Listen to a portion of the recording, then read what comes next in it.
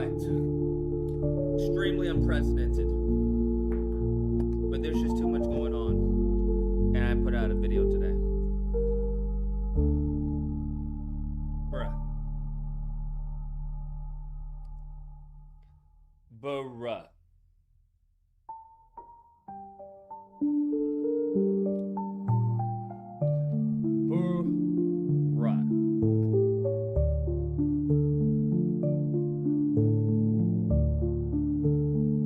So, Magical Monday Mayhem. I like that.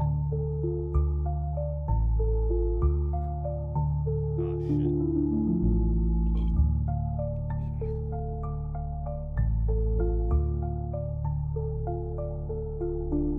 Bro, why is it not working?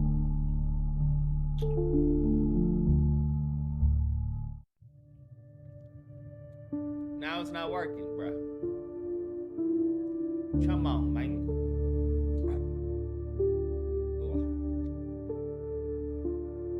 Monday stream is crazy work. I agree.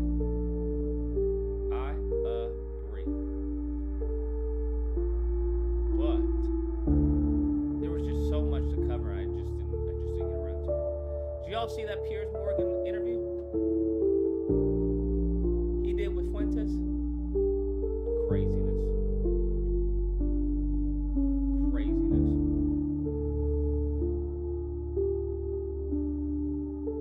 Absolute insanity.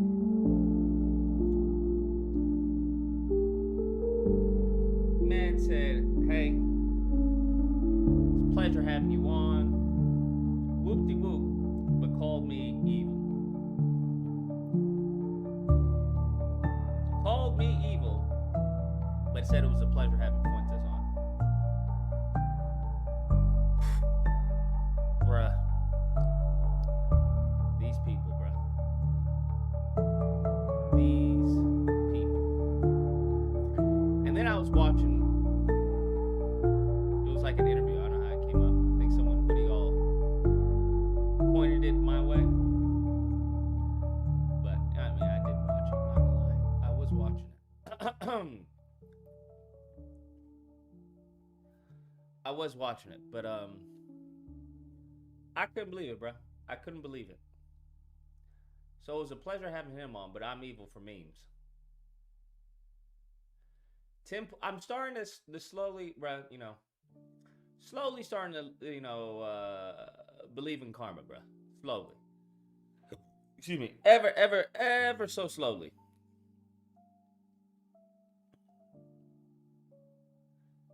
Ever so slowly, bro. Like, all the people, bro, are suffering. Tim Pool's talking about this may be the last of Tim Pool in real life. I'm like, that's awesome. This 2025 has been honestly kind of a pretty awesome year.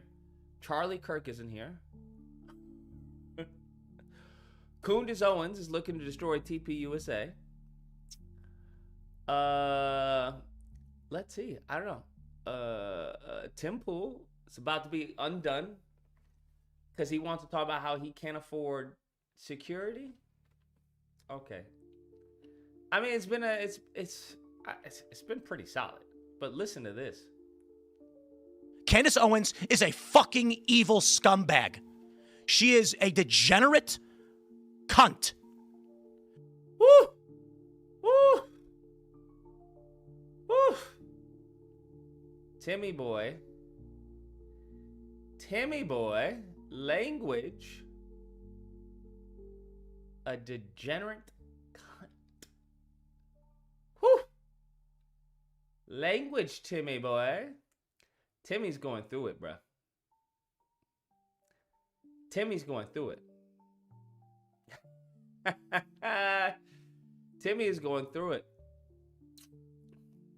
She is burning everything down, and she's gloating and smiling while she does it. And you know what you fucking told me? She has no security. She doesn't fucking deal with the shit we have to deal with. She's a piece.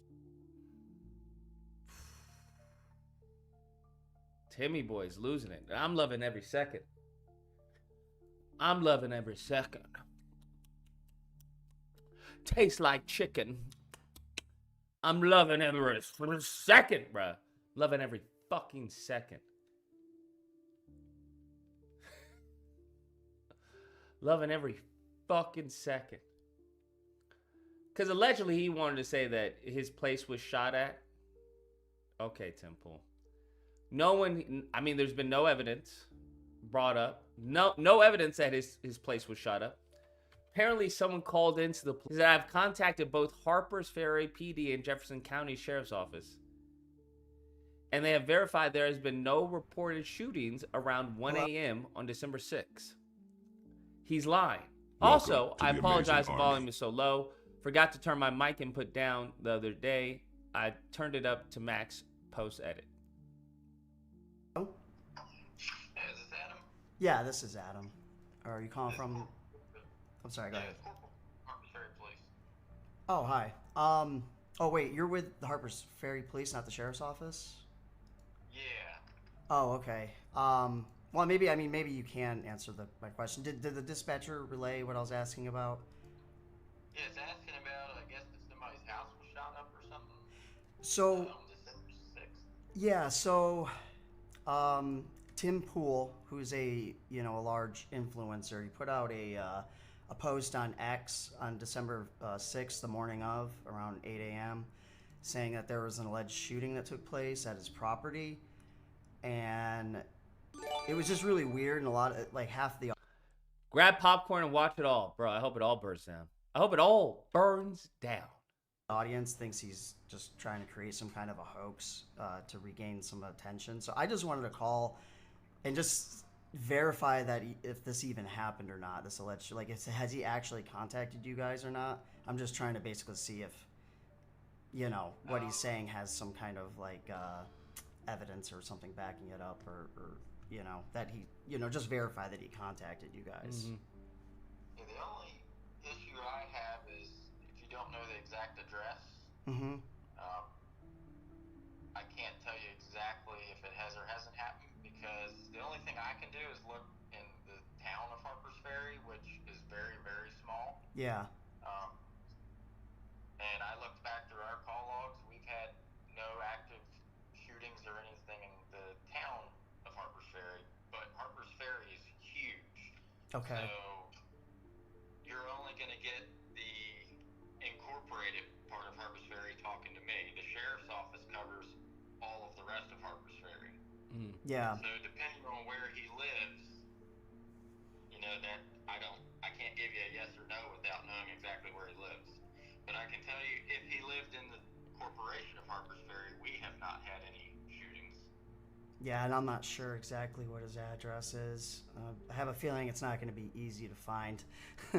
I know he was doxxed before, but I have a feeling it could have been scrubbed. I'll try to see if I can find it, the address. Can you tell me, have you even had any alleged shootings on the early morning of December 6th? We have not in the town of Harpers Ferry, but I can't speak for the sheriff's department. You'd have to talk to them. Okay. Hello? Yes, This mofo called up the sheriff's. Deputy Hutchinson from Jefferson County Sheriff's Office. Yeah, hi. Well, what can I help you with, sir? So my name is Adam. I go by Adam the Angler online. I run like a very small content creator, accounts on like X and YouTube and whatnot. Anyways, Tim Pool had put out a post on X on December 6th around 8 a.m. saying that there was a shooting that took place at his compound, I guess, his residence / business. Okay. I have a possible address but I'm not 100%. But I just wanted to call and just verify that he has contacted you guys, like he said, because something about this just doesn't add up to me. So yeah, I just wanted to see if he's being honest or not, basically. The only shooting I'm aware of is the murder that we had up on the mountain last month. I'm not aware of any other shootings. Okay, yeah, no one would have been hurt necessarily. Bruh. Did this mofo make up a shooting? Did he really make up a shooting? Because he's upset with Kundus Owens and his views going down?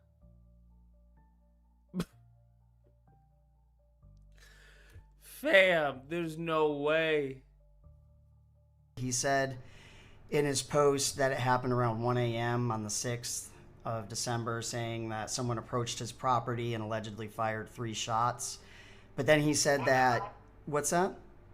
What's his name? Tim Pool. He's like a fairly large content creator. He covers a lot of like geopolitics and whatnot. Okay.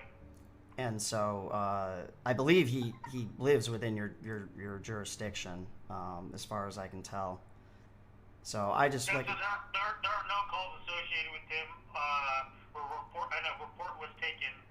So I'm sorry, say that again? You said a report was taken? I said I just ran his name in local. So if there had been if he had reported a shooting that we responded to in Jefferson County, it would have shown up in my system. And when I just ran his name, there was no calls associated with the shooting. Yeah, there's nothing for shootings or. And when I run his address, there's nothing coming up for it, and his name. Huh. Well, okay. I appreciate that. We'll see if he produces something more on this alleged shooting.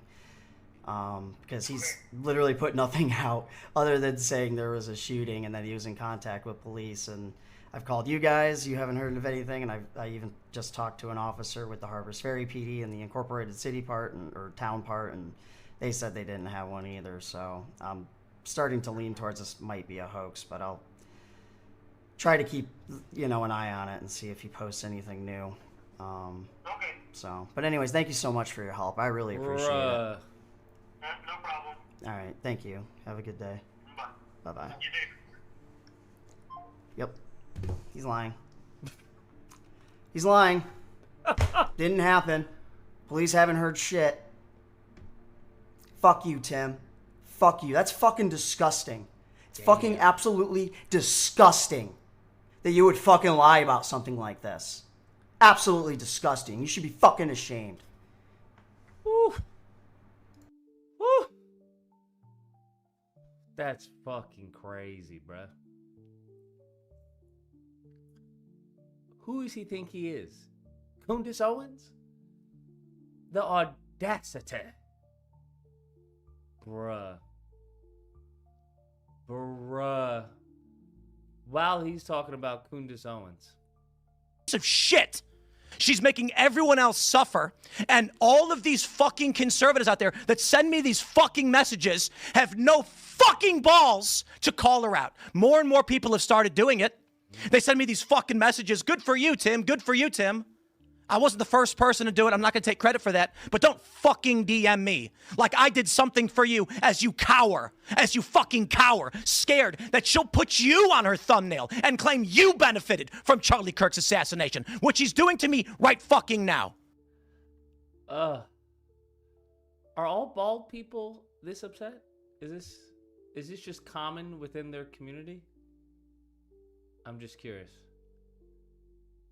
That is rough.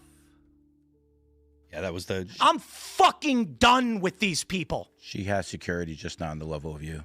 Oh, yeah, the one fat guy you mentioned with no wall and no barrier in a suburban neighborhood with neighbors. She doesn't give two fucking shits. No one's out for her. She's lying about all of this. You told me you went to her house and she's got a 4-foot wall and one fat guy. And she doesn't give a shit about her security. Meanwhile, I get bullets fired at my fucking property and I have to go live in the middle of nowhere. And I... Tim, but apparently that didn't happen. Timmy boy. Apparently that didn't happen, Timmy boy. No, team, no. No, team. 2025 isn't even over yet. Imagine lying about being shot at. That's fucking crazy. I got fucking strangers coming up to my house in Maryland, breaking in. I got people showing up and beating up the residents who try to live there. How the fuck am I even supposed to sell this property? And it's all lies, it's all hypocrisy, and it is for the purpose of making money. And she does not live the way other people live. And she claims she liked Charlie, she loved Charlie, and she is burning everything down that he built because she is evil. She is evil.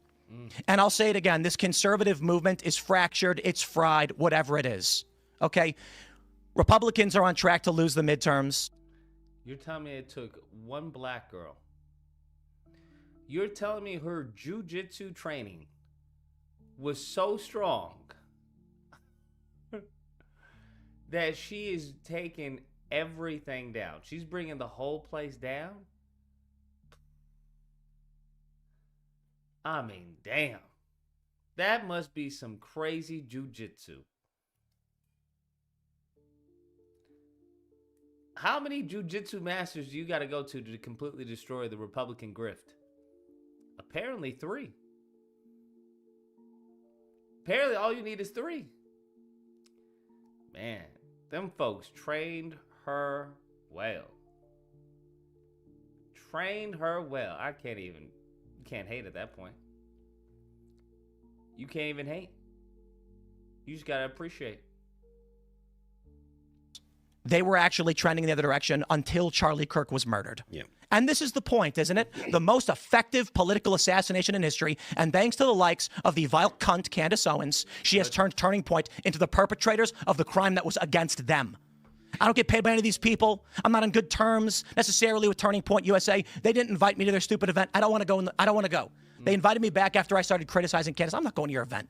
I'm over all of this shit. The last thing that I need to deal with is a bunch of cowards in conservative media refusing to stand up to her. Megyn Kelly, come on. I appreciate the kind words, but come on. Such fucking pathetic bullshit. Oof. You know, and I get people saying, Tim, you know, thank you so much for talking about it. I don't care. I'm not doing a favor for anybody. I'm not doing this to benefit anybody. Nobody's paying me. There's no fucking Russia. There's no fucking Israel. There's just me sticking my neck out and then risking dying for what? A bunch of cowards that don't want to stand up to protect themselves? People like fucking Candace Owens? I couldn't believe that she put you in the thumbnail What a fucking cunt. of her piece today. I'm done. The idea that she'd I'm imply fucking that you had some benefit or that you benefit somehow. Like it, She benefited. I think she's a Fed, and I think she killed Charlie. No one benefited more than her.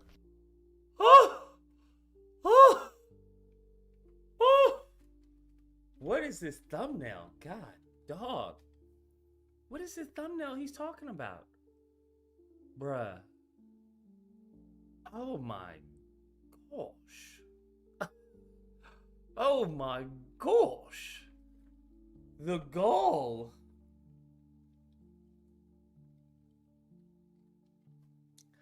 What is this thumbnail? I gotta see this. Wait, this is the thumbnail?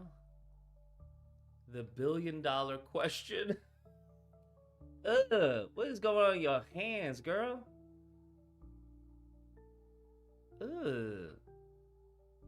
I'm starting to think she may be a dude. She may be a dude. Anyways, let's go on. You see the fucking hands? The fuck is nasty. Bro, that's fucking crazy. This is this man went off. Went off on this? That's, I don't know, man. Seems kind of a fucking nothing burger, Tim. Seems like a nothing burger. But okay. He went off, man. He went off. Because I'm expecting like a crazy thumbnail. I'm like, that? That? Oof. Rough. Let's hear. So where does that leave us? Where does that leave you? We have 2 weeks left in the year before we go on our Christmas hiatus. You know, I'm not a big fan of any kind of hiatus. Okay. I would prefer just to work. Of course. But it is taxing. It is grueling, of course. And there's a lot of infrastructure here that requires me to work all day, every day, Monday to Friday, with some extra work on the weekends, usually meetings. And I'm probably going to have a stroke. My health's actually pretty good. My blood pressure is great. My resting heart rate is actually around, 45. I exercise quite a bit. Haven't been. No one asked. No one cares. No one asked. No one cares. Tim woke up and chose violence. Oh my god, a little victim whiny little bitch violence.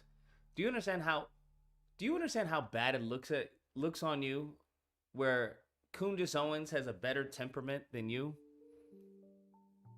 You a whole grown ass man and you're upset because of a fucking thumbnail? Nigga, that's like, what? Able to skate in the past month or two, the holidays and, you know. But we have to have these conversations, and I'm dying, because I honestly, now I want to see what she said about Tim Pool. Now I want to see what she said about Tim Pool. Never in a million years would I watch the stupid shit that she says. So for almost a year, yeeting part that Tim mentioned, is the parties involved coming from Chicago, black on black gang violence, or by his own people? I don't know, GC. You're asking the wrong questions. Those are questions that we don't need to ask or answer, because that's not important. What's important is Jamal shooting Deshaun in Chicago. That's what's important, okay? That's what's destroying this country, all right? Then, with the people, our contractors, people we work with, our vendors, partners. And one thing is clear. The violence will get worse. It is going to escalate. We cannot keep going as status quo. Oh, no. Something has to change. That's true. It may be that, as we described after the assassination of Charlie Kirk and the threat to come and shoot up our studio and our workplace, we asked, at what point do we say, we can't do this anymore? The cost of... Bruh, if Tim Pool were to walk into a room without his beanie, nobody on God's green earth would recognize who the fuck he was. Why is he acting like he is under such siege, right? He is under constant threat of violence against him. Bruh, what? Like, this is... No one knows. You have such a forgettable, bland, create a character face. Like, what is he talking about? You know what? You have to understand. Like, what? Running Timcast IRL Studio and the projects around it exceeds the amount of money it brings in. That's just that breaking point, isn't it, for any business? If you need $100 to, run your restaurant, but you're only bringing 90, you go out of business. The issue? True. The cost isn't cameras or lights. The cost is security. Now, anyone who's ever had a business in their life, okay, we could talk to Beyonce, really, to be honest with you, at that point. We can talk to Tucker Carlson. He is telling us the reason why he's going out of business. God dang. The reason why he's going out of business is because the cost of security. Tim, who the fuck believes that, bro? You telling me that security is eating up all of your profit? Not only eating up your profit, but is exceeding your profit. Right? Because that would mean that he's in debt. That means however much he's making from Timcast in real life outweighs the cost of fucking security. If you don't get, the fuck out of my face with that nonsense, just say you're bad at business. Because this is what I've learned from a lot of these people, especially people like this. They have these whole studios, all these lights, all of this shit because they think the money's constantly going to be flowing in. They think it's always going to be there, right? Well, as long as I give the white ignorance what they want, what they crave, I'm good. And all it takes is one black chick, one fucking Jedi jujitsu trained grifter to tear it all down. To tear it all down. Now, this is completely ignoring the money he's gotten from Russia. Right? This man was getting paid millions from Russia to put out anti-Ukraine propaganda. No, Tim. This has nothing to do with security. This has to do with you not being able to balance your fucking checkbook, Tim. Right? This has you... What this means is that you don't know how to fucking manage money, Tim. That's what the fuck that means. Because there is no way in God's green earth you're telling anyone with an IQ above room temperature, anyone who has a modicum, just an ounce of business knowledge, business 101, that security is what's causing you to go bankrupt. Security. Sure, nigga. Sure. Absolutely. 100%. No one believes you, fam. No one. No one. Fact of the matter is, you tried to strike at the king and you lost. You thought everybody was going to be hopping on the bandwagon of you. It was just a bad calculation. That's all it was. It was just a bad calculation. You thought everybody was going to be anti-Candace when it came to this conspiracy theory. Now, you're starting to notice that the smart conservatives, they're not even mentioning her fucking name. And why do you think that is? Because let me tell you something, Tim. Let's see. Hold on. Let me show you something. I don't think many of these people understand.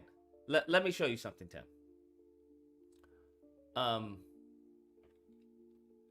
In case you don't know,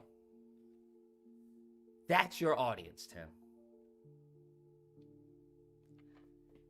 That is your core fucking base, Tim.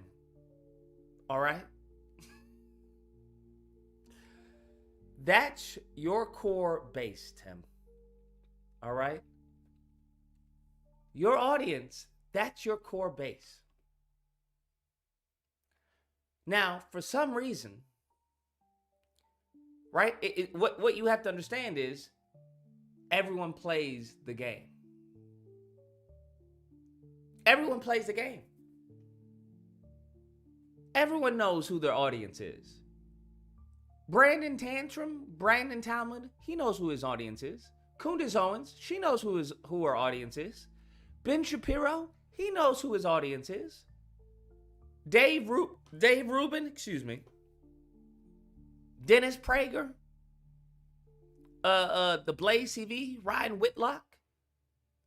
They know who their fucking audience is. And one thing they don't do is you don't counter signal, right? You don't offend the master. You don't outshine the master. The master right now of the white ignorance is this woman right here. The master of the white ignorance right now is this woman right here. That's the woman who's the master of the ignorance right now. And she has done it via Charlie Kirk's death. Because one thing these people know, she knows that they love, and y'all know this too. I don't know why they acting like they don't know. They love them some fucking conspiracy. They eat that shit up. They eat it up. Okay? If it comes to a conspiracy or breathing, they will choose a conspiracy. All right? That's what you have to understand. They love them some conspiracy. Now, everyone thought that people were just gonna be normal and be like, all right, well, I'm gonna let it slide, you know. R.I.P. Charlie. Because if you don't think that many of these ignorants weren't thinking about, hey, how do I become the next Charlie Kirk? Hey, there's a hole here, right? There's a vacuum here. How do I fill that position? If you think that no one on the right was having that cross their mind, you're fucking crazy. Now, what they thought is that they just keep on doing what they're doing. That's what they thought. They thought they could just keep on doing what they're doing. Well, if I just keep on doing what I'm doing, and I'll just get the attention, right, of TPUSA. If I befriend, Erica Kirk, and I befriend them, what's going on, and I say this is horrible, and we got to fight, we all got to come together. What were they saying? They were all preaching unity. Do you think they were united behind closed doors? No. Absolutely not. They're all thinking, who's gonna be the next Charlie Kirk? That's where they got that little white boy. Remember the little white boy that came out? I forgot his name. I don't know where the fuck he went. They had a little protege that they thought they were gonna roll on out. Little white boy is like, oh, that's horrible what happened, Charlie, but we gotta keep on fighting. That's what, I don't know where the fuck he is. I haven't seen him. You seen him? But there was one Negro. One Negro who's like, you know what? This is my time to shine. I'm not going to mourn Charlie Kirk's death, because you have to understand, they didn't even invite her to the funeral. They didn't invite her to the funeral. One thing I know for a fact is that she is very petty. Very petty. Okay? She's white girl petty. Listen to me. She's white girl petty. Okay? Think about Karen. She comes from a very liberal foundation. That's what you have to understand. Very liberal. When she was talking, you all don't remember when she got into it with Blair White? Talking about, well, you're a man. Oh, yeah. Coolness will go to the dirt. Coolness will go to the dirt. So what her jiu-jitsu training taught her, hey, where's the purple elephant? Y'all ever read that book, the book? Y'all ever read the book, The Purple Elephant?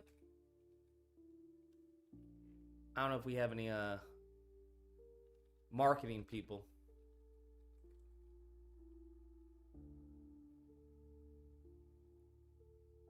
Anyone ever heard of The Purple Elephant? But nevertheless, her goal is, how do I separate myself from the pack? How do I separate myself from the pack? So, what does she do? Well, instead of going along with the narrative,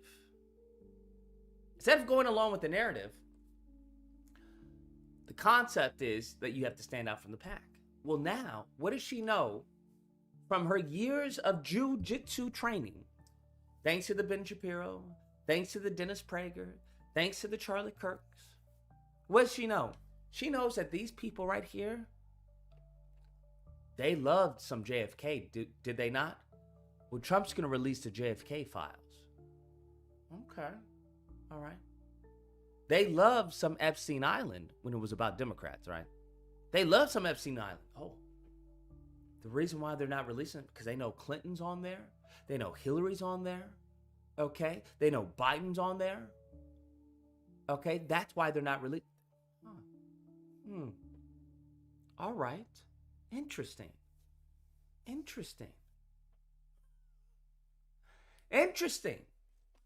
What is it? What's the easy spin? What's the easy spin? No, they're not. And she also knows that what? These people, what's one thing they don't trust? What's one thing these people don't trust? Huh? What's one thing they don't trust above all? The government. The government. They don't know.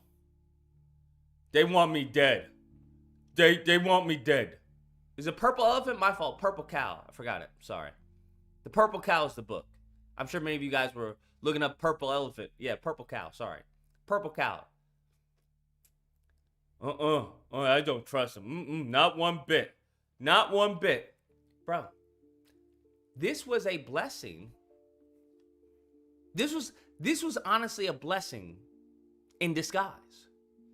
You have a very low IQ audience who is highly prone to conspiracies and does not trust the government, combined with a hatred of Democrats. Now, what all of them thought was going to happen, because when you're dealing with thieves, right? When you're dealing with, it's honestly, it goes to the prisoner's dilemma. It goes to the prisoner's dilemma. Hey, if both of y'all don't snitch, both of y'all going to do 10 years. One of y'all snitches, you're going to get less time. You'll get 5 years, or you may actually get off. What are you going to do? If both y'all snitch, what is it? If you both snitch, then you guys get double the time or some shit? I can't remember. So that's what they all thought everyone, okay, we're all in this together, right? They thought it was going to be business as usual. What they all thought is that everyone was going to eat off of Charlie Kirk's death. Tim Pool wanted that to happen. Dave Rubin, Megyn Kelly. Now, Megyn Kelly, you know, Megyn Kelly was very tepid with her criticism of Candace Owens. Why? White women know white women. What? White women know white women. White women know white women. You notice that when she was talking to Tucker, or when she was talking to Ben Shapiro, she was very tepid with Candace Owens. Well, I don't really watch Candace Owens like that. Is that really what she said? Very, very smart, right? Very smart. Rule of thumb, you never attach yourself to anyone. Never attach yourself to fucking anybody. Because she didn't know how Candace Owens, she didn't know how that was going to play. She saw the reaction at the moment, but we know how politics is, right? At the dime of a fucking hat. Somebody can switch up on somebody. They can switch up. We see Trump, how quickly he can switch up on Marjorie Taylor Greene. How quickly he can switch up on his base. If y'all want the fucking, the Epstein files, it's a Democrat hoax. So you never want to anchor yourself to a fucking unknown. Candace Owens is an unknown. Well, she's not an unknown, but her reaction, how people react to her would be an unknown in this territory. Because now she is that purple cow. She's that purple cow. She's saying, hey, they're not telling us the whole truth. And if you look back at Candace Owens and how she went about it, she was very intelligent with the conspiracy herself. Very intelligent with it. Very fucking calculated. Because if you think that she had gotten any type of hard pushback from her audience, if you think she kept on going forward, you're crazy. It's not what you do. This is politics, okay? It's a science. She drip fed them, did she not? Did she not drip feed them? Well, Charlie was thinking very differently. Okay, let's see how the audience responds. Audience fucking ate it up. They ate it up, did they not? Do you have any more? You have any more? Well, I think someone has told me that there is an opening at the bottom, right? There's a hatch that opened that shot based off the angle. I haven't verified this, but this is what someone, a credible source, has told me.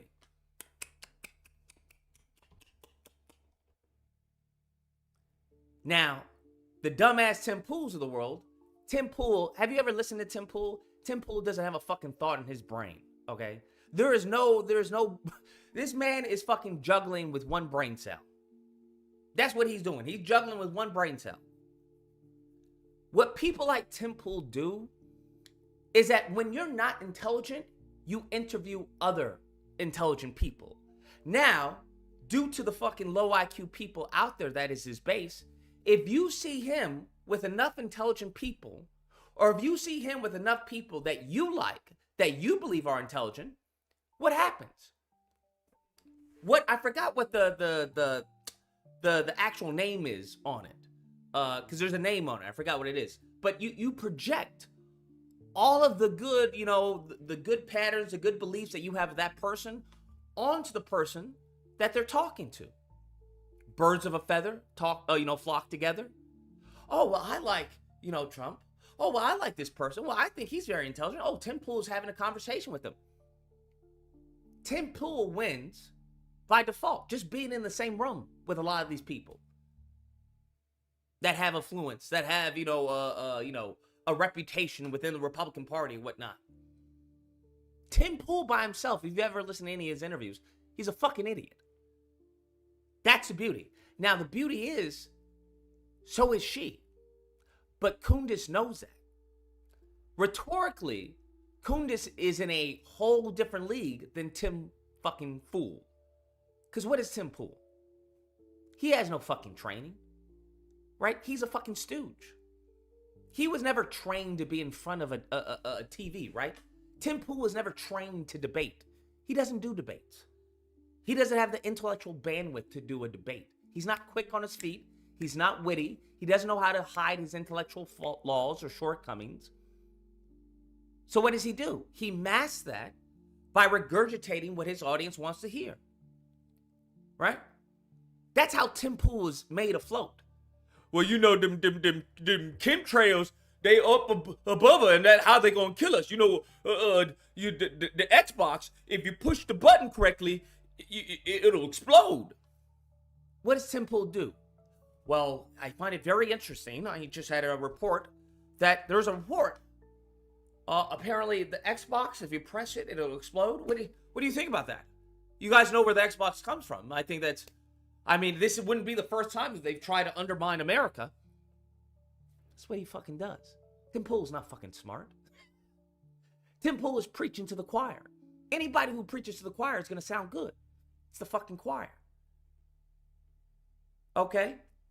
Even when you have someone who's saying something outlandish on his show, he doesn't have the IQ or the knowledge to combat them. You've never seen it. It'll all be some tepid, mild fucking, well, that's not true because, well, what do you think about that? How can you say that when this and the Democrat fucking lukewarm fucking subpar 65 IQ we're dealing with, and I'm being generous. All he has to do is notice that these people, right? I just need to know what they know or what they like. And I know they got their retirement checks, they got their snaps, they got their EBT, and they'll give me money. They give me monies, all right? They give me monies. And if enough of them start giving him money, well, what does that lead to? To white elites, these people are fucking votes. That translates into money. If you think it's cheap to run a campaign, it's not. These people are just fucking money to them. So once they start listening to him, now Tim can get, Congress people on. That gives him access to a higher echelon in the Republican, in the Republican echo chamber. That's what that does. This is just how it works. This is the science. But all of them are low IQ. Dave Rubin, Megyn Kelly. Now, Megyn Kelly, she's low IQ, but I would say she's probably part of the elites, probably one of the elites. Because she's not on the same playing field as a Tim Pool. As we can see, how she's navigated this whole Candace Owens versus TPUSA. She's navigated it brilliantly. Now, you can probably thank her Juris Doctorate for that, right? But it's also an understanding of who she's talking to.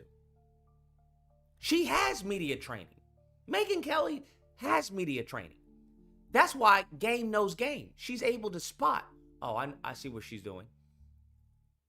You never get in front of a charging bull. That's not what where are you when it comes to a charging bull? You want to be behind it. You never want to be in front of the charging bull unless you got an army. You got an army with you, by all means. This man overestimated himself. Dave Rubin, a lot of them. You see how they've been very quiet about Kunduz because they know better. Dave Rubin's already, he's not in any position. So what does Dave Rubin do? The same thing that Tim Pool does on another level.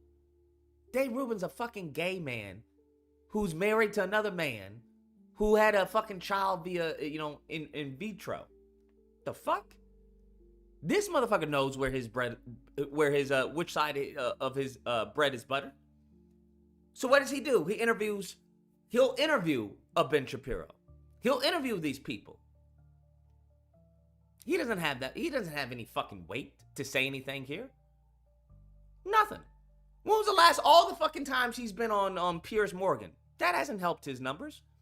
His numbers are declining. He's fucking dead in the door. He's fucking dead. He's dead as doornail, bruh. It's game over for him. They're all just trying to stay afloat. Now, Kunduz saw this. She saw this. I guarantee she saw this. It's not hard to see where the wind is blowing. So how does she do? She's like, let me get out in front of this. It's a bold move. It's a fucking bold move. But she really groomed her audience all the way. She groomed her audience all the way to the bank. And when you're dealing with the fucking idiots, right? It's not hard to groom these people, bro. Y'all know the movie Inception. It's not hard to plant your ideas in their heads. Because you already know what they like. You already know they love conspiracy. You already know they have a very boner for fucking distrust of the government. So what really is a conspiracy to take out Charlie Kirk? Well, who really did it?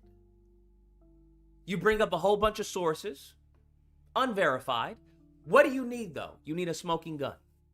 What's your smoking gun? Because what you have to understand is that when you go down this path, there will come a time, no matter who you are, no matter who the fuck you are, there will come a time where even them will start to ask, well, you never show us anything.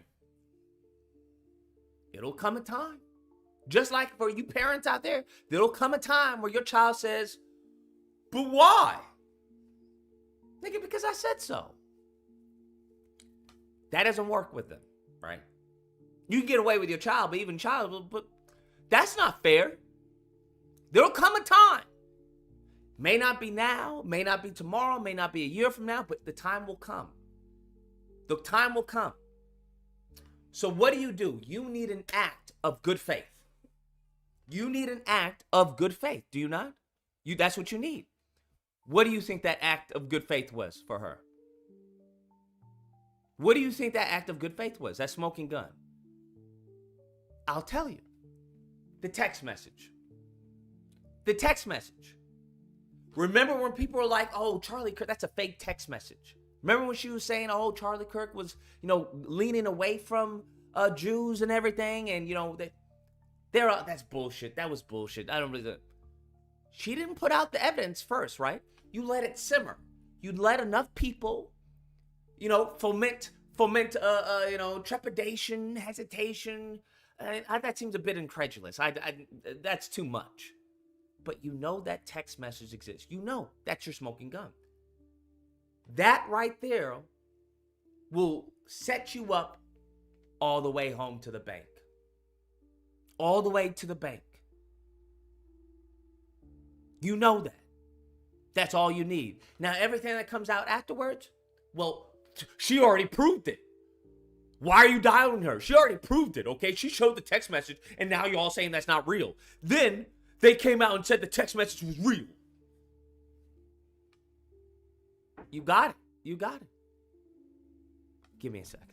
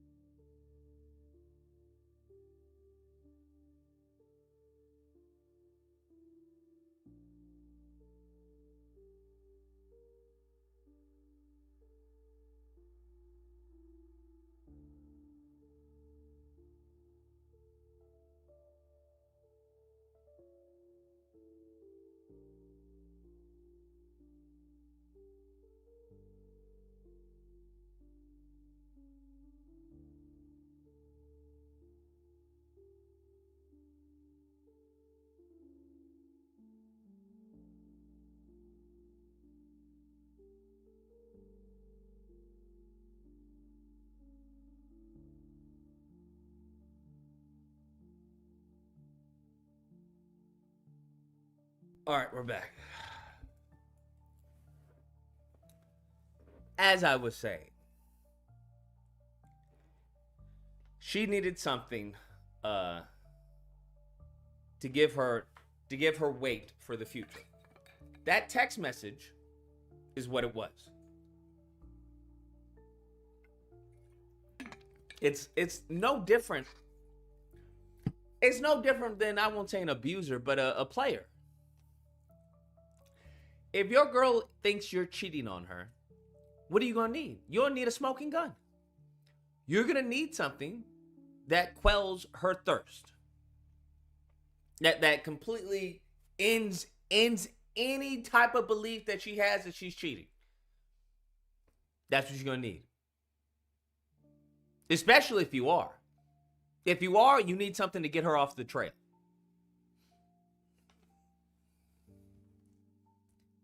That's how it works, bro. No, it's more than a text message. No, it's not. She hasn't shown anything aside from that text message, just so we're clear. It is not more than a text message. That text message is everything she is writing on. That's all of her credibility right there. That's all of her credibility right there. All this shit of, hey, I heard Charlie Kirk give it to me in a dream. That's crazy talk. All this, hey, it's maroon shirts and everything. The reason why she can ask those questions is why? Her foundation is she's already been shown to be true. She's already been shown to be true when it came to Charlie Kirk going away from Jews. Talking about, hey, you're fulfilling all the stereotypes.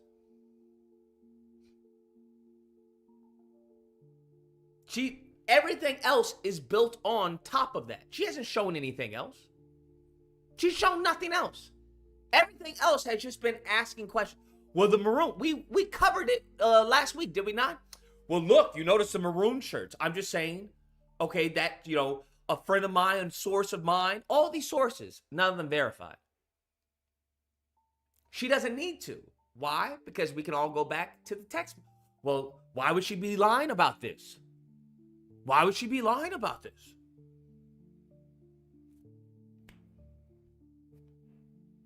Now, what that does is it divides people. Either you're Team Candace, or you're not Team Candace. This motherfucker thought that, hey, well, everyone else is going to be against Candace.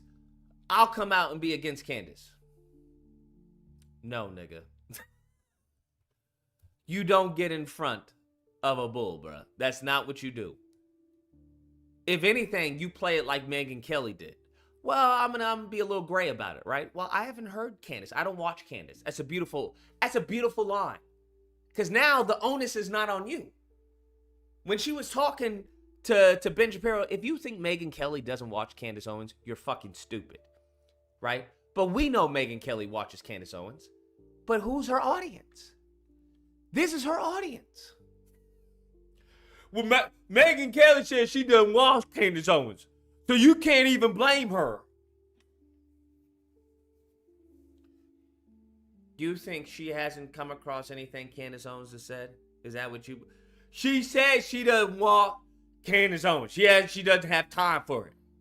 Okay? That's what she said. You're right. That is what she said. Okay, then what are we arguing about? She knows that, right? So now she's put herself in a position, I don't even watch the show. So who has to inform her? Ben Shapiro.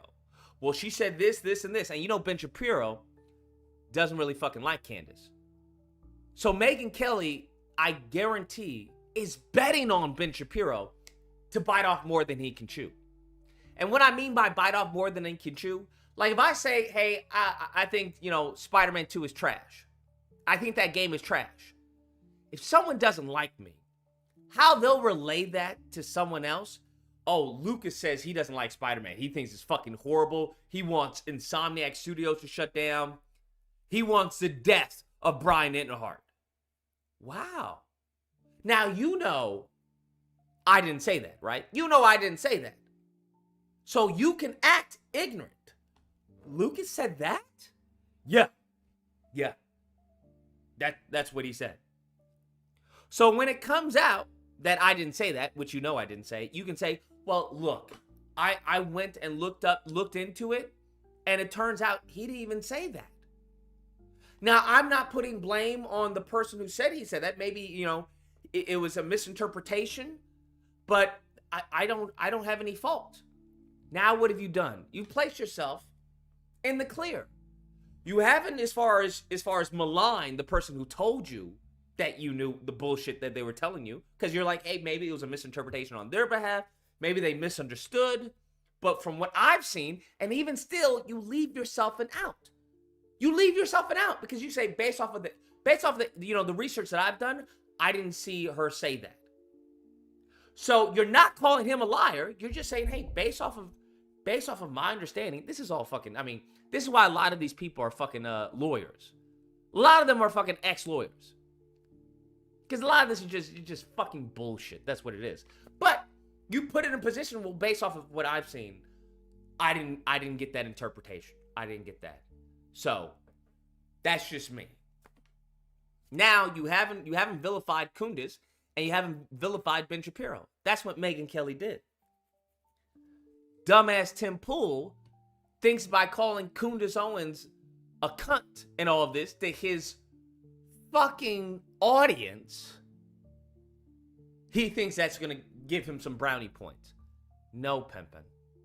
No, because what you also have to understand is that when they see everybody ganging up on her, what is it? What do you think little Timmy thinks now? She must be right. If she wasn't right, they wouldn't be attacking her. If she wasn't telling the truth, they wouldn't be trying to silence her. Okay?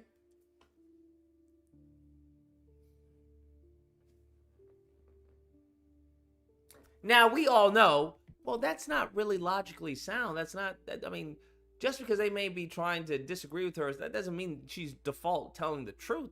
But it's a good sign. They try to silence Trump. He was telling the truth. About what? They try to steal the election. They try to silence them. Now she's put herself where? In a position of what? Being a martyr. Who is she being a martyr for? Her dear friend Charlie Kirk, who was killed. She's untouchable right now. You would be a fucking moron to go out of your way, if you're in the conservative circle, to lambaste Charlie Kirk, to lambaste Kunduz Owens. You'd be fucking nuts. Now, you can do what Ben Shapiro did, which was a soft jab, but that wasn't at his criticism of her talking about Charlie Kirk. That was of his criticism about her saying that, you know, French Macron and shit like that. Bruh. You a dummy. You a dummy. You can look at any conservative outlet. I'm very curious. Hodge twins, the Coons. When I brought it up with the Coons twins, they didn't speak on it. They were like, yeah. Because they know. Big fish feeds little fish. Big fish feeds little fish. This nigga thought he was a big enough fish. There's just too much going for her at this moment. There's just too much going for her. There's too much going for her. Big fish feeds little fish. He thought he was a big enough fish to go up against her and the ignorant base. Not gonna happen, bro. Not gonna happen. Not gonna happen. Especially now, and what she's also doing, she's playing into what? Nick Fuentes. And him talking about the Jews and everything. Now, Fuentes has distanced himself from her. He's like, no, I think she's lost her fucking mind when it comes to Israel and everything. Still not a good look. Still not a good look. Oh, man, it's a hot fucking mess, bro. It's a hot fucking mess, and it's delicious. It's amazing to see. Because of the escalation. It's an artificial cost to doing business that we can't balance. He's fucking lying. Nobody fucking goes out of business due to security costs. Get the fuck out of here. That's not how that works, bro. It's to the point where now people are saying that you even made up the shooting. We would like to see the police report. Show us the police report. Oh, you didn't file a police report? Let me guess. You didn't file one? Oh, that's interesting. There had to be a police report. Did police show up? Are you saying that your place was shot up and not one officer was called to the scene of the crime? You're telling me in a suburban area where gunshots were fired, no officer was present? If an officer shows up, they automatically, there's going to be a report done. Automatically. Bullets? Piercing fucking what? Yeah, bro. There's going to be a report.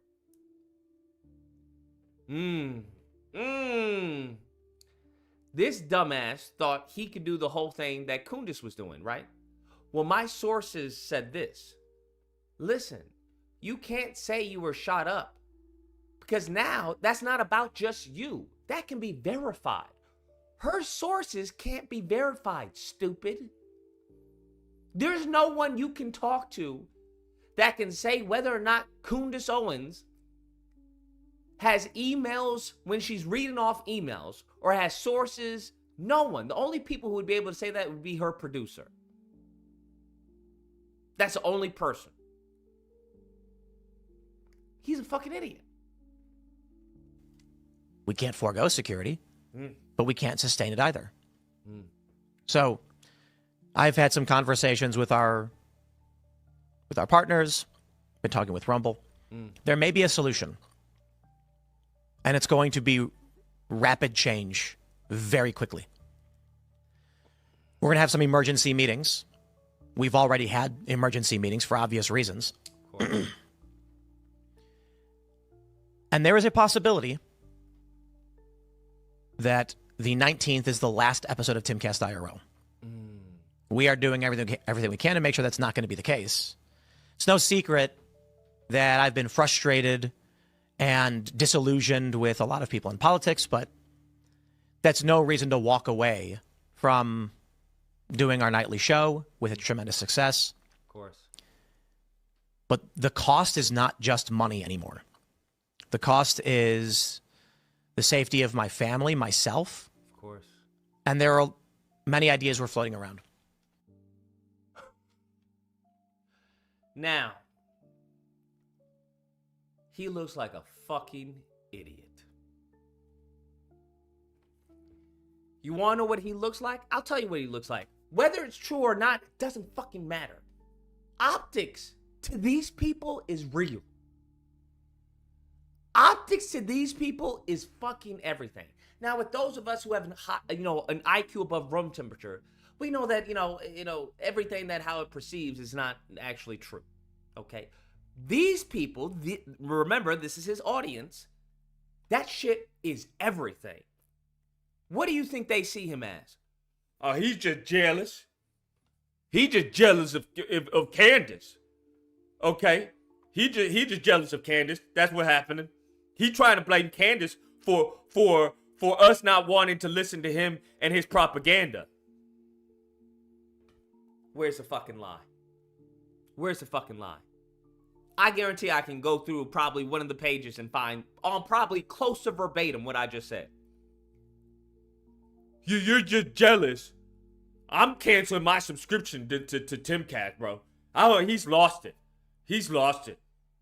If he believes that Charlie Kirk was hit by what was the gun, the round, a .30 or whatever it is, I don't know. If he believes that it didn't leave an exit wound, he's getting paid. That is what happens when you amass a dumb fucking low IQ base. That is what happens. That is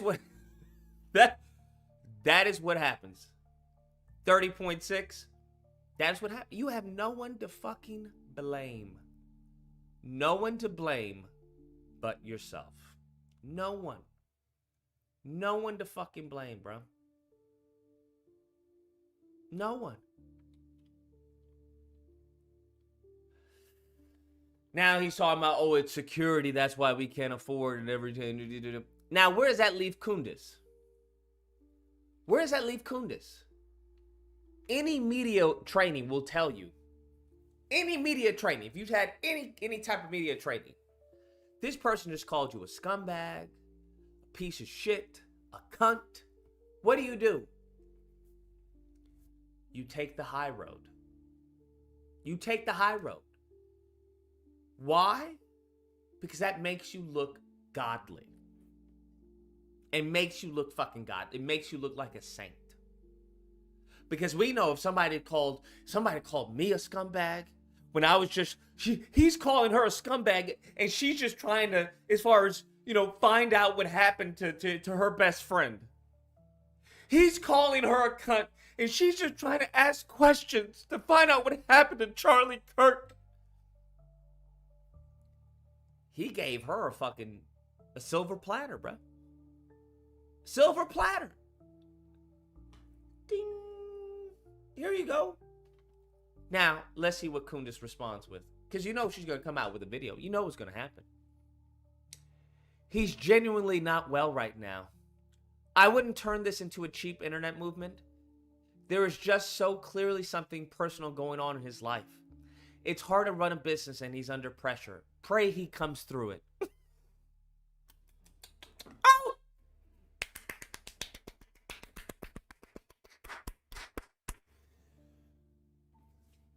Bravo. Bravo. Bravo. Nothing to say to that, bro. Nothing to say to that. She'll probably do a video saying the same thing. You know what? I think Tim's going through things. I think he's going through a lot. I understand the stress of being a content creator while having a family. Trust me, I know better than anyone else. I have 3 kids. I'm going through a lawsuit right now for speaking the truth while investigating my friend's death. So I understand. I think it's great that, maybe he does need some time off. I think we all need time off, okay?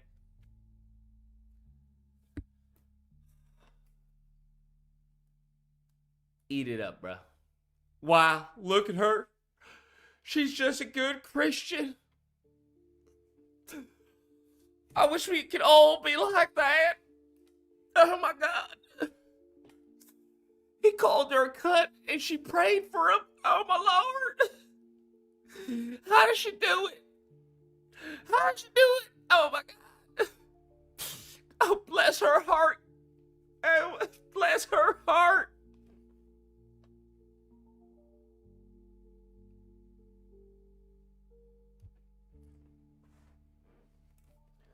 Do you think those aren't the comments? I haven't even scrolled through. Do you think that's not the perspective of these people? Do you think that's not the perspective of these people? You're fucking crazy. You're crazy. You know it and I know it. That's what they're thinking. You know it and I know it. Now, there was a point in time where these people would be shunned and they would be treated like black people, essentially. To an extent. To an extent. Right? The white elites would hate going to them for their fucking votes. Hate. If you ever look at any of these people going to like these, fucking, piece of shit areas, just watch Mitt Romney. Watch watch any of them. They always have like a handkerchief or something to wipe their hands. Just, hey, I like you. I'm gonna vote for you. All right, put it there, partner. No problem. Yes, absolutely. We gotta protect America. We gotta protect America. All right, you take care. Oh, fucking give me. Give me some clear all, something. Get my hands. Now what's happening is that these people are in the forefront. These people are in the forefront thanks to Donald Trump. Donald Trump has emboldened these people, bro. Now they're out in the open. Who's this guy? What? Who's this guy talking right now? Is he American? Is he America first? Yeah, he's America first. How did you get in here? I'm a patriot just like you. I'm a patriot just like you. We gotta be careful. There are a lot of rhinos in here, huh? All right? All right, okay. Yeah, there are a lot of rhinos. Yeah. No, I agree. Excuse me, I have to go to the bathroom. Give me a second.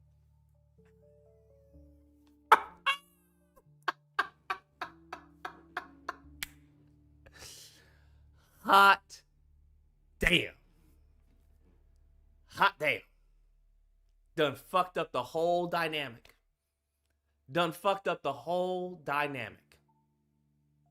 And what's crazier is that these motherfuckers is losing their jobs. The snap ain't snapping. But they still fucking happy. No Epstein files. They still fucking happy. Do you understand how much of a blessing that is to Donald Trump? Do you understand how much of a fucking blessing that is to Donald Trump? You name me the one time the base went against him. I can't even recall. Even when they were talking about Epstein files, even Charlie Kirk was like, you know what? I'm going to stop talking about it. I'm going to leave it to the people in the DOJ. Have them do what they're going to do. Just like that. Narrative dead. On to the next. Well, if Trump was in him, why didn't Biden release him? What? On to the next. Do you understand the type of shit that is going to happen? I'm not even going to say possibly will happen. Because at this point in time, this is like taking candy from a baby. Trump would be a fool not to utilize this power. You have an audience that has given him a blank fucking check. A blank check. This man put Pam Bondi in the same position. The same fucking Pam Bondi when they were talking about, hey, maybe we take the guns first and then give them due process. This is the same bitch that was sitting right next to him talking about, okay, well, we'll see what we can do. Wait.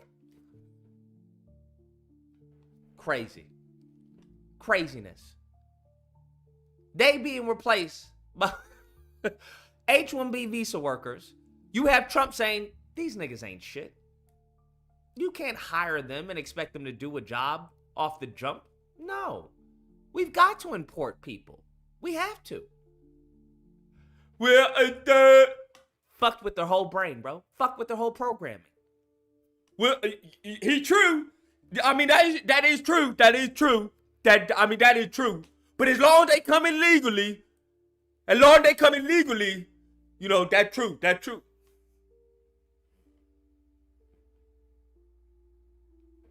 Okay. All right.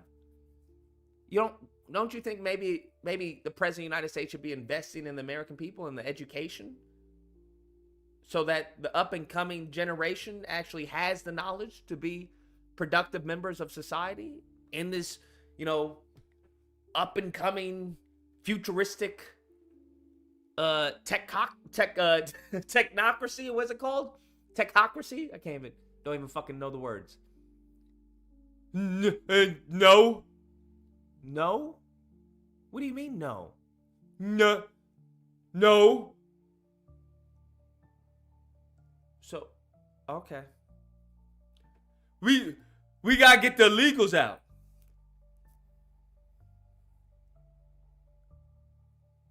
The illegals? What the fuck does illegals have to do about you not having a job? What the fuck does illegals have to do about little Timmy not being able to afford a house? And because the illegals, that's why housing's so expensive. Could little Timmy afford a house 5 years ago? What about 5 years before that? At what point in time could little Timmy afford the house? Because I'm trying to see something. Well, it's the Democrats. Gotcha. Bro, Y'all, I don't think I understand what I genuinely don't even know what's gonna go on. I genuinely don't understand what's gonna go on. I can't predict it. Some of y'all in the panels that are a lot smarter than me, y'all like, yo, Lucas, this is gonna happen and this is gonna happen. I don't know. I don't know. Because what happens when you have fucking ultimate power, bro? What happens when this is a good chunk of not even... It's gotten to the point where this is no longer a representation of the base. This is a representation of the country. What happens? What happens then? Now, luckily, they're slowly, you know, becoming a minority. But they can still do some damage on the way out. They can still do some damage on the way out. So, I don't know, man. I don't know. I don't know, man. I really don't know. And the white elites, they don't give a fuck. They don't care. They didn't care to begin with. They don't care. They didn't care to begin with, fam. We see right now, what is it, the white woman who called the Somali couple an N-word? They didn't know nothing about this white woman prior to her saying the N-word. We give them purpose. Think about that. We give them purpose. White lives, you have never heard a white person say, white lives matter. Never. When did they start saying it? When black people started saying black lives matter. We give them purpose, bruh. But there comes a point in time where, like, bruh, you got to have some internal motivation. You can't be dependent upon your hatred of black people to be a motivator for your empowerment. That doesn't make any fucking sense. That's all I'm saying. That's all I'm saying.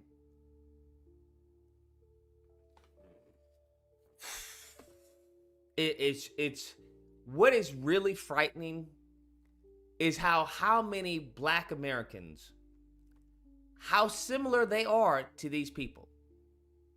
That's what's frightening. That's genuinely what's frightening. And I'm slowly starting to see a lot of similarities. It's fucking eerie. I'm like, y'all starting to sound just like the Ignis, bro. Y'all like, what? Because there's nothing worse than a black person who thinks that they're pro-black and is just a fucking coon. Or a Sambo soldier. Can you imagine a black person who believes that they're pro-black, but is in fact a Sambo soldier? That caught me off guard the first time I heard it. I was like, what, nigga? That's nothing about what you're saying is pro-black. That's the opposite. That's the crazy part. And if you think they give two fucks about what's going on, if you think Peter gives a fuck what happens to Ashley, he doesn't. If you think Ashley cares about what happens to Kimberly, she doesn't. As long as Ashley's family is okay, Kimberly's family can fucking die for all they care. I've seen it, bro. I've seen it. Because I'm thinking, hold up. What the fuck? Wait, hold on. Ain't my problem. Ain't my problem.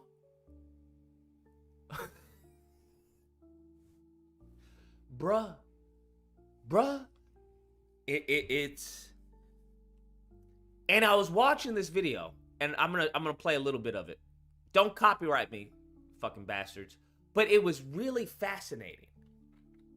Because it was this African, and he was like, you know, debating, or I guess it was a discourse between like this self-pronounced FBA person, and it was really fucking interesting. It's some of the stuff that I've come to the conclusion, because he was talking about how, you know, black Americans don't have culture and all this, and I'm just like, but how he went about, you know, defining culture was like there has to be a language, and yada yada. But then he goes on to say that, you know, Africans don't have culture. You know, that they blah blah blah blah. So I was like, okay, that's interesting. But at the end of the day, one thing I've noticed is there is this boogeyman that is present that doesn't exist. Or I won't say doesn't exist because we don't want to say that, but is not stronger than us, is not smarter than us. So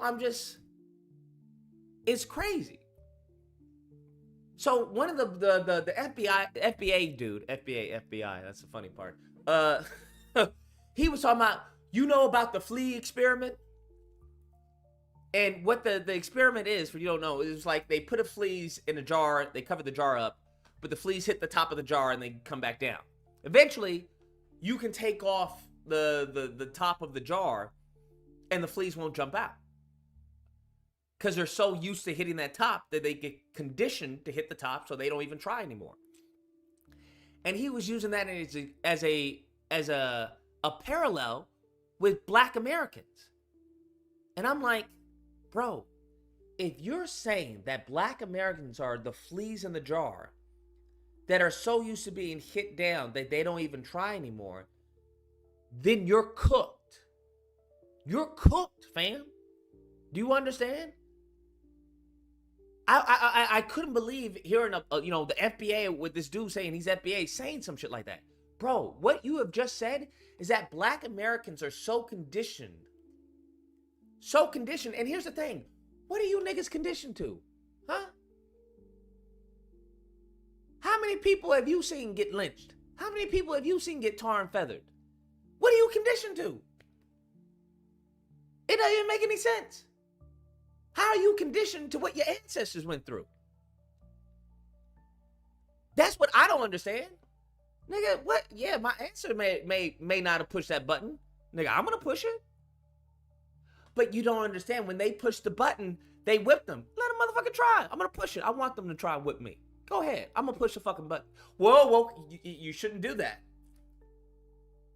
So I'm like, the only conditioning that I've seen is self-inflicted. That's the only conditioning I've seen. There ain't nothing that could stop us if we wanted to.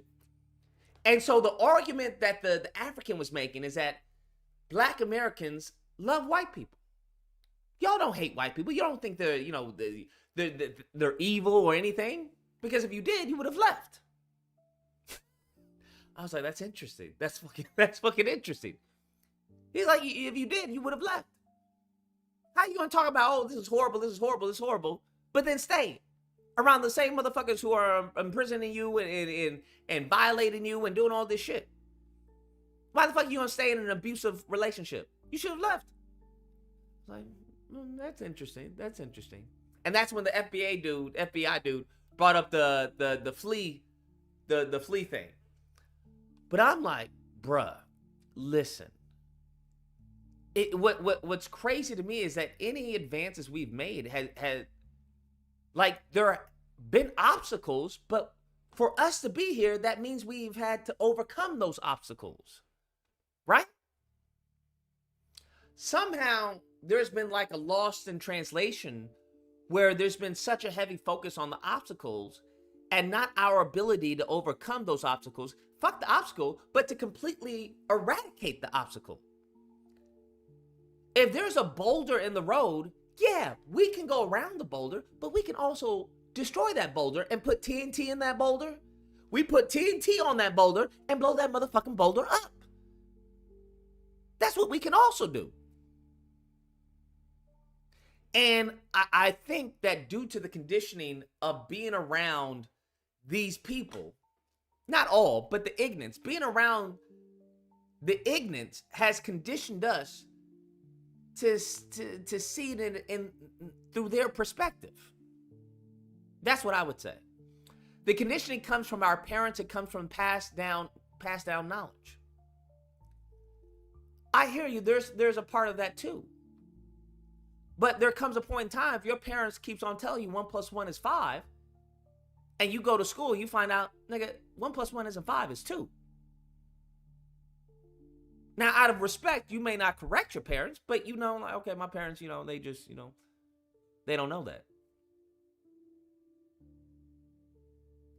But also at the same time, when have we talk about the culture, right? Oh, this culture of degeneracy, because they always blame us for the culture that they created. But here's the thing. If we are active participants in said culture, and don't get me wrong, there is an exploitation. There is an exploitation there. But that is partially due because of our inactivity. If you're so upset at the 360 deals and the Jewish people and the white people who are signing you onto these contracts and everything, but then you still sign, and then when you get this money, you don't invest it so you can get out of the racist system, then you are engaging in the system. It's as simple as that. You can't have your cake and eat it too. You can't blame the racist, you know, white Jew and the racist white man for creating this culture that they can profit off of.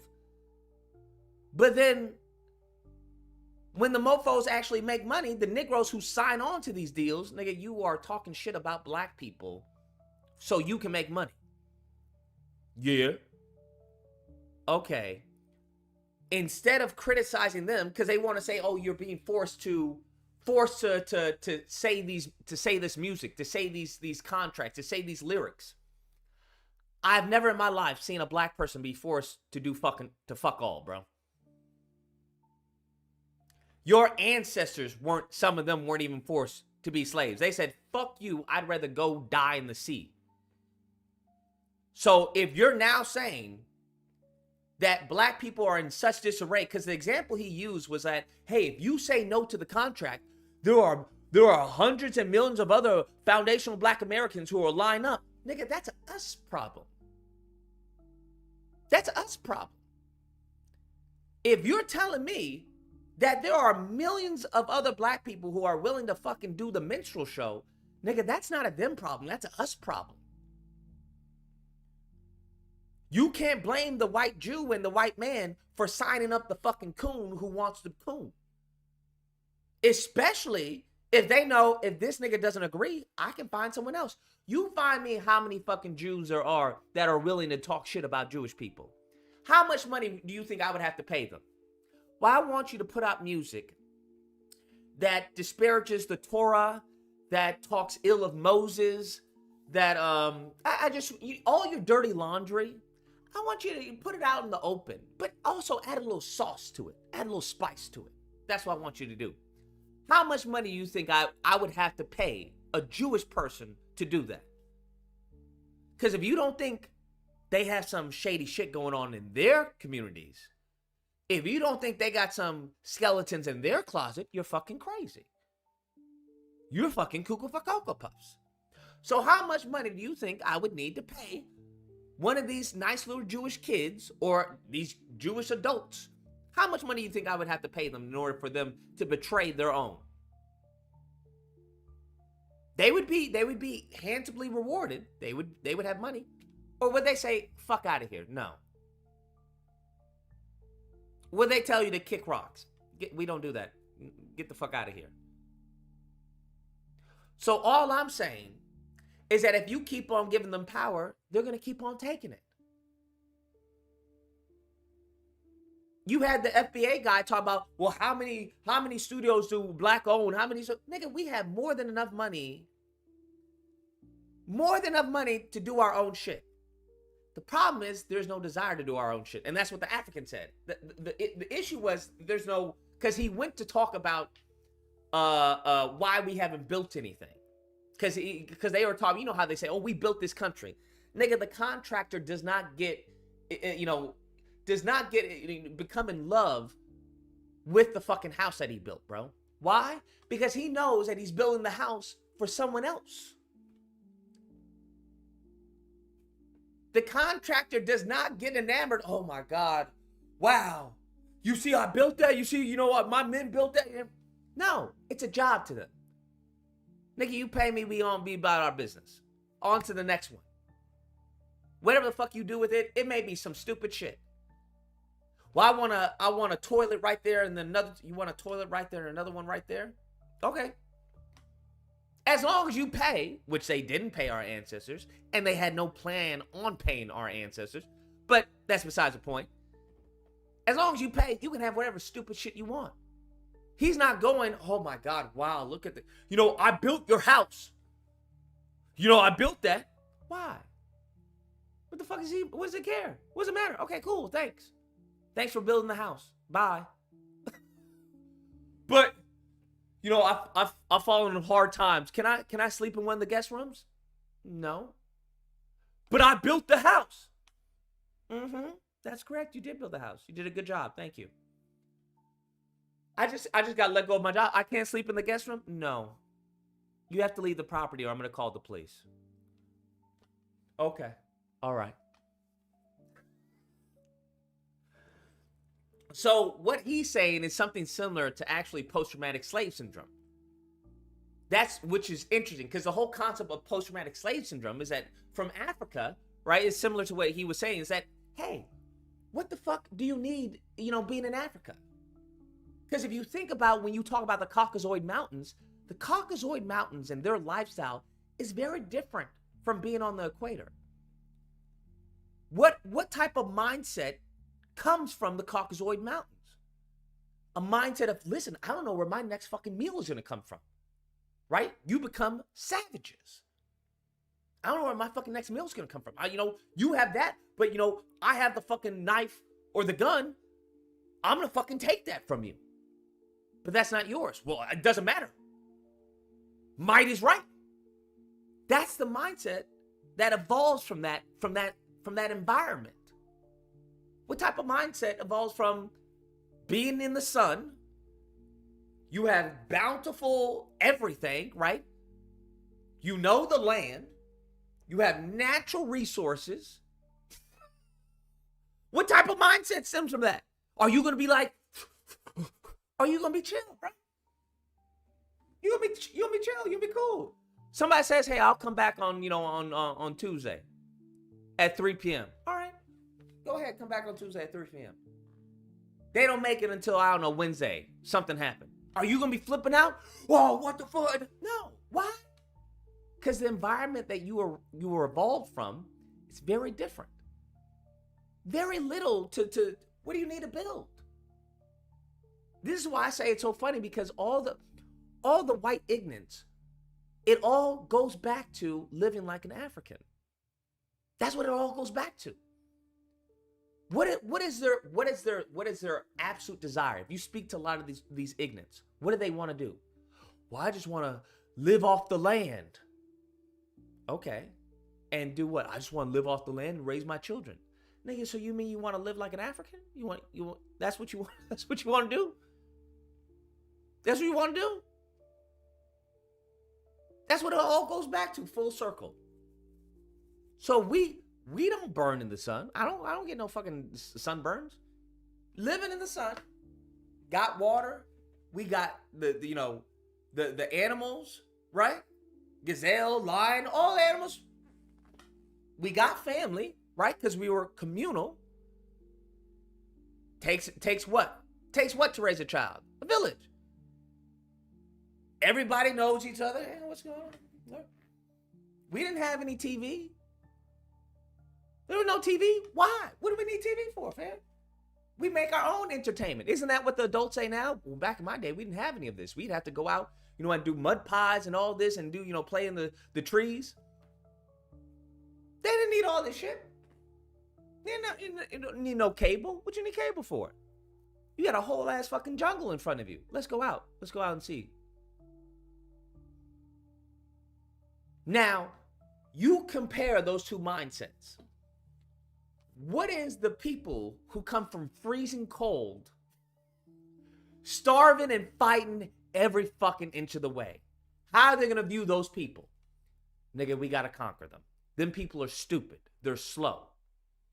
And that's how they view. Nothing has really changed, to be honest with you. Nothing's really changed. They take us, they see it as being naive. No, we're just trustworthy.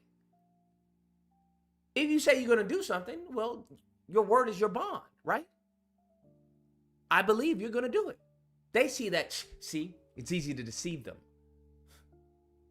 We can just lie to them. Because to them, what matters is only the outcome. That's the only thing that matters. The ends justify the means to them. That's how they evolved. I'm just saying, it just is what it is. Nothing wrong with this. But you have to understand the state of mind that they come from. So you may see it as being trustworthy. They see it as being, you're simple-minded. You're simple-minded. You're childlike.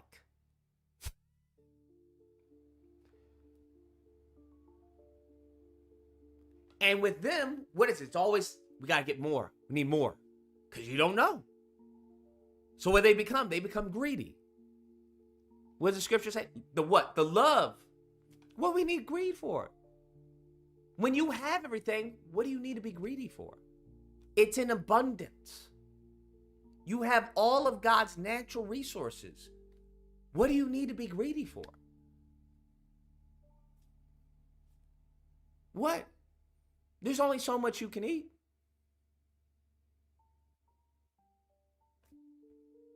That's not how they think. That's not how they think. It's not how they think. So you just constant survival mode. Yeah.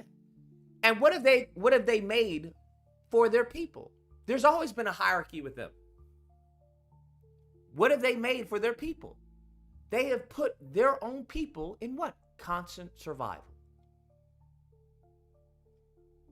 They have put their own people in constant survival, and they've done it via what? Racism.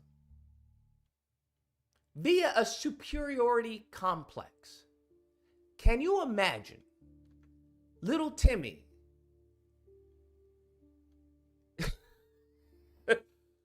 is under the impression of a superiority complex?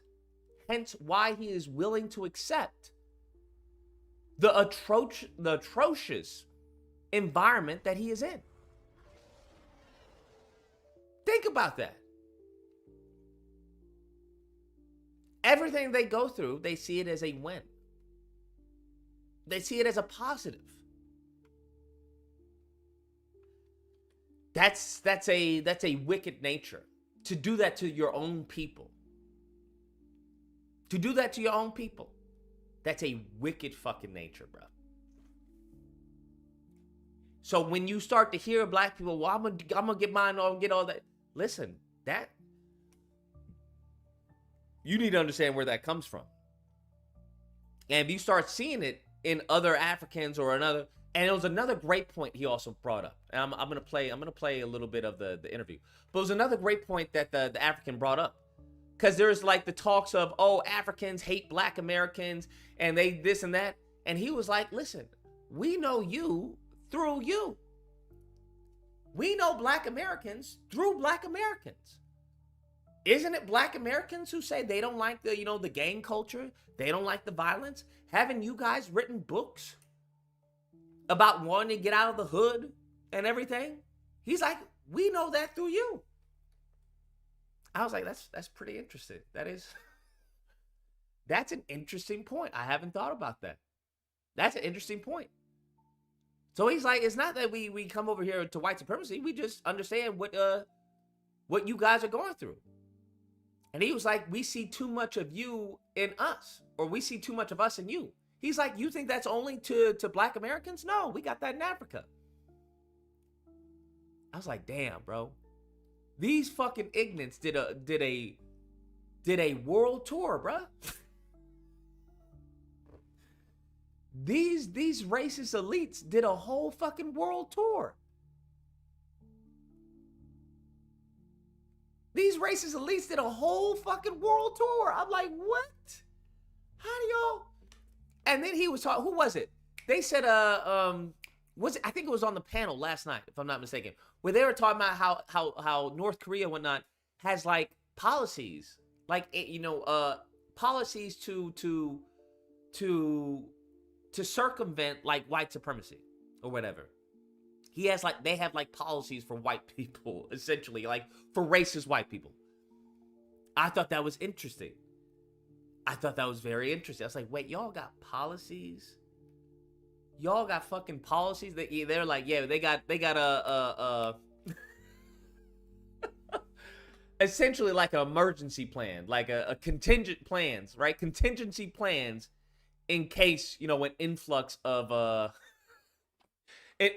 these people that go there. I was like, damn, that's crazy. That's crazy. Because it won't be long. I mean, you can see how the Asians here in the States, very different from Asians outside of the States. If you've ever gone outside the States, very fucking different. Very Americanized. Very fucking different. And that mindset, in many cases, where they had like, you know, they were start doing surgeries. I think this was pretty popular, I know, in Hollywood for quite some time, because Asian actors couldn't get roles. But a lot of the Asian actors who did like the eyelid surgeries or whatever to open to seem more white, they were getting roles. So I'm like, damn, it's truly, it was fascinating, really fascinating. And I don't know, it's sad to see, bro. It's just it's sad to see. Epicantic surgery, is that the word? I should know this. I just don't know what I'm blanking on what it's called. But yeah, epicantic surgery.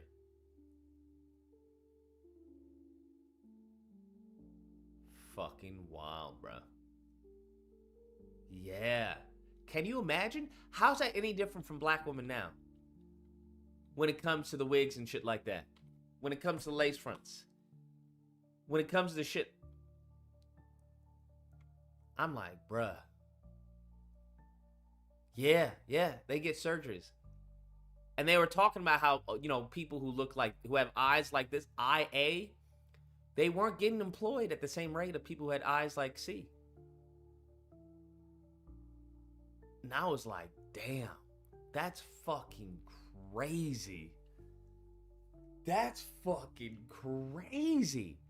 You tell me you got Asians hating on how Asians are fucking made? If they can have that with Asians who come over here, nigga, you can't tell me that there is not some self-hatred somewhere. You grew up around these people, bruh. As a black American, you can't tell me. You can't tell me. Anybody who says I'm pro-black, nah, bro. Nah. That's a journey. That's a long fucking journey, player. That's a long fucking journey, bruh. A long journey. These motherfuckers come over here and they get fucked. You can't tell me you've been around these people your whole life and you like, yeah, black people. Nah. There's some coonery going on. You may not be aware, but there's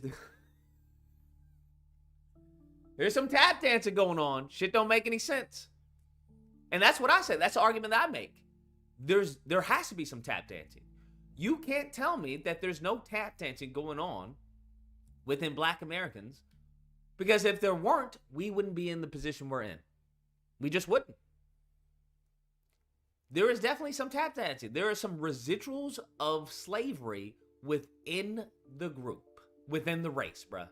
There are some residuals of slavery within the race. Like even how people talk. Well, they burned it down. Nigga, they didn't burn your shit down. They burned your great ancestors' shit down. Now, what would happen if they burned your shit down? Nigga, you know what would happen if they burn my shit down, bro. You know what would happen if they burn my shit down.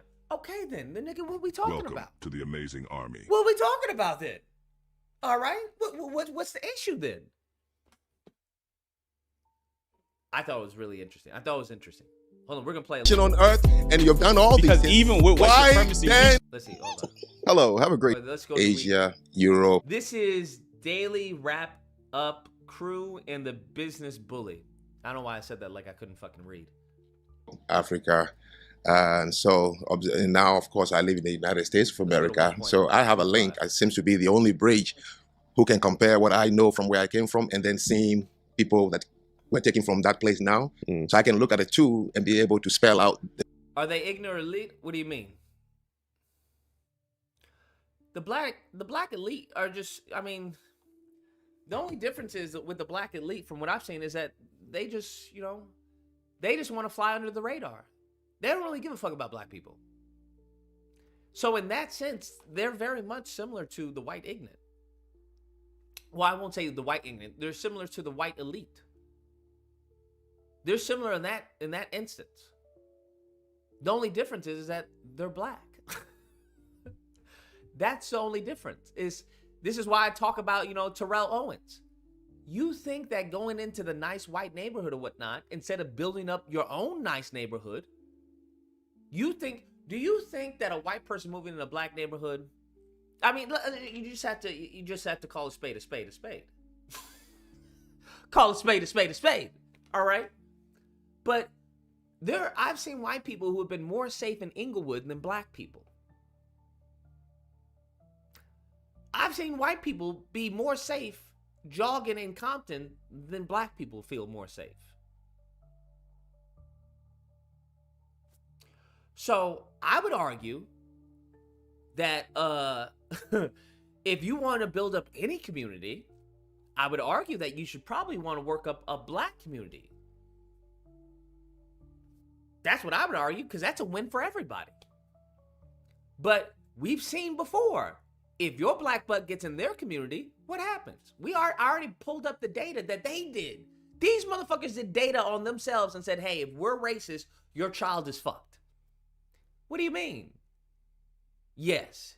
Even if you have 2 parents, you make good money, if you come into our neighborhood and we're racist in that neighborhood, your child is fucked.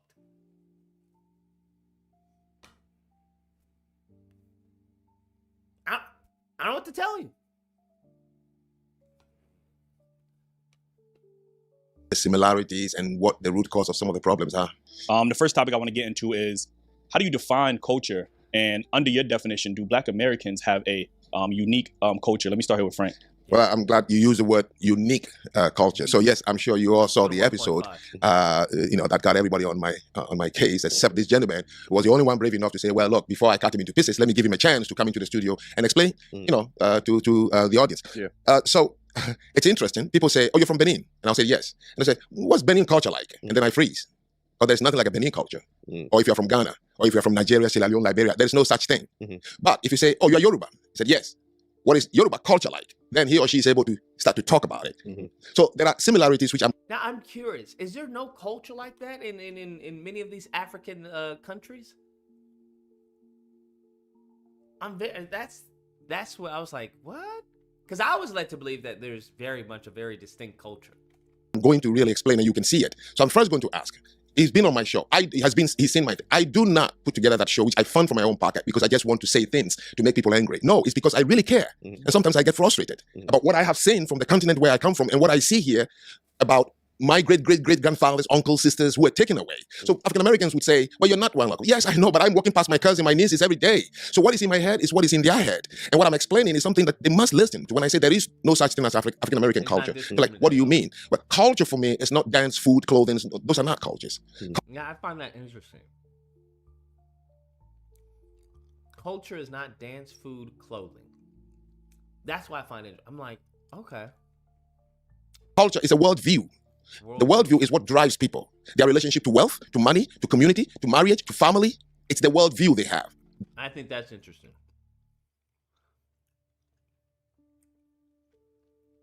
Because I don't see how food and music can be a part of that worldview. That's the foundation of a culture. And number 2, that is... I agree, that is the foundation of a culture. Because your worldview would definitely dictate your music and your food. There's no possibility for you to have a culture without having a language. So if you read most of the books written by brilliant African Americans, the first thing you see, the headline is, the traumatic thing about slavery is not merely changing your environment. The traumatic thing about slavery is not merely asking you to work long hours.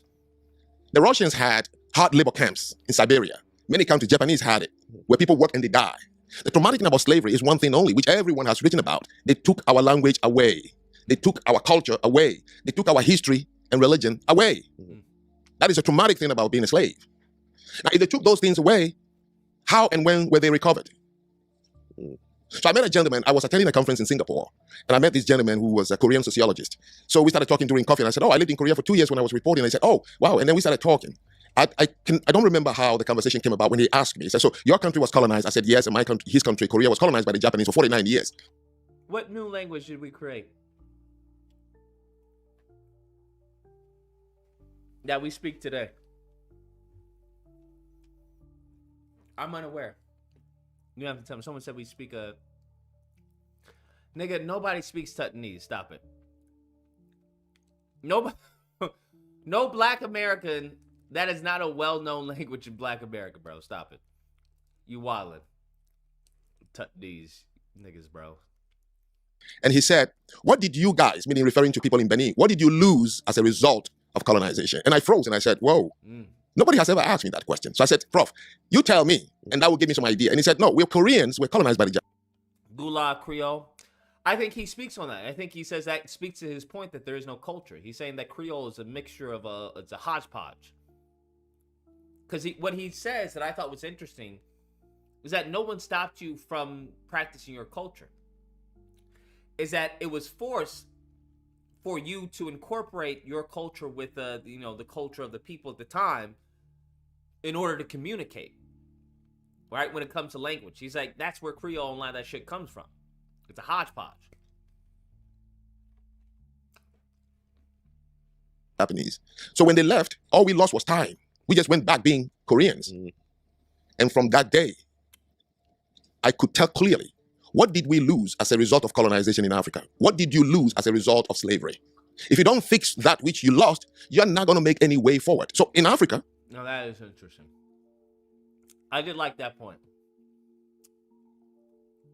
What did you lose as a result of colonization? Welcome to the amazing army.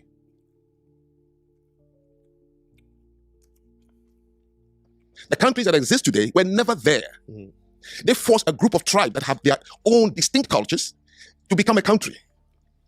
So they've lost their distinct cultures, trying to have a culture as a collective, which is never going to happen. So for me, first and foremost, when I talk about culture, I'm talking about a worldview, meaning the collective have to have one reason they are here on earth. And that thing is what drives them. It's what makes them wage wars, conquer people, anything. You ask anybody. In 1884, it was the Irish journalist who would find a... Should we bring Spanish lessons back? Give us some time. Give it a little bit of time. The block is still hot, Frederick. The block is still hot. They found a word to describe the English man, which he called the manifest destiny. That exceptionalism of the Englishmen, now you call them Americans. The American exceptionalism is the American culture, that they believe that God put them on this earth to colonize and civilize others. And that's what drives them to go out there and try to give freedom and fight for freedom and do all the things they do. Now, good or bad, I'm not giving any value. You ask the Japanese, he will tell you their worldview. So their dance and food, and no, those are not. I came from a place where, as a young boy, I was given a worldview, and it guided me everywhere I went. So when you meet me outside my culture, you can tell from my behavior. I think that worldview for a lot of black Americans stems from the Bible. And based off of what we've seen of people with how they interpret the Bible, that's rough. That is rough, bro. Rough. Because, man, you can interpret it. Here's what I would say. If you are going to interpret something, why would you interpret it to the detriment of you? That's what I don't understand. But nevertheless. He must come from a culture that believes in XYZ. So a culture becomes more pronounced when you are outside the group. As an individual, outside your group. People must be able to tell. Okay. Dave, what is your rebuttal to that? It's not so much a rebuttal, it's a difference in philosophy, right? It is, and I think we got to thank Frank for even coming here, because I know for some people, this would be very adversarial. Frank is the guy who says he's FBA and whatnot. And I, we talk all the time. We're very, very good folk. And there's a couple of things that I got to push back on simply because they were not available to us. See, when Frank was born, he inherited a culture. We had to make one with what we had. Some of us, if I were to swab any one of you, you would find some Nigerian, You would find some Ghanaian. Like, we had to hodgepodge. Not to mention, out of all of the places that black people were forced into when we were slaves, 3% came to what we now consider the United States of America. And then we were bred over time. We were buck-broken over time. They would take our women and grape them out of respect for your channel. You know what I'm saying? Drop the G. And then on top of that, they had a split breast system. And the split breast system means that one breast would feed the white children of the slave master and the other one would feed the black children that were going to be bought off and sold. We also have a situation where we had to face things that no other black person on the continent had to face. You know, taking our children and feeding them to alligators, lynching, Jim Crow, all of those things. And when you look at it, whether we choose to acknowledge... Now, from my understanding, South Africans during apartheid, I don't know if they went to that extent, but they were getting fucked up. Oxy would have to let us know. But they were getting their asses handed to them. Acknowledge it or not, the pulse of America runs through foundational black Americans. Who was the first person to die in the Revolutionary War? Crispus Attucks, black man, foundational black American, right? Harriet Tubman made the Underground Railroad and stopped it in Philadelphia. There are all of these things that have happened that make it who we are. Now, as a person who was the first black youth president of an organization called the National Conference of Christians and Jews, to Frank's point, I do agree, you don't really see your culture until you're out of it. So I'm a raisin and buttermilk in a conversation where there's a bunch of white Christians and a bunch of Jewish people, and they're like, hey, we do this. I'm like, no, black people don't do that. You know what I'm saying? From the way we walk, the way we talk, the way we eat, the way we move. Not to mention, you can't go anywhere on this earth without seeing our influence. The problem is, unlike any other black culture on the face of the planet, we have been colonized and monetized for profit by everyone, including the Koreans. K-pop ain't nothing but R&B. Let's call it what it is. And it's R. I agree, but now what? In order for you to be monetized, there has to be some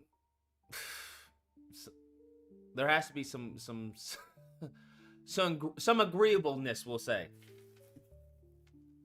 You are complicit in the monetization. That's what has to happen. That's what I think is the ultimate, like, eureka. You are complicit in your downfall. Mofos may not like to hear that, but it's the same thing. It's no different than the ignorant. They are complicit in their downfall, are they not? They are absolutely complicit. So what needs to happen is that when these mofos sign up to be a minstrel, listen, there should be very rough consequences for everyone involved. I have yet to see, I don't recall a good chunk of black people protesting. Who's the owner of the what was it? Kyrie Irving? Who's Kyrie Irving play for? I don't recall anyone going outside them and protesting on behalf of Kyrie Irving. I don't recall any other black basketball player, NFL player having the back of Kyrie Irving. So what is Kyrie Irving? If he has no backup, fam, I remember the Hebrew Israelites were outside of the game. But if he has no backup, nigga, the only option you have is to comply. The only option you have is to comply.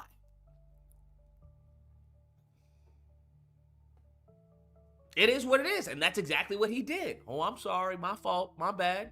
Nobody on the team was fucking with you, bro. Nobody. Nobody. All the black people were just, bro, you are complicit then. You can't complain about, oh, these motherfuckers treat us like slaves. Nigga, you treat yourself like a slave. But you do it for what? As the scripture says, what? The love of money. You care more about your bling bling and your fucking, Bugatti than you do about your integrity or self-preservation. Or I won't even say self-preservation. I would say your group preservation. Now, you would have to be an idiot not to take advantage of such a people. You would have to be an idiot not to take advantage of such a people, bro. You would have to be. You telling me there's a whole bunch of Asians who will say fuck Asians if I pay them enough? Nigga, what? And now you're telling me there is a There's a market for fuck Asians? Whether artificial or not, there's a market. Nigga, what? I'm hiring some Asians, fam. I would have to be an idiot. You would have to not want to make money, and I don't know who the fuck doesn't want to make money in a capitalist system. The fuck? Who wouldn't? Like, I don't know what to tell you. I would be a fool not to exploit them. Now, do I agree with what the Asian person says about Asian people? Maybe not. But I'm not fucking Asian. I'm not fucking Asian. This ain't my fight. I'm just making money. That's it. Is that literally not almost verbatim what the fucking, what's his name? Cohen said, the Jewish dude on Breakfast Club. Nigga, you know, I got mouths to feed. It's not my fault there are a bunch of niggas who are willing to talk shit about other niggas and there's a market for niggas talking shit about other niggas. Not my fault. Nigga, I'm not a nigga. I'm fucking Jewish. I'm fucking Jewish. Well, what if your artist said, fuck you, he's not doing it? All right, well, I know there's about 500 other niggas who will do it. So, yeah, go ahead. Say no. Just saying, bruh.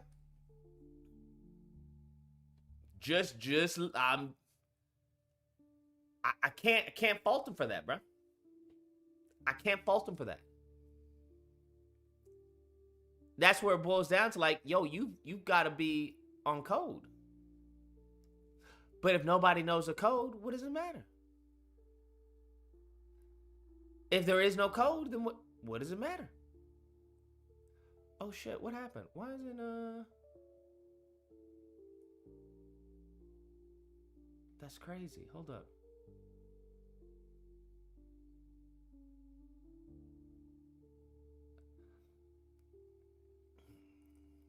That is wild, bro. Give me a second. Let's continue on. Oh shit, where is it? Shit. And be under duress, because if you look at what happened with Megan Thee Stallion when she was dealing with those K-pop girls, she was like, oh, it's serious up in here. Because if they miss a step, they get what Joe Jackson gave Mike and them, but worse. There are all of these things that take place that no one wants to talk about. So no, we don't have a language because we weren't allowed to speak our language under penalty of death. When you talk about you can't come to the cookout and things of that nature, people forget. Picnic is an abbreviated slang term, which means you get the picnic to lynch. Postcards came. That's not true. Picnic is from the French. It has nothing to do with pick a nigga to lynch. And I notice one thing I notice is that when it comes to a lot of history, there is some fake history that comes from a sense of pride. And I get that. Don't get me wrong, I get it. But that's what he said is not true. That's inaccurate. Picnic does not come from pick a nigga to lynch. That's not true. You could look it up. But no, that's inaccurate. From my understanding. Now, if y'all know something else, let me know. That's inaccurate. From pictures that they used to take the back of and mail for people who couldn't see the lynching that they. And the super chat should be up. It should be fine. I don't know why it wasn't showing before, but yeah, it should be fine. I don't know what to tell you. Yeah, it should be fine. They should be good. Had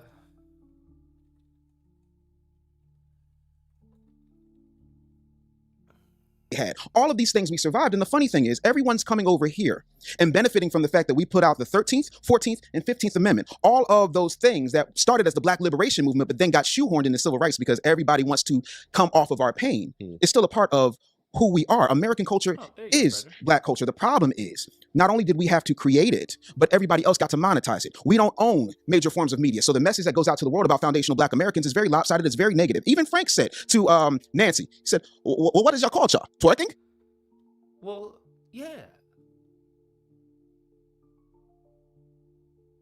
But we should own. We should create something. That's the point.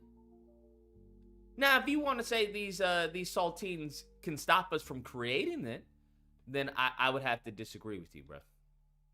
I would have to disagree with you.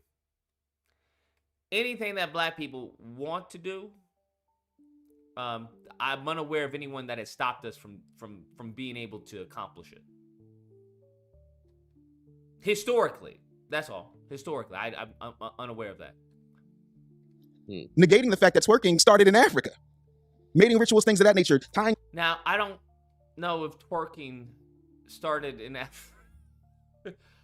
I don't know where is. Does anyone have any source on that? Twerking starting in Africa?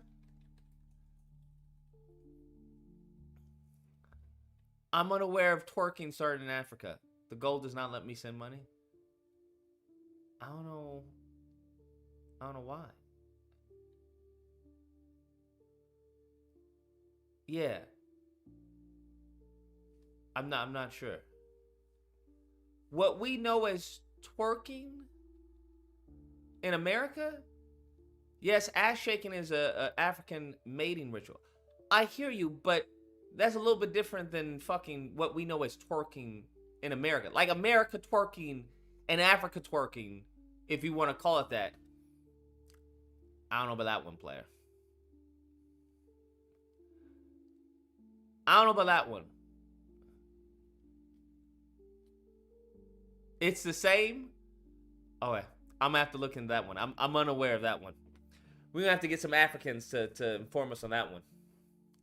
Of the hip, stop me when I go wrong. All of these things get put out as if that's who we are, and it's a very limited, very narrow-minded, very... Yeah, where's Oxy? We need Oxy. U.S. imprisoned higher percentage of blacks than South African and apartheid. sore and very disingenuous snapshot of who we are, because we get put into killers, baby mamas, this and that and the other. And then when you look at how the media is weaponized, right? They'll take people throughout the diaspora and then put them on platforms and then bring them here. I'll give you an example. There's a show on CBS called Bob Hart's Abishola. And she said things that were much more incendiary than what Frank said. You know, oh, what is it? Gangbangers and baby mamas? Crazy. No.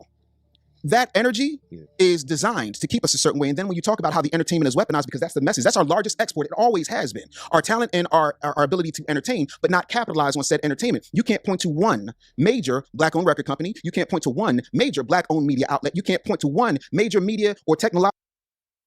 Now, what I would say is, whose fault is that?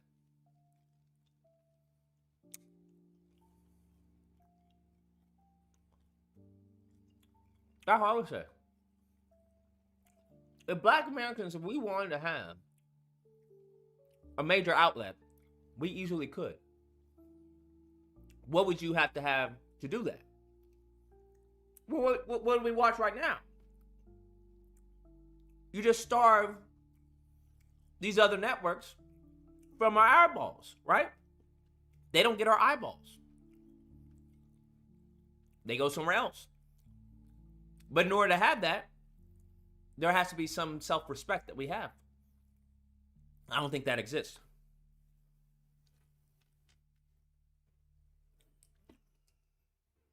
I don't think that exists. Matter of fact, I know that doesn't exist. We can't even do that when it comes to fucking beauty supply stores. Distribution center that is controlled, owned, and managed by foundational black Americans. And so the message of foundational black Americans that gets out is not our message, and I completely reject that. If that's what you think the culture is, I am here to tell you that ain't my culture. I agree. But what are you doing to change that? Nothing. Right? If you want to say, hey, that doesn't represent us, okay, then you have to do something to change that. Either A, you burn the shit down, metaphorically speaking, of course, or B, you counter signal. Those are only two options. If somebody's punching you in the face, either A, you punch back, or you B, get the fuck out the way.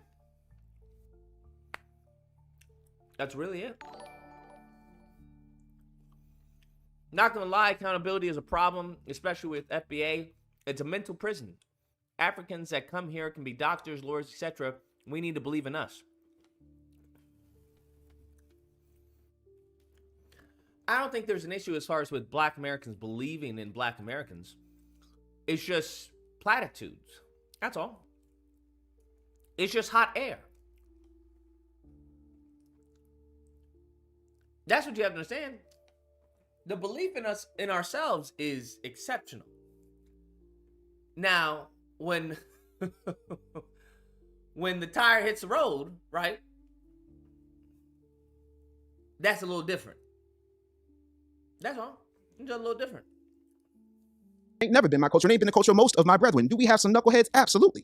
Of course we do. But do we also have things like COINTELPRO we've still had to overcome? Do we have things like the 94 Biden-Clinton crime bill that we've had to overcome? And throughout history, I have yet to see anybody from any of those 54 countries come back for their brothers that they say that they love so much. I don't remember the warships coming to get us. I don't. But what I do see is, oh, well, we're really good at educating. We take the opportunities and we're able to, go and take these American opportunities that you guys squander. Yeah. Is the phone line open? No, phone line's not open. Yeah, because you get an immigrant experience. You do not get the foundational Black American experience. You get the same immigrant talk that the Russians get, and the Russians got a lot of nerve because if it wasn't for Alexander Pushkin, they'd still be speaking French. Alexander Pushkin created the Russian language. He was a Black. It's not true. Once again, I know it's a lot of Black people. I won't say a lot. There are many who have a very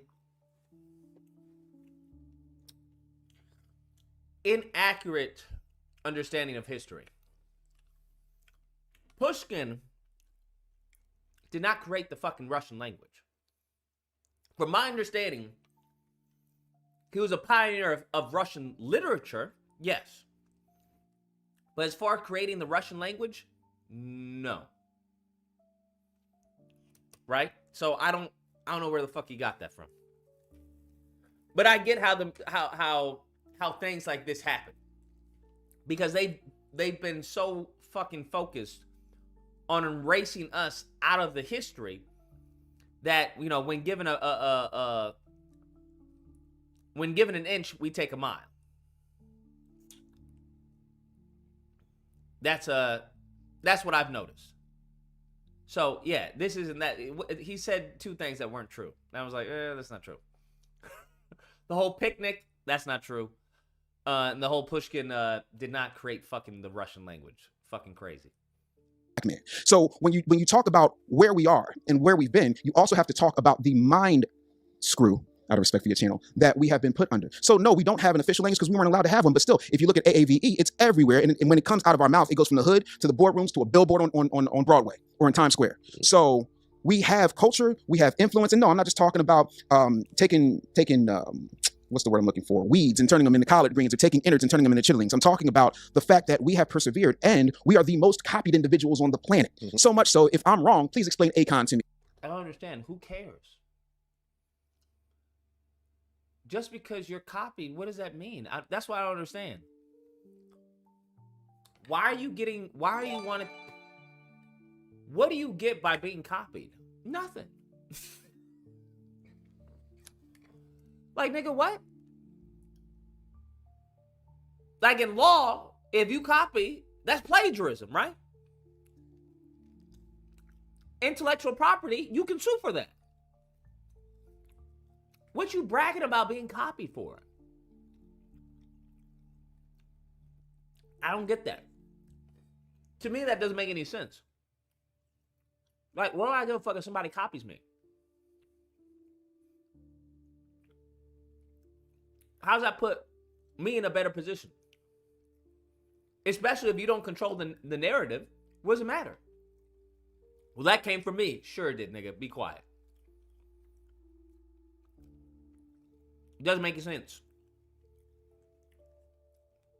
That's the issue I have. Rigo says this guy's a joke, and instead of the 50,000 patents for African Americans that contributed to American innovation and prosperity. Please explain Burna Boy to me. They all do a variation of who we are. And I'm not just talking about music. I'm talking about the walk. I'm talking about the talk. I'm talking about the hairstyles. I'm talking about the innovation. Everything we do. We took a construction worker's boot and made it the hottest item for the past 40 years. Nigga, do we get any of that profit?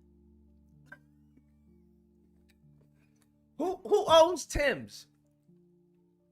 This is why I don't understand. This is why I'm saying a lot of this. What does this sound like? Not all of it, but a lot of it sounds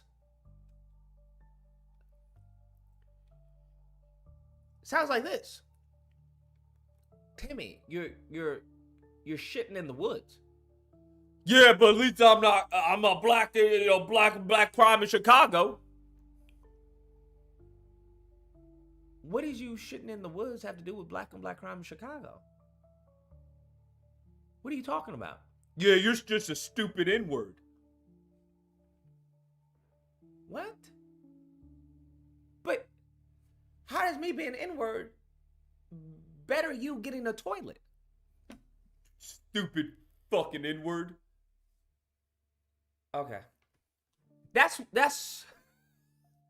what I hear, right? That's what I hear. I don't know who's the owner of Timberlands. VF Corporation is the owner of Timberlands. Who is the CEO? VF Corporation. You're not going to believe this one.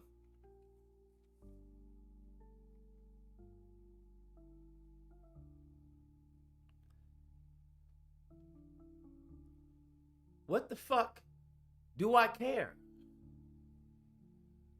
You niggas is taking pride in making other people rich. Now you see why they don't want black Americans to leave. Now you see why. Why are you taking pride in his shoe becoming hot? Huh? Make that make any fucking sense? Am I missing something? That's all I'm asking. Am I missing something? If you have so much influence, then the nigga make our shit hot. Right? Why don't we make our shit hot then? If we got all this pull and all this influence, nigga, what you doing? What we doing? Why you making his shit hot? Make it make fucking sense. Right? But they know, oh, these niggas just want credit. They don't really give a fuck if anything changes. They just want fucking credit. That's what they understand. Oh, these nogs just want fucking credit. That's it. That's all they want. We give them credit. I ain't got a problem giving them credit. Yeah, you know, black people are so influential. Yeah, you know, we wouldn't be a multi-billion-dollar company if it wasn't for black people. Yeah, you see that? That's right. Okay, we did that. We did. Nigga, did you hear what he just said? He wouldn't be a multi-billion-dollar company if it wasn't for us. That ain't something to applaud. But we built it. We built that company. Shit makes no fucking sense. They know that is our Achilles heel. They know this. They know this. What are we talking about?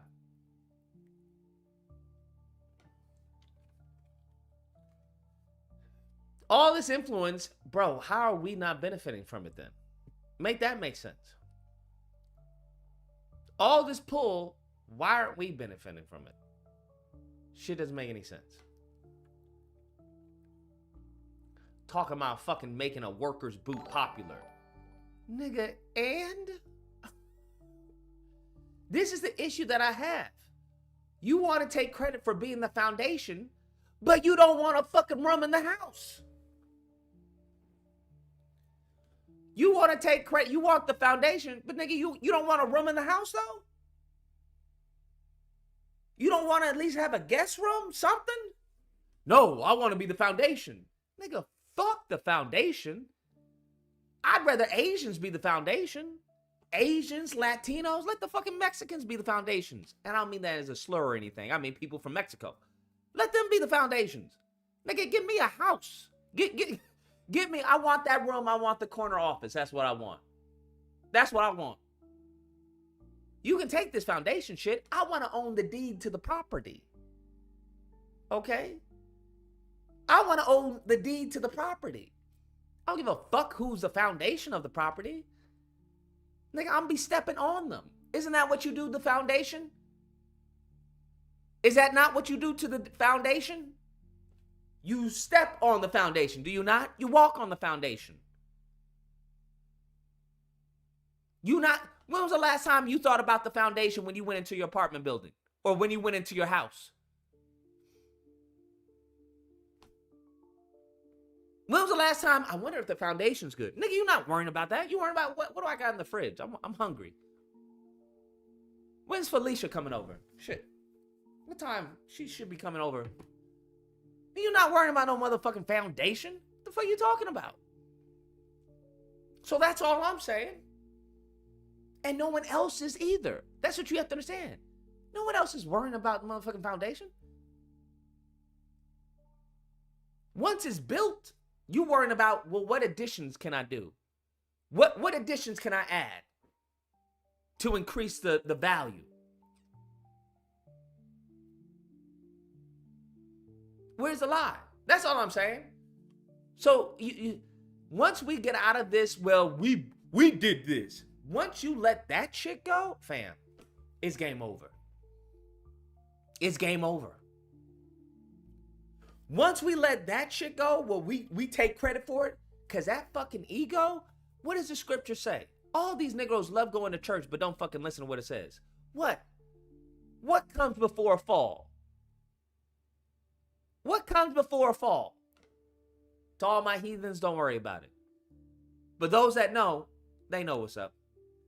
Pride cometh before a fall. Who gives a fuck what foundation you is? Who gives a fuck you made a shoe popular? A shoe that you don't even fucking own. Now, from my understanding, I'm unaware of him fucking, is he donating a good chunk of the profits or the proceeds to HBCUs? How many Black American or FBA grants does this man, has he built? Has he made? Huh? How many Black communities has he created? How many Black neighborhoods has he built up? Do you think that's what he's doing when he goes to his shareholders? You see that Black neighborhood? I did that. I fucking did that. I built that Black neighborhood. Oh, wow, you did? Oh, my. Okay. All right, then. Do you think that's what he's bragging about? Huh? Keep it real. Do you think he goes into the stock share, the stock holders meeting, right?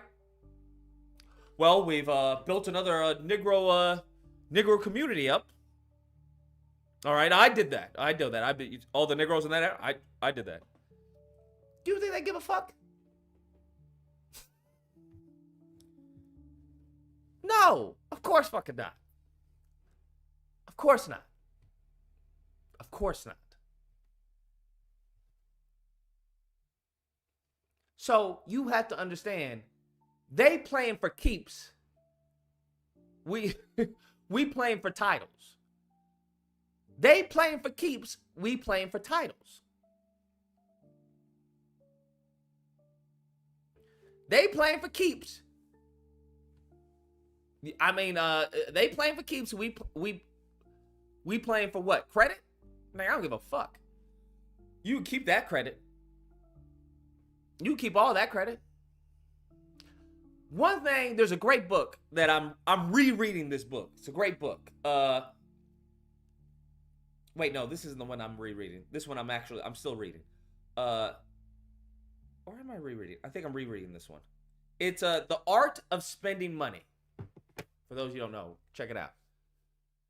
But he talks about how some people would rather be famous and broke, or famous and be barely paycheck to paycheck, but they're famous, rather than be unknown, completely unknown, and rich.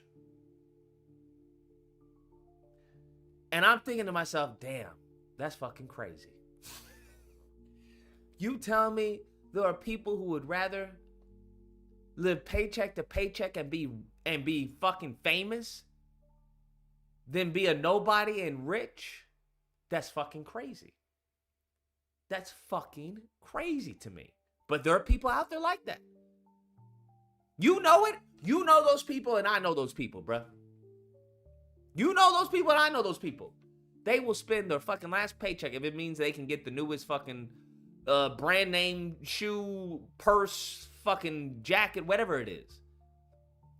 Broke as fuck. Walking around with the $1,000 shoe on or some shit.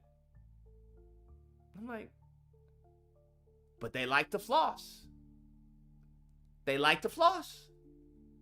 They like that validation from other people.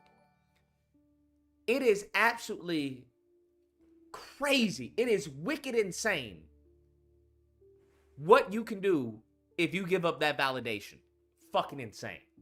Truly insane. Welcome to the amazing army. Like how far you can go if you give up that validation. And he talks about how you either buy for utility or you buy for forgot the other word that he used. It was utility. I forgot the other word. I can't think of it. Welcome to the amazing army. But I was like, damn, that's interesting. Because he was like, yo, if you were on a stranded island and it was just you and wifey and the kids or whatever, what would you buy? What would you get? Would you actually get that new TV or that new car or that? And it's like, nah, I wouldn't. He also he says in the book that it's insane because there's a study that was done where if your neighbor wins the lottery, their neighbors are, I think it was like a 60% chance. I don't quote me, but it was a high chance that the neighbors of the people who won the lottery would go bankrupt.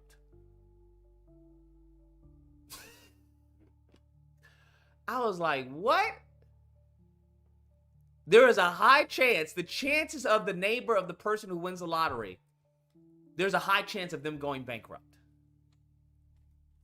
I was like, hot fucking damn, that is crazy. that is crazy. Right? Because if your neighbor, I mean, I understand it. I'm not gonna lie. I get it. Hold on. I mean, I do get it. If you see somebody getting a new car and everything, it's like, yeah, I mean, you don't want to appear as a brokey, bro. Like, hey, you ain't did nothing. I can get a new car too. Don't get me wrong. I get it. I do get it. But going broke, that's fucking crazy to me. That's pretty fucking crazy. Not gonna lie. Going broke because, you know, your neighbor won the lottery and they splurging. That's where I draw the line. This is it. Y'all can hit the link. I can't be putting y'all in game like this. Some of y'all don't deserve this shit. Because it's really just changing your mind and how you think. How you've been conditioned to think. Because you have to think about it. I mean, you grew up, I don't know about y'all, but I grew up with commercials. I grew up with ads. All of that. Rolex. Why we know Rolex. Why we know certain cars and other cars. It's a lot of conditioning. It's a lot of fucking conditioning. And if you've been conditioned when it comes to a superficial position, think about like a self-value. You can't tell me that, you know, you being having such confidence in you or your people as a group, that's not gonna come from America, bro. I'm gonna let you know that's not gonna come from America, because the opposite is profitable. The opposite is profitable. So that comes from more of an internal journey. Because there is so much I won't even say it's anti-human.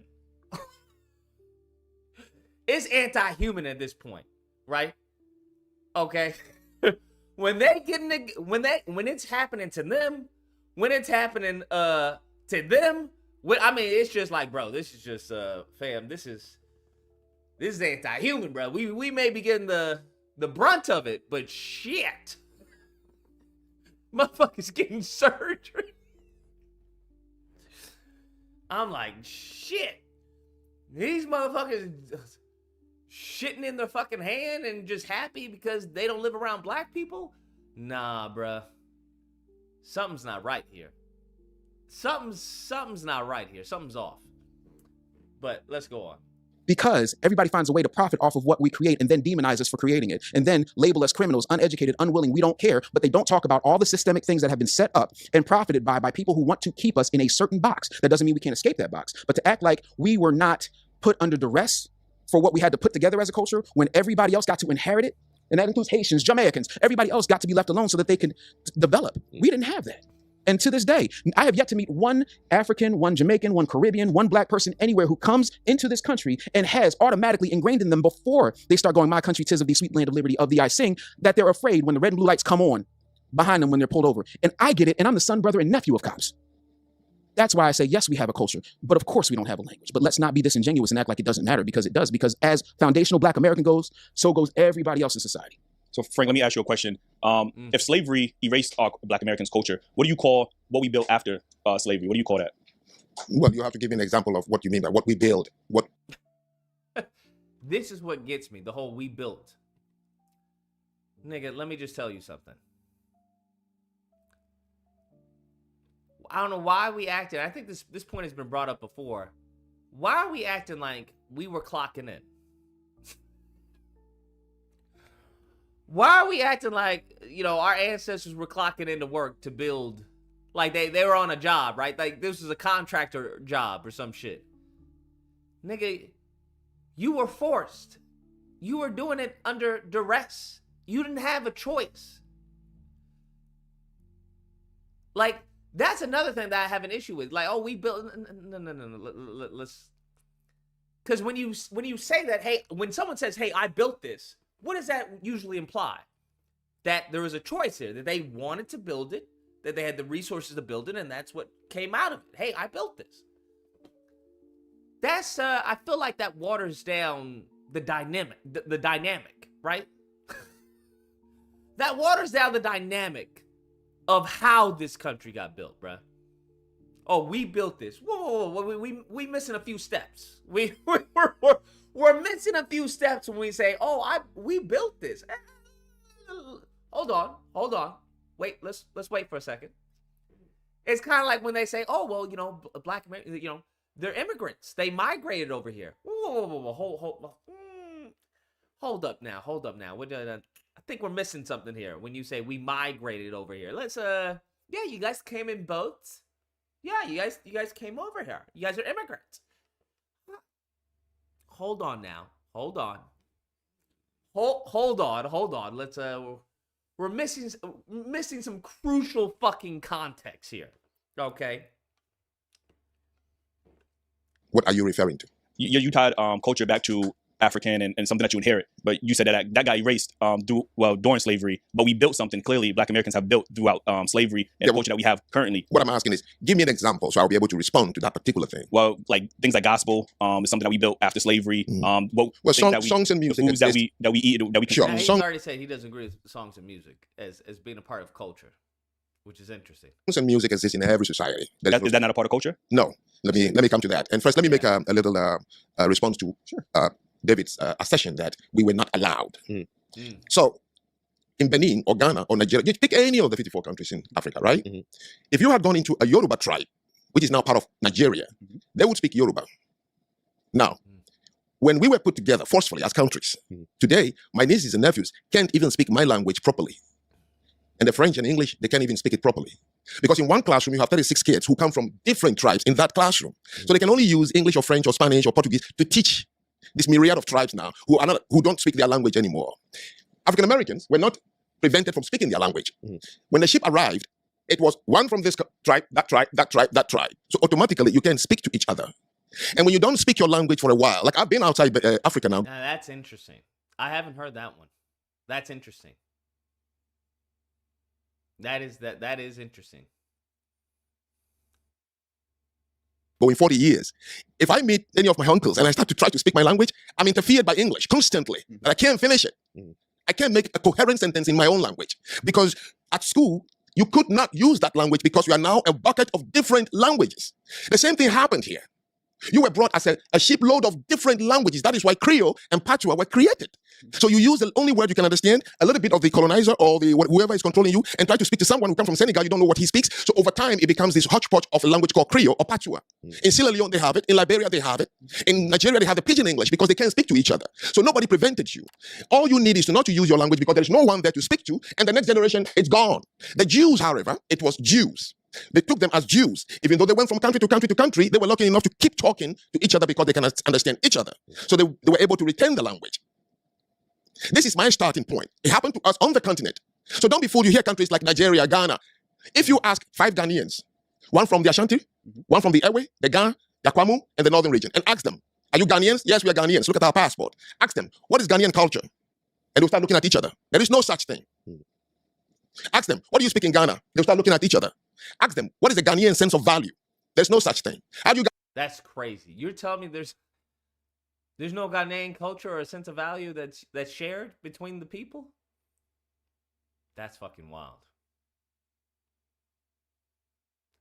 They broke up with slaves who spoke the same language? That's wild, bro. That's guys marry in Ghana. There is no such thing. But you say you're Ghanaians. So what happened to us happened here. And when I arrived here, I understood it. When I went to Haiti, I was like, whoa. When I went to Jamaica, the same thing. So when I said, I was only speaking here, so I said African American. Same thing in Jamaica and all these other African countries? Whew! That's wild. Because I would have said the same thing about my own countries in the continent. We have no culture. Yeah, but from that video, what I got from it is you put Haitians on a pedestal. I didn't. Now let me correct you. When in comparison to Black Americans, you said Haitians, they have a culture. Like you said no, that out your I mouth. said. So it was a long video about Haiti. And during that conversation, I began to talk about why Haitians can fix Haiti. Because you don't have Haitians. You have just a country forcefully imposed upon you a citizenship, but you are from different places in Africa. But right now, if you go somewhere, you would speak Creole. And somebody would say, oh, that is Haitian. That's what I meant. Not putting them on any pedestal. So they have a language. They created one. So you want to say... And it's not even useful in any way because it's not an international language. So they took French and made Creole, right? Is what you're saying. Spanish, French, and then over 200 African tribal languages into one. But Americans would say that they took English and made their own language as well. And what is that? I mean, it's a broken version of English, but it's still something that we could speak to that's specifically to us. What language is that? I mean, it's English. You're talking about, AAVE, African American Vernacular English. The same way, for example... I think I've heard... yes, when I came to this country in 1994, I had a debate on my campus about Ebonics. Right, same thing. Yeah, and somebody corrected me. I think it was my professor said, no, if you say Ebonics, there is no one collective Ebonics. Correct. You have to go into pockets. If the person is from the north, the south, the central, they created their own style around it. So I understand that part. That didn't even qualify as a subculture. So let me give you, Jamaicans don't have a culture. That's interesting. So West Side Ebonics and East Side Ebonics are two different Ebonics? North and South Ebonics aren't, that's not shared? That's interesting. The only Ebonics that really matters is West Side, bro. Everybody else nobody takes those people seriously. Nobody takes a mofo seriously, bro. West Side is the only side that matters. If we're going to keep it a buck. Say the country Jamaica? No, there's no identifiable as a culture. But the Rastafarians have a culture. Now, let me explain what I mean by worldview. The Rastafarians' worldview is that men were put on earth to take care of nature. Okay? That wealth, you have to create more than consume. So they live a frugal life. So politically, they are pacifists. They will never go to war. Socially, they're communal and what we call Epicurean. They believe getting high, eat some food, and have deep conversation is what life is about. And then religiously, they are Rastafarians. Hippies are the Western version of Rastafarians. They also had a worldview. And that dictated their relationship with wealth. The hippies believe that humans were put on earth to create and consume, and that living in community and being frugal as to wearing the most inexpensive clothing and using things together is what life is all about. So it guided how you see them dress, where they shop from, why they marry, on and on and on. That's what I mean by any... It's got electrolytes. Society, if you want to understand them, it's the worldview. The Jews believe that they were put on earth as God's chosen people. That through them, that is a worldview. Any child told that, forget hurting one of them. Because they are driven by that. That is why they insist on having a community wherever they are. I mean, that is true. That is true. That is powerful if you believe, hey, you God's chosen people. That is fucking powerful. Chinese, the white community. Do Africans that come from the continent have a community? We don't. Why? Because we don't have a culture. If we had, it would drive us to have a community. In the 50 states of the United States of America, African Americans don't have a community. They have neighborhoods. Now, people who got in. Now that right there is a bar. You don't have communities, you have neighborhoods. That's fucking crazy. You don't have communities, you have neighborhoods. Very fucking different. Very different. Not gonna lie. Very different. You don't have communities, you have neighborhoods. That hit a little deep. That hit a little deep. With me, didn't even ask me, what does culture do anyway? What is it that if I say you didn't have, that it makes you what? Nobody asked that question. What is that thing you're trying to hold on called culture, by the way? What is it? You care to elaborate on that then? Now? No, I'm asking. Once upon a time, John Lennon sang a song. Imagine we don't have religion. Imagine the world without religion, without heaven and hell. He believed in what? The brotherhood of mankind. So imagine the people without a culture. Maybe they are striving to a brotherhood of mankind. So you take words out of context, and then you crucify a man. Right. Not knowing that I am a victim of a cultureless country. You know, that's sometimes the risk. I think we get angry too quickly. We're too sensitive. I was giving a live talk the other day, and a gentleman, not the way David is behaving, he wrote the book and he said, my brother Frank, he doesn't know what this means to me. He called me on the phone and spoke with me. And we became friends, like on the phone, and I said, I gotta go. Even if it's 3 hours drive, if I have to fly, I'm going to see this gentleman. Because more than this conversation, there is someone here who really is a thinker. But we got to begin to tame down and accept criticism, because that is the only way societies were built in this world. In my live talk, I told this gentleman when he wouldn't get off my case, and I said, let me tell you something. You don't hate the white man. You don't even fear them. Because if black people hate and fear the white man the way they hate and fear each other, you would all have left this country at the end of slavery. Left this. That's what got me. I was like, damn.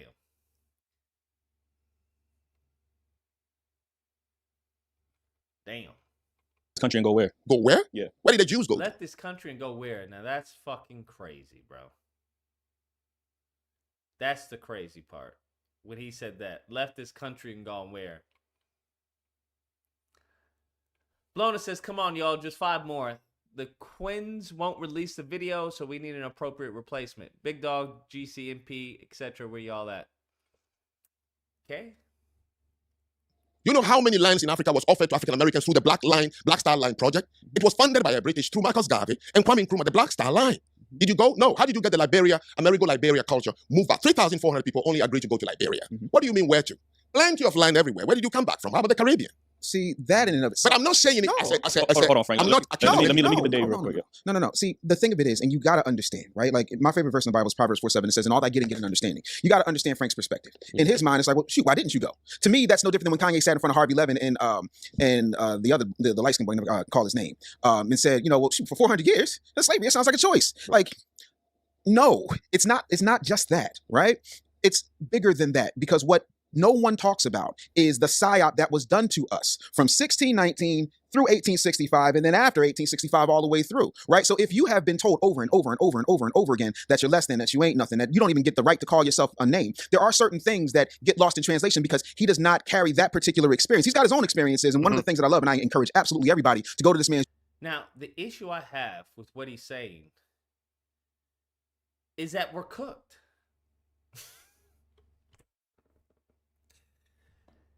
That's the issue I have with what he's saying. Because, nigga, it is 2025.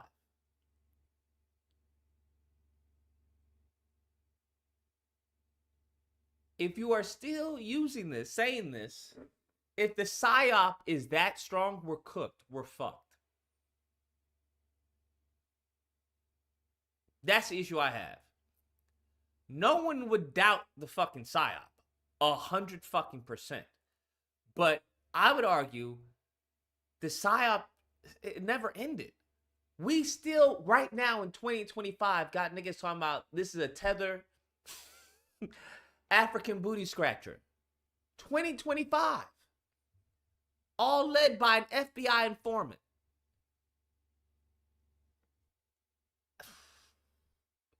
Cooked. Deep fried. Deep fried. Deep fried, bruh. While everyone that I'm aware of is buying up land in Africa.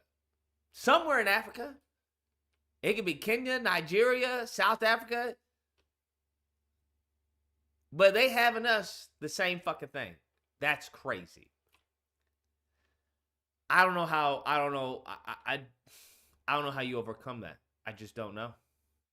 I don't know how you overcome that. The sad realization would then be you don't. You don't. That's the whole point. You don't. That kind of defeats the purpose of the PSYOP if y'all can overcome it. YouTube channel, because when he talks about black on black crime, he does not start and stop the conversation at foundational black Americans. He talks about what's happening in Nigeria. He talks about what's happening in Liberia. He talks about what's happening in Ghana. And that is something that's happened throughout the diaspora. And the one thing we all have in common is that we were colonized and psyoped, but none more brutally than us. So if you think, for example, there have been writings from Frederick Douglass, there were writings from Harriet Tubman, there have been plenty of people who have talked about how many people did not want to leave the plantation because it was all they knew and they were scared, almost to a point where they had Stockholm syndrome. The idea of going back to a place they'd never been or had any historical reference to because they'd been beaten, threatened, hung, stabbed, lynched out of them. Tori says, some of us went to Liberia, Dominican Republic, Canada, Mexico. Most stayed to find the relatives separated during slavery. Yeah. No, I ain't going back there. Why would I? Now, me personally, I know plenty of people who have repatriated. Right? And I know plenty of people who love it. I know plenty of people who get called all types of akatas and every daggone thing else over there. I also understand that there's a caste system over there. There are people, there have been times when I have been called over there mixed because of the texture of my hair or the fairness of my skin or the narrowness of my nose. Because whether we like to admit it or not, when it comes to I mean, we all are being here in America. I mean, I don't know what to tell you on that one. Unless you were blessed to not have any type of, no slavery, no graping going on. I mean, kudos. That's awesome. Foundational Black American line, you can always find, if you go up farther enough, somebody who played Massa got loose in the slave quarters, right? Or as they like to say, Black Buck got loose in the big house, but it wasn't us getting loose in the big house. You understand what But fairness of skin, you got to be pretty black to think he's, fairness of skin. I'm saying? So there's all these things. And to the John Lennon point, that's ironic, and I will tell you why. John Lennon was a part of the Beatles. The Beatles invasion came about because the Beatles were the very first Backstreet Boys. The Beatles were doing what Ike Turner was doing, what Jimi Hendrix was doing, what Little Richard was doing, what all these foundational Black Americans were doing, but because they were palatable. And they told you themselves that they were singing Black music no different than Elvis. So yeah, it's real easy to say, imagine when you're a European, rich, white man with an Asian wife who has more money than he knows what to do with, who had the unmitigated gall to say he was bigger than Christ himself and not get canceled. Yeah, you can imagine that because you're imagining it behind a gated community. And the second he stepped out of that gated community, one of his own people got it.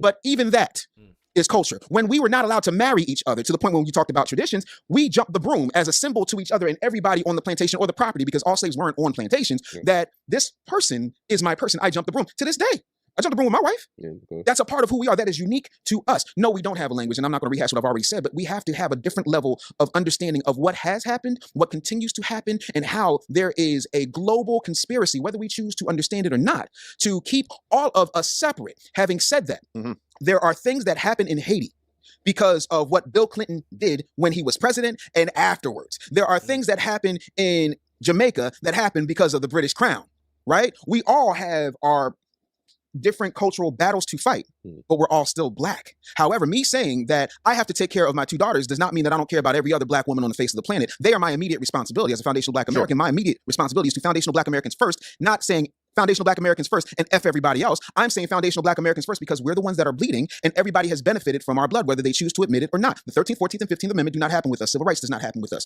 These very loose, very fun immigration laws that folks are now playing and screwing all of us throughout the diaspora who are here in the Americas does not happen without foundational Black Americans. And so all of those things are extremely important to that conversation. So what would be your definition, what would be your definition of culture? Frank gave his definition of culture. What is your definition of culture? My definition of I agree. I don't disagree. But what does the 13th, 14th, 15th Amendment got to do with me now?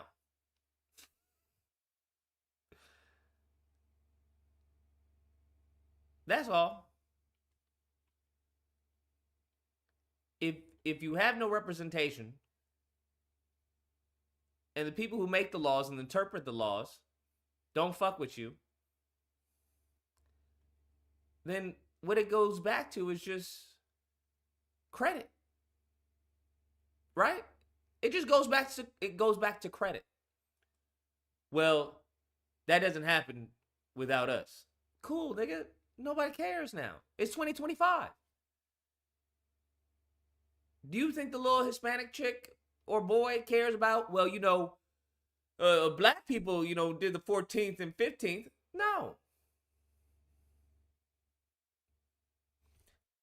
So if all you want is credit, the nigga take it. They don't have, you can have the credit.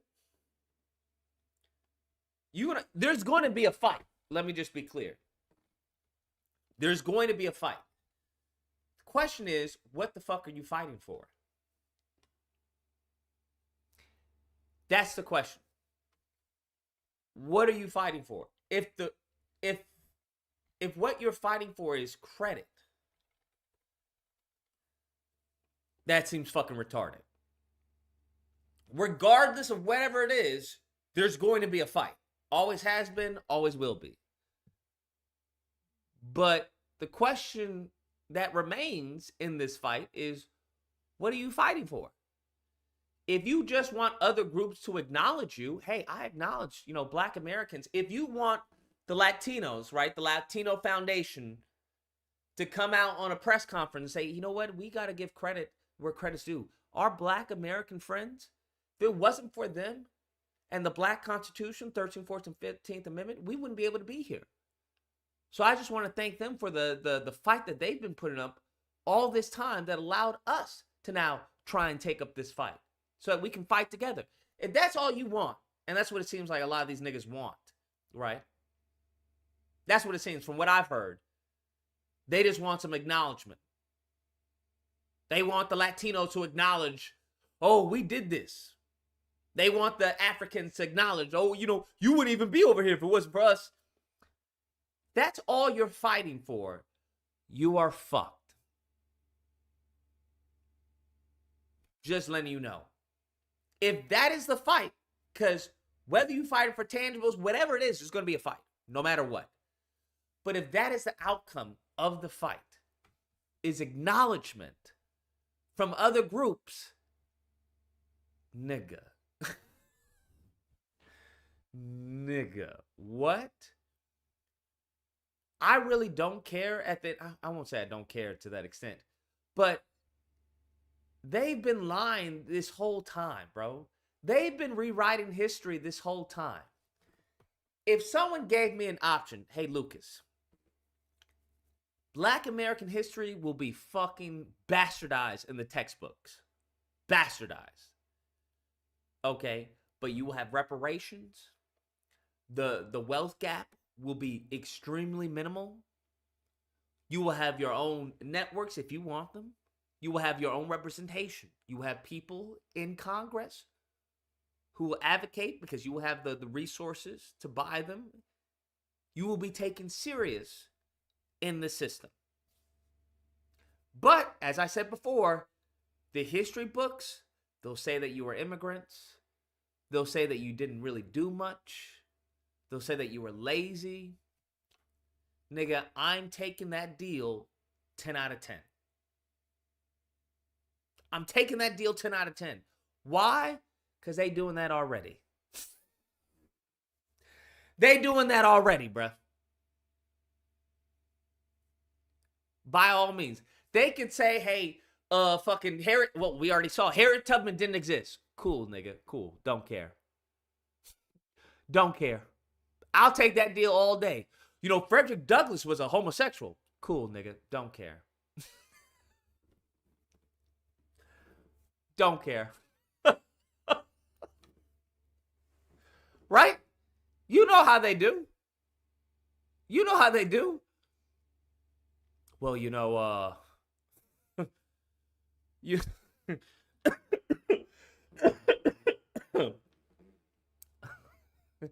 You know, the slave revolts, you know, they were actually celebration parties because of how happy they were on the plantation. Oh, really? That's interesting. Okay. All right, cool. Now, best believe I'll be telling little Lucas, no, nigga, that's not true. They were slave revolts. Because that's what the fuck they were doing. Revolting slavery. Right? Don't tell me I can't be the only person that was corrected upon coming home from school. What do they teach you? No, that's not true. No, that's what they teaching you in the school. It just is what it is. Just is what it is. So yeah, I'll take that deal all day, every day. I really don't give a fuck what you say. If I have the power and the resources to impact your fucking life, not only your life, but like your group's life, nigga, I'll take that every day. Every day. Every day. You can think of me whatever the fuck you want. You can think I'm a lizard person for all I give a fuck. For all I care. Yeah, absolutely. Yeah. So you just have to think about what are you fighting for? That's all. You just have to think about what you're fighting for. If you fighting for acknowledgement, you can get that acknowledgement. You can get that. I just think that's a foolish fight. That's a foolish fight for me. Because it doesn't change anything. Who gives a fuck if they acknowledge, oh yeah, you built the country. Now, as I was saying, so what we're going to do is, you know, we built this fucking country. No, absolutely. You guys absolutely did build the country. You guys did an amazing job. Okay, that White House, holy shit, that place is nice. Have you guys ever been in there? No? Yeah, it's never going to happen. But I appreciate you guys building it. Yeah, fuck yeah. FBA, is that what you guys call yourself? FBA, Black American African. Yeah, cool. Yeah. So anyways, what we're going to be doing, that neighborhood is ran down. We should just buy up those apartment buildings. I've done the reports. We can definitely turn a profit. You know, if that's what you want, bro, nah, bro, I'm sorry. You ain't going to play me like that. Nah, I'm good, bro. Nah, you can keep your credit. I don't give a fuck what you have. I don't give a fuck. I don't need credit. I need a paycheck. I don't give my boss to fucking acknowledge me or anything. Nigga, you're doing a good job. I just want to tell you you're doing it. Nigga, okay, if you think I'm doing a good job, show it in my fucking paycheck. How about that? I don't even need you to fucking say my name. But best believe when it comes to fucking payday, nigga, that direct deposit better fucking hit. That's all I know. That's all I know. But some of these mofos, they'd rather take a pat on the head, a new fucking sticker, a new title, a new shirt. Well, you don't wear a white shirt. You're a manager. You wear a blue shirt now. Oh. Nah, nigga. Give me a pay raise, nigga. I'll wear a fucking brown bag, bro. I don't give a fuck. Give me a pay raise. I don't need your fucking new title. I don't need the fucking new shirt. I don't need the new responsibilities, bro. Give me a pay raise. How about that? The fuck? Need your fucking, oh, you doing a good job. Okay, all right. That's cool. That's cool. Culture is traditions. It's style. It's... Now, I agree with this. I don't know why he's completely diluting culture into to language. That's interesting. Certain taboos, you know, and taboos don't have to be a big, huge thing. Bring raisins in a potato salad to a family reunion. Watch what happens to you, right? Or if we're going to talk about taboos that still happen but are still considered taboo, bring home a white girl. See what happens. You at bare minimum are getting talked about. Not saying that there's not an OJ. Not saying that you will. Now listen. In most black families, they won't get on your case, but you will get side-eyed. I will say that. They won't get on your case, but you will get side-eyed. Oh, okay.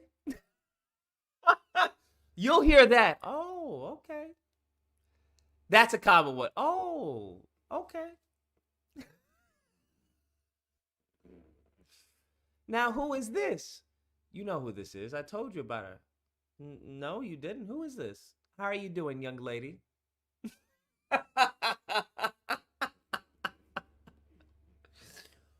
Oh, okay. All right.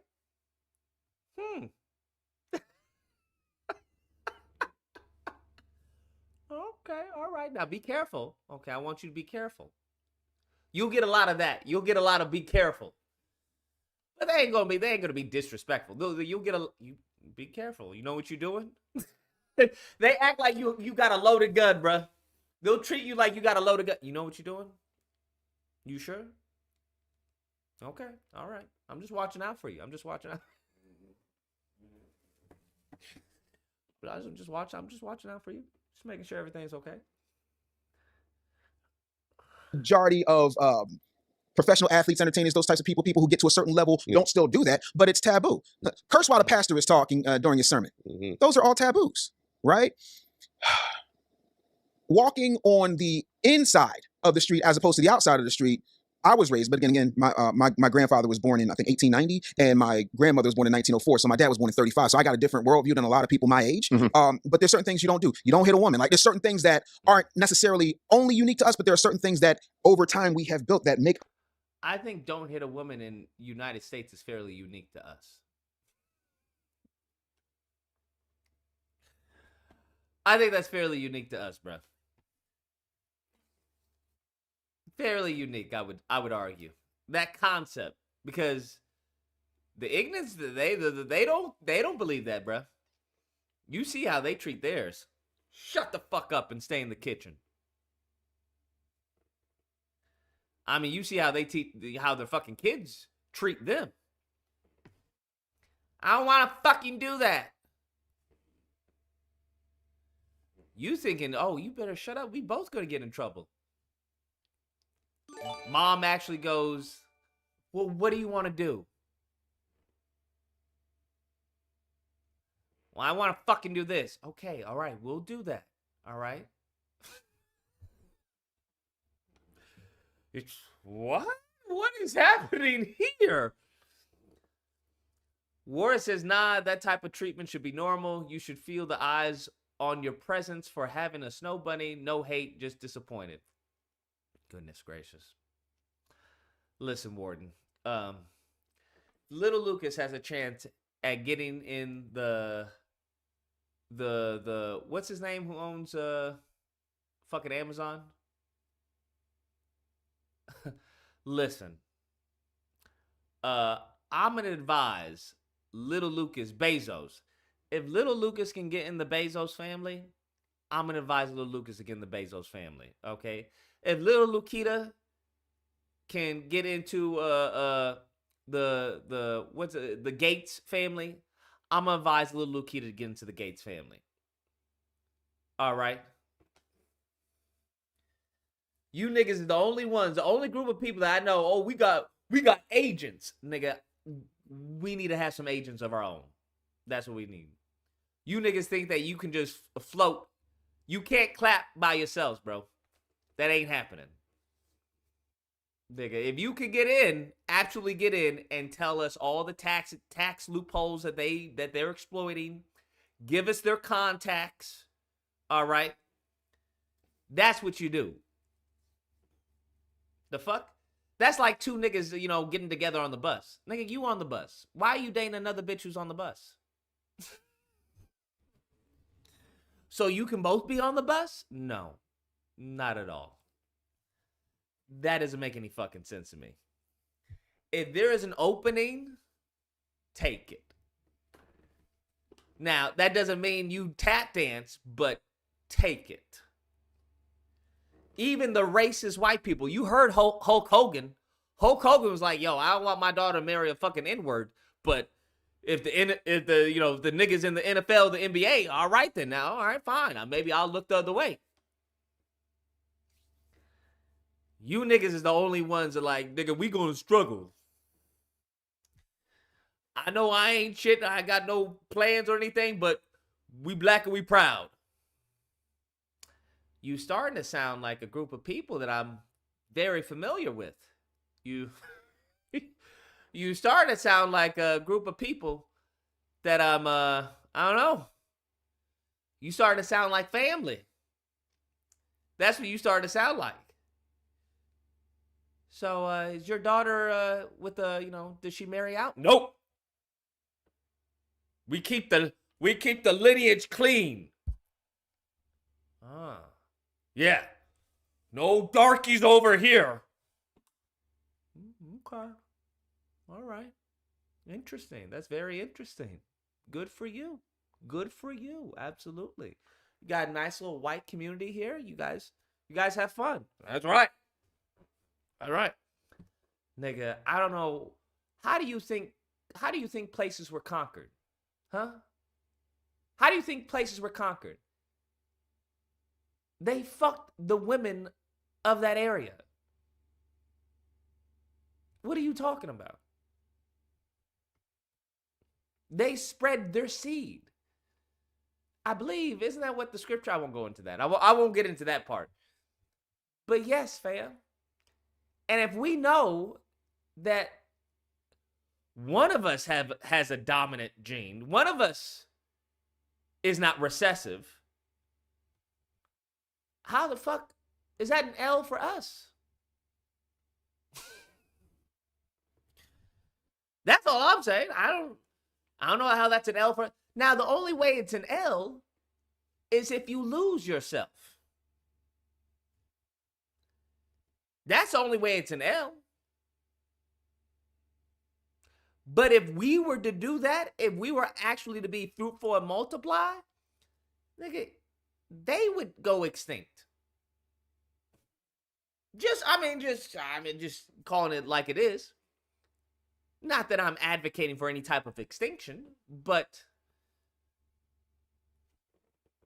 just saying. But I absolutely, if there's a opening, take it. If there's an opening, take it 100%. Ladies, black women, let me tell you something. Don't believe in this struggle fucking love. Don't believe in that. There is nothing in the Bible, in black American history, and African American history that says you need to be with a broke nigga who's got nothing going for him. Don't allow them to make you believe that, okay? If little Timmy is going to Harvard and little Timmy likes him some chocolate, go ahead and get little Timmy. Now, what I will say, you make sure to divert some of little Timmy's resources to your people. That's what I will say. Have little Timmy build up a HBCU. Have little Timmy build up a nice little playground. Yes, that's what you do. Absolutely.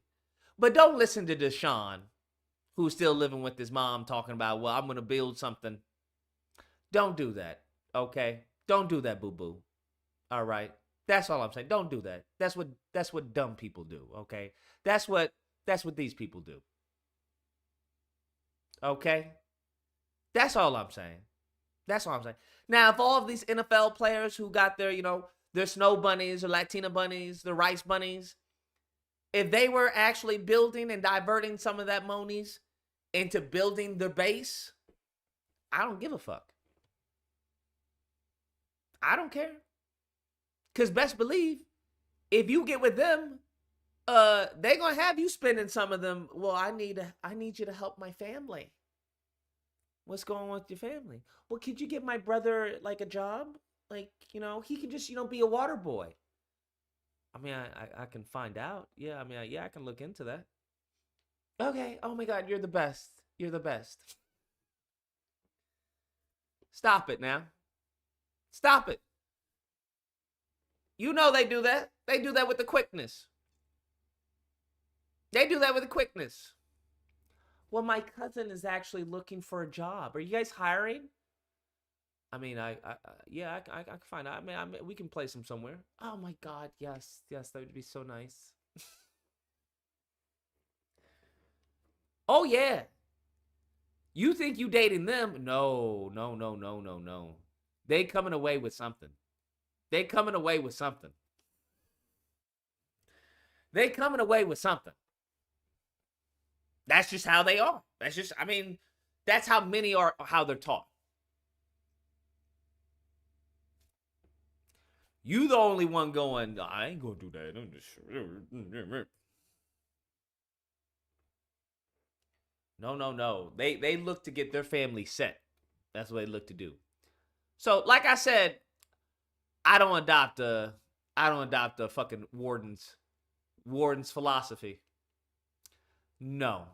Now, if Deshaun got the acceptance letter to Harvard, by all means, latch on to Deshaun and make sure he's strong, okay? Because he's gonna need it. But if Deshaun wants to take a few years to figure out what's going on and what he wants to do and how he feels, no. Let Deshaun go by the wayside, boo-boo. You have there is nothing that should force you into mediocrity. I don't give a fuck if it's black mediocrity, okay? These niggas think that black mediocrity is better than, non-black mediocrity. Doesn't make any fucking sense. Instead of staying around dumb niggas, how about you just try and help the dumb niggas become smart? You can't help dumb niggas become smart if you hanging around dumb niggas. I don't know what to tell you. So, if you actually want to help your people, you have a responsibility to be successful. Broke people can't help you. If you can't pay the rent, you're not going to talk to someone else who can't pay the rent. That's all I'm saying. Now, it would be optimal if Deshaun gets the Harvard acceptance letter. Then sure, by all means. But don't attach yourself to a sinking ship out of some misplaced allegiance to the group. Not all black men are struggling. So you need to ask yourself, why you keep on getting with struggling black men? Not all black women are twerking. So you need to ask yourself, why do you keep on getting with twerking black women, or women that you don't, all the black women do this? No. But then that goes back into, are you a part of the family? Because family knows family, and, some of y'all try to family hop. You can't do that. But at the end of the day, if the goal is to get the resources, then yeah, there's only one way. I mean, there's a multiple of ways to get the resources, but we all know resources are limited. So you can do as they did, which is steal them. You can steal them, or you can acquire them, via marriage, which is historically what they've also done. Or you can acquire them via business. There's multiple ways. I'm just saying, hey, if there is an option for you to get the W, get the fucking W, bro. Get the fucking W. The fuck? That doesn't make any sense. Doesn't make any sense. You can't help your people being broke. You can't build a school being broke. You can't create an all-black college or a black scholarship being broke. Now, what tends to happen is that people get caught up with the love of money. Now, if you get caught up with the love of money, yeah, then you're fucked. It's game over. But as long as you got your eyes on the prize, yeah, nah. There are shortcuts. There are shortcuts. What did someone show me? Someone showed me that all the women, or like the top 10 or top 20 women, they got their millions. The top richest women got their money via divorce or via marriage or whatever. Okay. Okay. But they got it though at the end of the day. But they got it. You ain't got shit.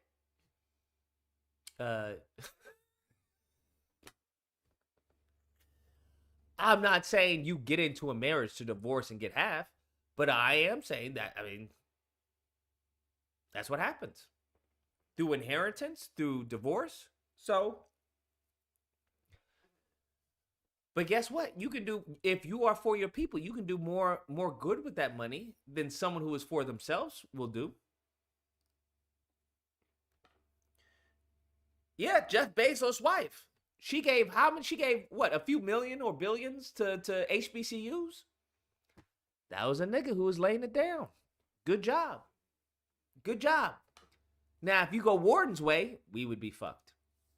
She would have given money to the PWIs. But because, a black man was, laying down the pipe, she was like, let me give money to the HBCUs. How much do y'all need? Fuck it, I'll double it. Here you go. Here you go.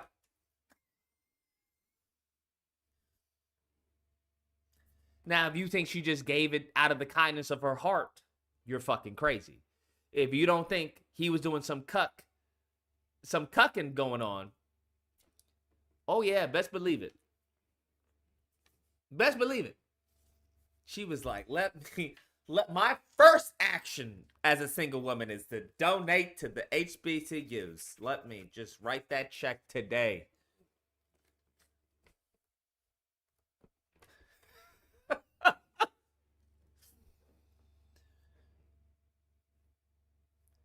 Now, if you had Warren's way, we would have gotten that money, bro. We would have gotten that money. We would have gotten fuck all, bro.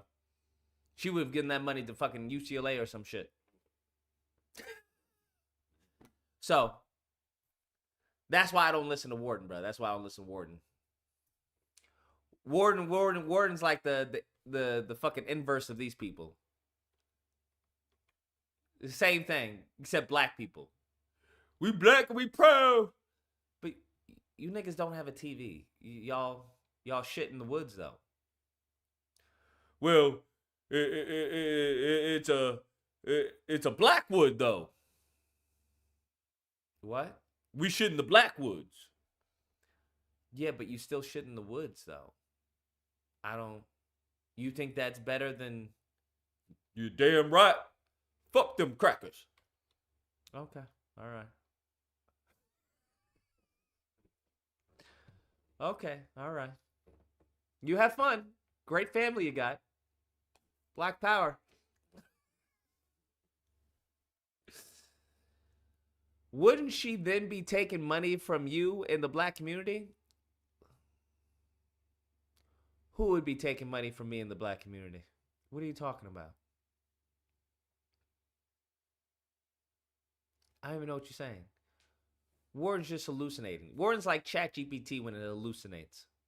It just says shit that sounds good, but it's just factually wrong. It just makes no fucking sense. Up our culture beyond just language. Spirituality was robbed from us. Language was robbed from us. And yes, even with that, with the example Frank gave, and I'll lay my plane on this. Yeah, when you go to school, they got to teach a certain way. Even when you go, I got a cousin that lives in Osaka, Japan, and she teaches English as a second language to Japanese businessmen because they want to come over here. You understand what I'm saying to you? But you have to have a baseline language. Snow Bunny, you Snow Bunny? Listen, if a Latina, white, Asian, the point isn't that you fucking let their family go and suffer. No. You're going to help out wifey's family if you can, if they're in a position that needs help. But what has been the conversation I've been saying? You don't get with struggle. Nigga, what? Every single woman that I've been with has been doing better than me in that moment in time in my life. Always.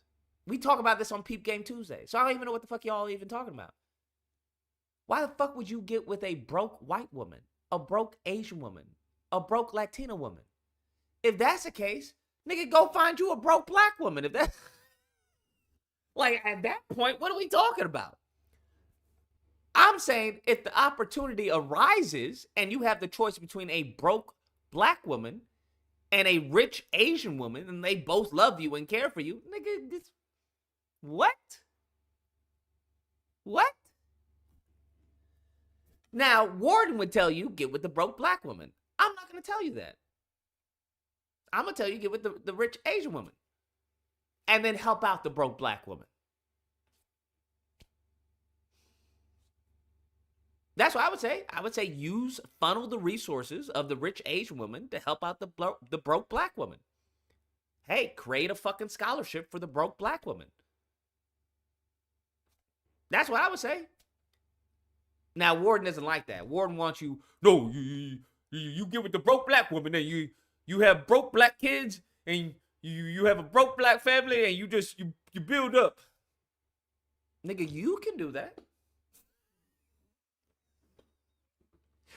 You can do that. You have fun doing that, pimping. You go ahead. I got no problem with that. I got no problem with that. You go ahead. Because there are some women out there that are going to need some help. Nigga, you're the help. My name isn't help. They ain't help. And my whole name, none of it has help in it. None of it has help in it. I don't know what to tell you. But you go ahead. That's when I hear all these people talking about, oh, these fucking thoughts and everything. Like, I don't even care. Why? Because I know there's a fucking dude out there that will get with that woman. When it comes to the OnlyFans, I don't even care about that anymore, to be honest with you. Why? Because I know there's a dude out there that will get with that fucking OnlyFans girl. She'll stop the OnlyFans and just be like, you know what? Now that I've made millions, I want to get with, a God-fearing man. I stopped that. I'm leading a Christian life now. I won't get with her, but I know there's another dude out there that will get with her. So who am I to tell her, hey, don't do OnlyFans? Nah, go ahead. Go ahead. Because I know there's a dude out there that will wife you up. I can't tell the woman, hey, don't have multiple babies with multiple baby daddies. Why? Because I know there's a dude out there that will wipe her up. I can't lie to her. Now, I will say the quality of those dudes,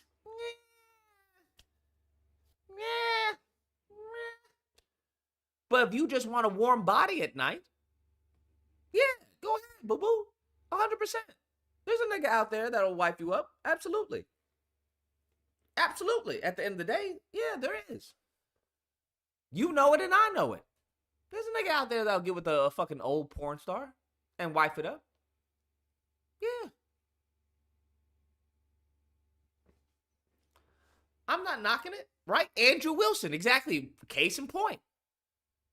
Case in point. I'm not going to tell you no if that's what you genuinely want to do, right? If that's genuinely what you want to do and you know the outcome of you doing that, go for it. Ain't nothing wrong with that, bro. There's nothing wrong with that. In my opinion. But the difference is you're choosing to go to school versus being forced, whipped, chained, bred like cattle, and had anything cultural taken from you. Even the ability to name your child wasn't up to you. Mm. My last name didn't come from the continent. My last name comes from the Anderson slave owners of South Carolina. Mm-hmm. I know exactly what plantation my ancestors come from. Can't tell you the boat, though. Mm. I want to ask, so where did you get your definition of culture? Well, my background is mass comm journalism. Mm-hmm. And if you do advanced mass comm journalism, of course, you're going to do multicultural understanding. Mm-hmm. And in the study of multicultural difference in understanding, of course, you study how languages were developed, what it meant for people, and so on and so forth. And it's the first thing that allows you to understand how to interact when you move from one place to go to another place. Mm-hmm. So through that, and then, of course, my column for 13 years was life and culture. I didn't report on politics, economics, or wars. Mm-hmm. I reported on life and culture. Right. It allowed me to study, and I realized, how would I know? I began to compare it. Mm. Okay, to where I'm coming from. And I said, something went wrong. I would give me just a little bit to explain something. You know where my interest as a black man became piqued after traveling the world? When I began to hear the slogans we create, the narratives we create. Mm-hmm. Okay? I was speaking in Kenya on a university campus. One young man got up and told me how I missed the point about why Kenya is the way it is. And blamed the white man who came to take their culture and stop them from speaking their local languages and gave us Christianity. Oh, he went down the laundry list of things that happened to them and it's still happening. So I said, wow, you're a brilliant man. I've never met anyone who have made this list, but I have only one question. Why did it work? Mm. And that's crazy. Why did it work? I'll tell you why it worked. We're naive. We're too kind, bro. We're just too kind, man. We're too forgiving, that's for sure. Too forgiving. They take advantage of that. They see that as weakness.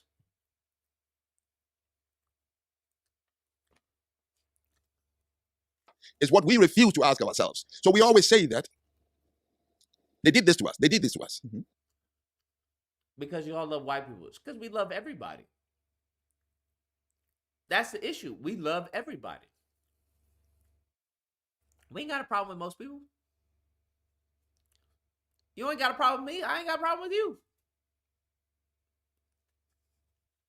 Problem is that we expect everyone to have that same mentality. It's not the case. If somebody's playing for keeps and somebody's just playing, to play, it's a different mindset. It's like someone who's playing a game to have fun versus someone who's playing a game to be competitive. An entirely different fucking mindset. An entirely different perspective. If someone's playing a game if someone's playing Monopoly, I just want to have a house. I just want to have one place. That's all I want. Versus someone was saying, I want to have as many as I can get, bro. It's a different mindset. It's going to be a different strategy, a different type of planning, a different understanding. So it's cool to have that mindset. There's nothing wrong to have that mindset, but you're not in an area that fosters that fucking mentality. You are in a land that sees that as weakness. You are in a land that sees that as a disadvantage. I don't think that's a bad mindset to have. I don't. But everyone around you does. You can play by the rules of the game, but if everyone else is fucking cheating, you're the fucking idiot. What do I give a fuck if you this is what I'm talking about when it comes to credit.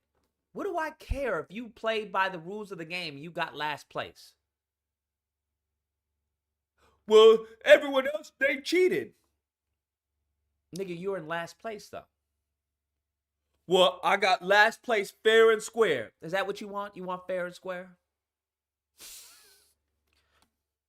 Is that what you want? And that's where the Bible comes in. That's where, well, God told me. God would want me to do this. I'm not knocking scripture. I'm just saying it's very interesting. It's very interesting how scripture comes up magically to inhibit your ambition. That's what I find interesting. That's what I find interesting. These motherfuckers will fucking a Jewish person, a Christian, they'll place pause very conveniently. They're a Christian or they're a Jewish person conveniently. Only niggas would be like, well, God wouldn't want me to do that. Okay.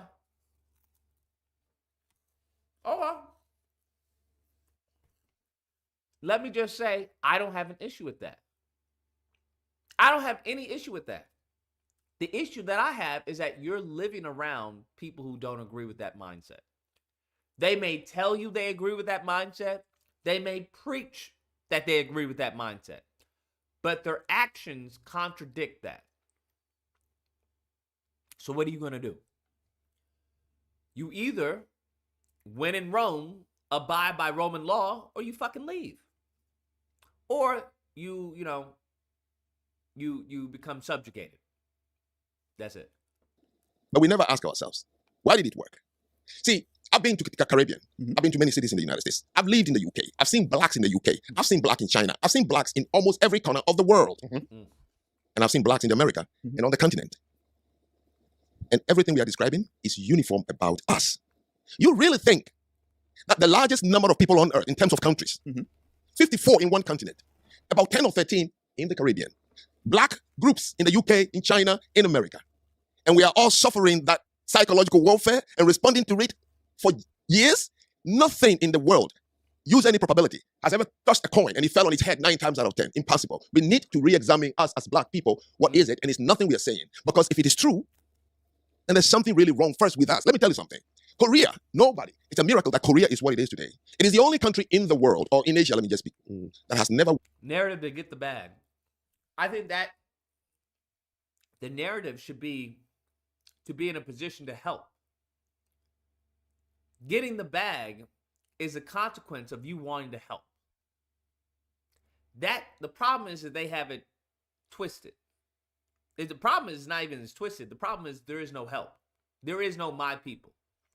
That's the problem. Problem is get the bag, that's it. But the reason why you want to be successful is so you can help. So you can, lend a hand. So if your brother or your sister, needs the rent or they need some assistance, whatever, you're in a position to assist them. Wage war. They call them Pakachon, inferior, by the Japanese, the Mongolians, Chinese. They were bullied and they were invaded, colonized, tortured for hundreds of years. Why didn't it work on them? The Jews went into slavery, the globe, 4,000 years in the diaspora. In Egypt, in Baghdad, which was formerly Babylon. When they were in Europe, what was the name? The Aryan race through the Nazi organization said they were, Jews are inferior. It's what they said over and again to German kids. When they arrived in America, Sammy Davis had a joke. He said he was getting on the bus in Montgomery. The driver told him to get to the back of the bus. He said, no, you don't understand. I'm a Jew. He said, oh, get off the bus then. In 1977, a black man bought a home in Westport, Connecticut. That's pretty fucking funny. That's pretty funny. Riding a bus in Montgomery. Bus driver said, get in the back of the bus. You don't understand. I'm Jewish. Oh, then get the fuck off the bus. Before a Jew. Jews were not allowed to rent or buy a home in Greenwich, in Westport, in Darien. There's a story Donald Trump had to build the first golf course when he became aware that Jews and blacks were not allowed to play in golf courses. Jews had it tough in this country through redlining, where they were not allowed to set up businesses, so they were forced to converge and start loaning to themselves from within. It didn't happen to them 4,000 years, longer than we were in slave or colonization. So the question you need to ask is, if they did all these things against us, why did it work? Let me give you one thing. To the response I said earlier, why African Americans didn't leave after slavery. Not because there was no place to go to. That is completely a lie. Ask yourself, the Ashantis knew that they were the most powerful tribe in Ghana, followed by the Airways, the Gans, the Twees, Akwamus, everybody. They knew that they didn't form the country Ghana, that they were forced, okay? But it came to an end. For Ghana, 1957. Why didn't they go back to become the individual tribes they were? Was anybody there telling them you can't? No. Do you know why they stayed as a country? What? They were attracted by the gleam the colonial left behind. The roads, the hospitals, the schools, the post office, the fire department, the buses with air conditioning from London imported to their country, the railway lines, all the beautiful things. Why didn't you live here? It's not because you don't know where to go. It's because you didn't hate the white man and you weren't afraid of him. I think you're eliminating the fact. Damn. You didn't hate the white man, you weren't afraid of him. That we built blood, sweat, tears, deaths, so much. We are the biggest innovators. We built America. Why give up everything we built? Once again, where does that go to? We built.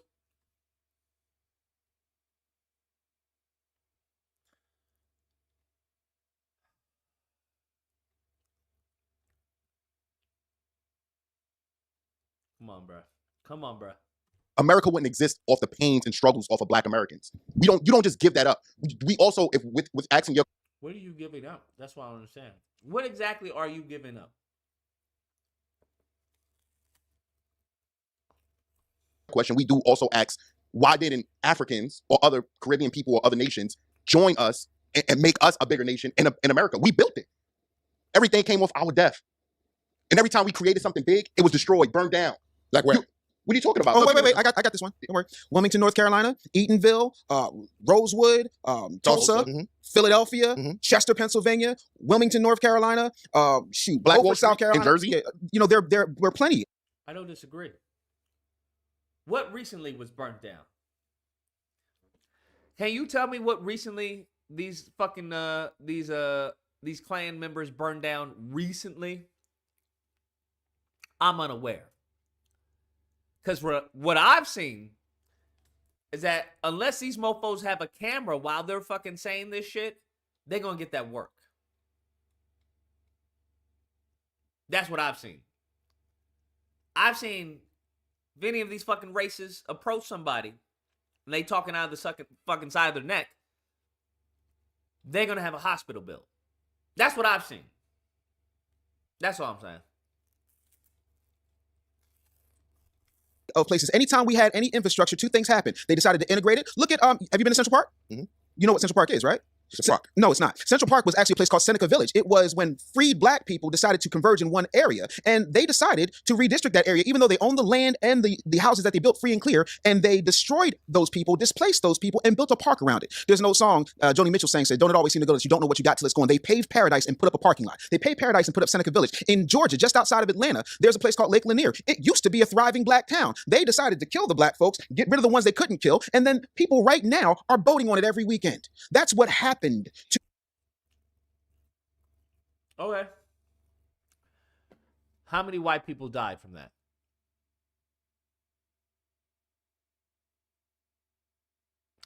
How many white people were killed from that? How many white people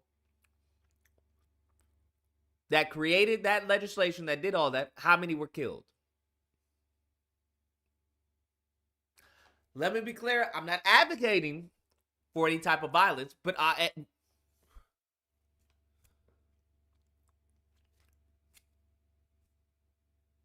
that's all. That's all I'm saying. That's all I'm saying. How many hospital bills came from that?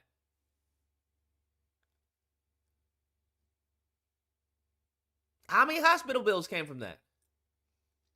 So I would argue that if black Americans, African Americans, foundational Americans, whatever, were to build something, and these mofos were to try and shut it down, build over it, whatever, there would be a big fucking problem, bro.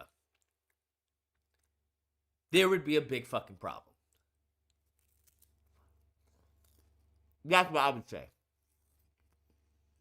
And the only way there wouldn't be a big problem, there was no self-respect, and if there was no unity. But if there was unity, yes, there would be a big fucking problem, bro. There would be a big fucking problem. To us. That's what got destroyed. And it doesn't mean that we don't keep building, but after a while, even if you look at the flea experiment. I think, yeah, this is when he brings up the flea experiment. This is why I'm like, bruh, this is a horrible example, because what you're saying is that black people are cooked. If you have been conditioned to accept being fucked over, then nigga, you're gonna get fucked over. That's it. That's the end of the story. They accepted being fucked over. End of story. End of the movie. You familiar with the flea experiment? The what? The flea experiment. No. So the flea experiment goes like this. You take a bunch of fleas, you put them in a jar, you put the top on the jar, and you put holes in the top of the jar. After a while, the fleas will stop at the top of the jar because they get tired of smacking up against the top of the jar. Now, because you have conditioned the fleas that they're not going to go above the top of the jar, you take the top of the jar off and you never have to worry about them jumping out of the jar because they don't think there's anything above the jar. So if you have been killed, bombed, drowned, thrown out, redistrict, redlined, yeah, those are historical facts. I got time. We can Google it. Sure. What did you just say black Americans are? In his case, foundational black Americans. Cooked. That's what I took from that example. We're cooked. We're cooked. Is that we've been trying so hard. You know what? Try, fail, try and fail, try and fail, try and shut. It's not even fail, right? These aren't failures that he's listing off. This is sabotage. This is undermining. So it's not even that we're failing. He's simply saying that, you know what? We've now been conditioned to believe that if we were to build something, it would be destroyed. So we're not going to build anything. That's fucking crazy to me. Because if that's a mindset you have, then you, as a group, are cooked. It's game over.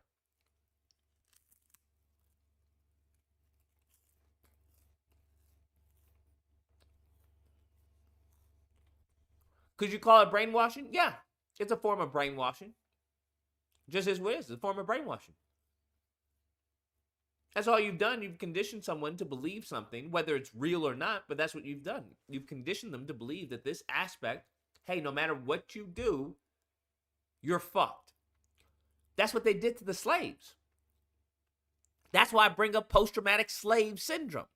Post-traumatic slave syndrome. That's what they did to the slaves. So when people ask, hey, why did they escape? Bruh, the mind, once the mind is broken, the body follows.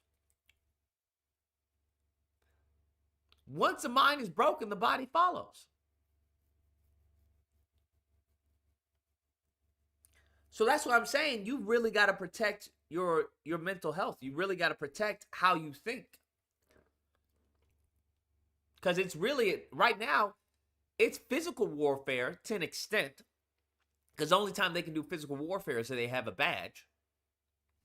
Those are just facts. So if they know they can't physically compete, what do they do? Mental games. Now it's mental warfare.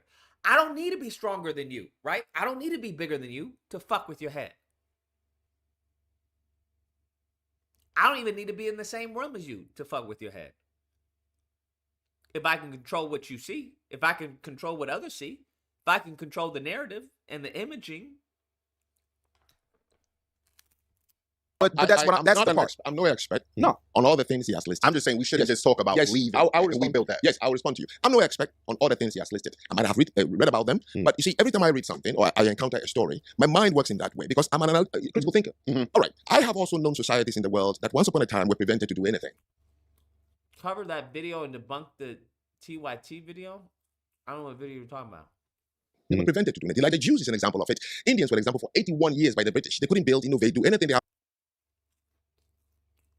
We still getting hanged, so it ain't just a badge? Listen, if you're getting hanged in 2025, I don't know what to tell you. That's on you.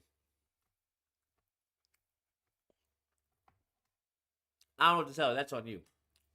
Because there's so many cameras. There's phones.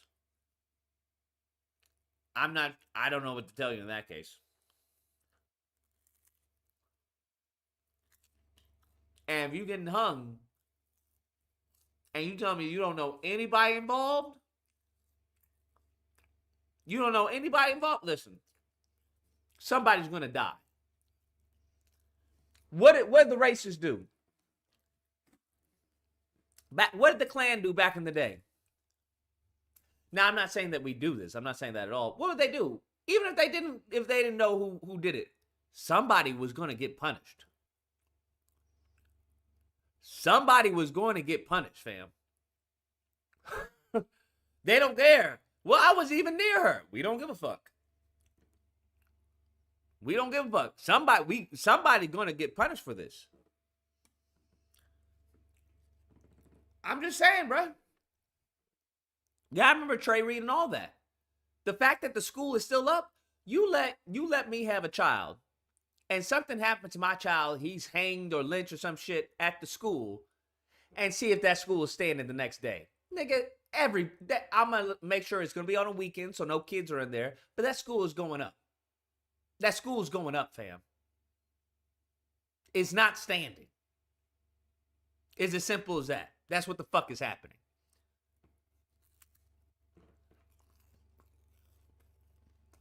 These motherfuckers can shoot up a block to get one nigga, but you can't fucking cause havoc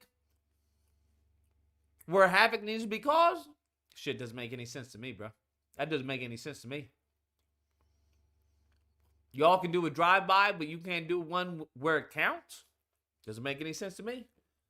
Not that I'm advocating for any type of drive-bys or violence. I'm just saying we need to have some more structured ignorance.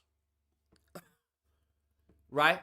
We need to have a little more strategical ignorance. But you let some shit like that happen. Nigga, at that point, you've taken everything that matters to me. You've taken the reason for my existence at that point. Yeah. Wait, what's the worst you can do? Put me in jail? Okay. That's if you catch me. That's if you can prove it was me to begin with. Yeah, I don't know, man. Lucas, I'm ready when you're ready.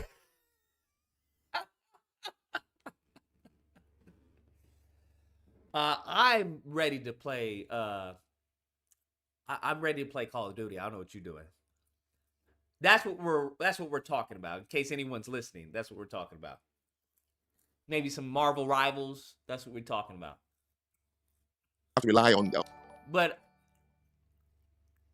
I'm just that I get what he's saying, bruh.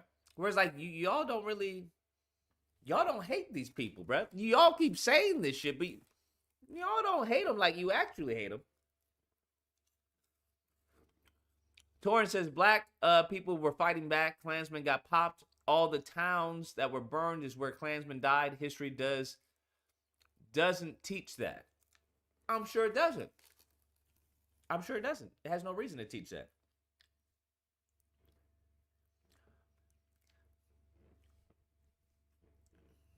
On the white people, right? And you can go down Korea the same way. However, I believe in something called the second advantage, meaning when the phenomena is over, you should repeat it. So somebody gave me the first lecture about Tulsa, Oklahoma, and I said, "What year was that?" Quite a long time ago, right? Okay, at one time in this country, we will not have an opportunity to do certain things. But if that ability to build Black Wall Street is innate, why haven't we repeated it? Because we cannot. And here's now let's go to your flea experiment. Sure. Now this is why I disagree when he says we cannot. What the fuck can't we do if we want to do it? Who's going to stop us? I'm all ears. That's why I disagree. Now, will they try? Yes. That's why I disagree. Absolutely. They've been trying. They tried, but they failed. That's the difference. They've been failing. That's the difference. We can't reward their failing by not trying. That's all I'm saying. We can't reward their failing by not trying.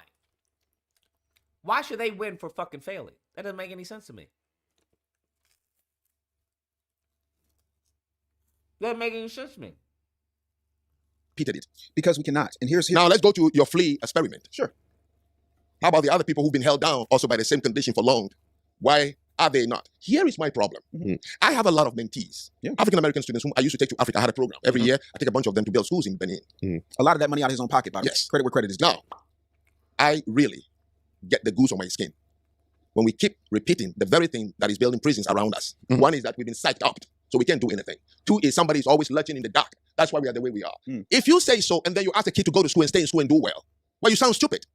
Why don't you go and kill the white supremacists so the problem will go away from me? There is something that is just human. Let's rewind that. Let's rewind that. Will go away from me. I don't think enough people, once again, I'm not advocating for any type of violence. I believe in peace. Why don't you go and kill the white supremacists so the problem will go away from me?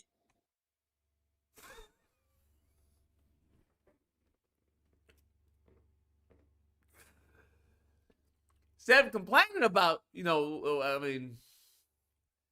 how about we get some permanent solutions? That's what I've said to Africans. I'm like, why are you allowing the Asians to come over there and do the...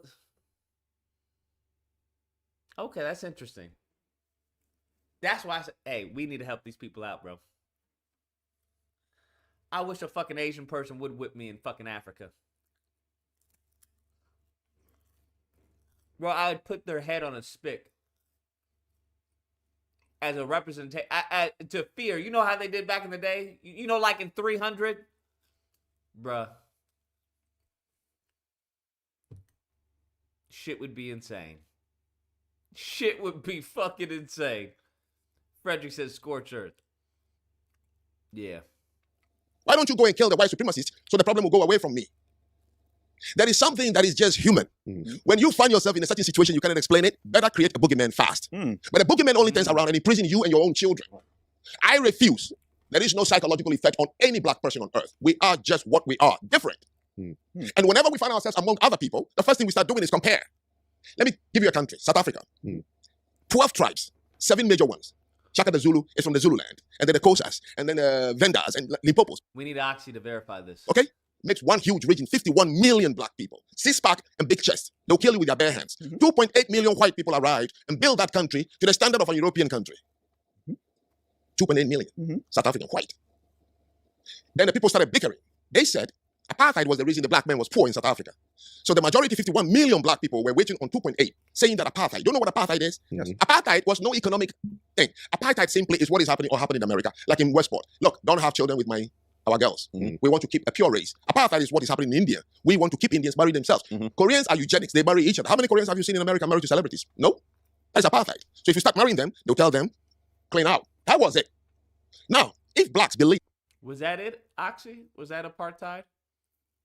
That's interesting. I haven't heard this one. I haven't heard this version of apartheid. That they can build South Africa. You know what? Mandela wouldn't waste his time in prison and all these things. He would have simply said, you know what?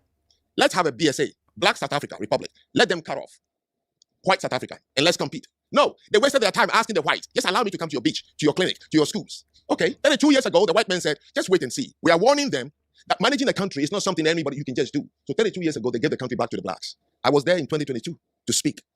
They are now having load shed. Electricity can't stay on. Water is not flowing. Roads are cracked. Airport is breaking down. The Durban train station is finished. When they gave it to blacks. So you're saying that they're not capable? No, they're not capable.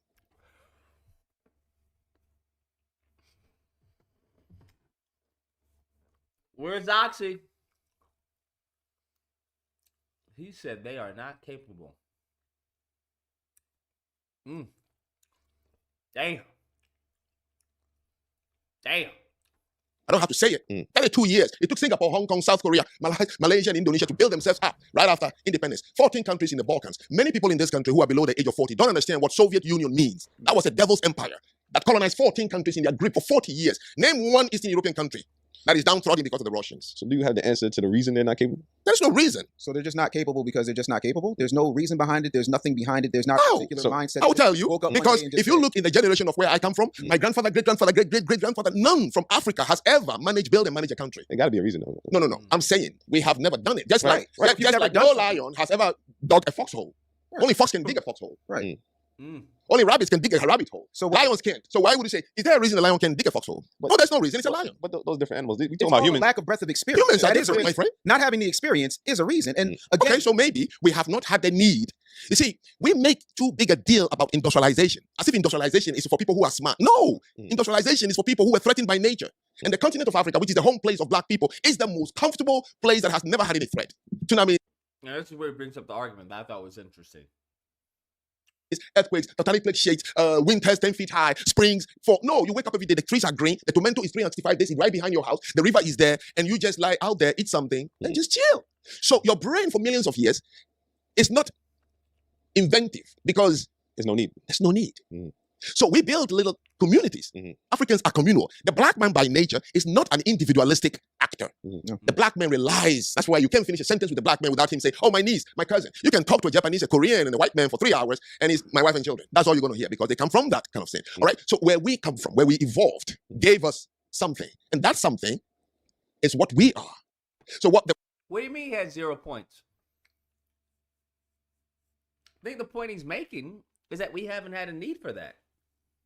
Where you evolved from, there has been a need for that because you live off the land. And the land has always been bountiful. It's always been plentiful. That's the point that he's making. The white person did in South Africa, it's not because he's smart, it's because just over years, millions of years, they've been in threat from nature. So always their brain is inventive. Oh, how can we protect ourselves? We didn't need a reason to let the water be in some, because it's not going to freeze. And we have to come back to that. But we keep preaching that somebody, this wiggly white small race, have held down black men. Shaquille O'Neal size of. It's wiggly. Damn. I mean, that's what I've said too. I'm like, I don't think we want to go around saying that, bruh. I don't think we want to go around saying that, bruh. Because it's not making any sense, bruh. It's really not making sense if you really look at it. People. And then our children are hearing it. And you forget to see why our children hate each other because you say we are nothing. So it's easy for the black man to kill the other person. And I'm just saying we need to stop this. Stop it. How can one race on earth have the same experience and it's not going away? I agree with you, right? To a certain degree. So to the question, we build it so we won't live it. You're lying to yourself. What did you build in America? Name one thing you built. You were in the 6 states in the South farms because of your ability. They took them to Jamaica because of plantation. They took them to Haiti because of plantation. So when they brought you here, it's because farms. And you keep saying we build. You're making the kids angry. If the man didn't have a home, how could he bring you as a slave? He built the country. He wanted you here to maintain some things, man. So what? You build. So what? You will give your dignity, your children's dignity, because we build the country. Therefore, we're going to stay in the country where we will be looked down upon. We will be indignified because I build it. Instead of you going and build. You know what the Jews build in other people's country, but they left it easily to go to a desert. And look at it today. Touch one of them, and God bless you. A desert that was started and state sanctioned in 1946, the year my mother was born. A desert. Literally built the White House. And how many black people have been in the White House since?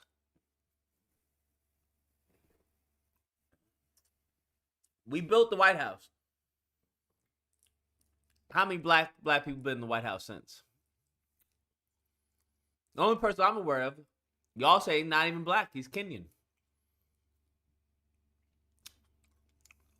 That also came with infrastructure, a desert that also came with banking systems, a desert that also came with absolutely no laws preventing them to build freely. But That I'm is saying no. Hold on, Frank. I sat here very quietly, Okay, intently okay, listening. sorry. I got 2 ears and 1 mouth, so I was listening twice as much as I normally talk. Jews were allowed to build institutions, hospitals, banks, all of those things over time. And when they left what was happening because of Hitler, they also came with their wealth intact. And they were allowed to commune together and build those things, freedom or whatever the case may be. And they all put their money into the Freedmen's Bank. And you know what happened? The government and the robber barons and the people running the Freedmen's Bank took all of their money. Do you know how many black owned and operated banks there are currently in these United States? No. 22. Most of those are completely underfunded, and they don't have a network that does not get the same support from the FDIC as a Wells Fargo, Chase Manhattan, all of those things. These things are unique. There is, in fact, and you know this because you have lived. I've lived in 34 cities in 19 states. I've been around. I understand how certain things go. But can you, right now, with your wealth and the people that you know, how much land in Chinatown anywhere in the United States can you buy right now? Which Chinatown? The one here? Any Chinatown. How much can you buy right now? Well, I don't know. 0. They won't allow it. How much can you buy in the... Who won't allow it?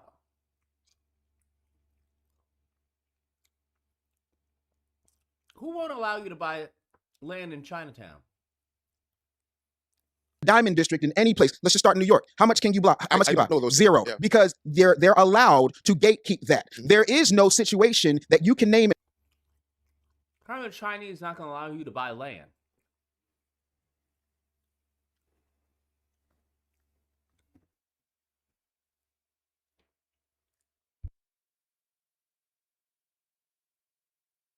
Yeah, I don't understand that one. Unless you want to say they won't sell their property to you. And if that's the case, well, then you got a lawsuit. That's fucking awesome. That'd be amazing. That would be amazing. If they won't sell you the land because you're not Chinese, yeah, that's a lawsuit. Let's go. Let's fucking go. I hope somebody can prove that. If he can prove that, let's fucking go. Let's get that class action lawsuit up and running. In America, in modern times, taking slavery and everything off the table, just starting from 1865 on, that does not have white involvement and white interference. If you can name it, I will apologize, but it does not exist. And that's what makes us unique versus the Jews who were allowed to take their money. Oh, and by the way, the United States of America, also Germany, all of those countries that were involved in World War II paid and repaired the Jews. Japanese Americans who were put in internment camps because America allegedly was afraid of another Pearl Harbor, but we all know historically that was some BS because they knew Pearl Harbor was going to happen before it happened and they allowed it to happen, took the Japanese Americans out of their homes, out of their stores, out of their businesses, out of their communities, and put them in internment camps. And when they released them when the war... I hear if you're saying redlining, but if that's the case, then we should have our own diamond district. Right? By that logic. We should have our own district. That's what I'm saying. It was over. You know what they did? They repaired them financially. They gave them grants, land grants. So it's easy to talk about, well, look at what the Jews did, this, that, and the third. Because the other part of that is you can freely, without fear of recompense, without fear of cancellation, without fear of any type of retaliation, talk extremely critically of foundational Black Americans. I dare you to go do that to Edelstein and the folks over at the National Defamation League and see how quickly Frank Zanu gets canceled. See how quickly your bank accounts get frozen. See how quickly you become public enemy. Yeah. Okay. I don't know what point he's making. I just don't understand what point he's making.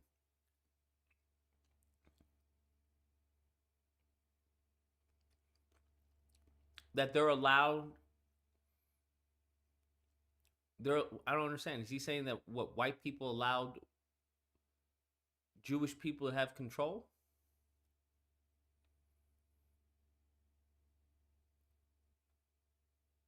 I'm just trying to understand. Because we have NAACP and whatnot. We have these organizations. I just don't think that we're invested in those organizations.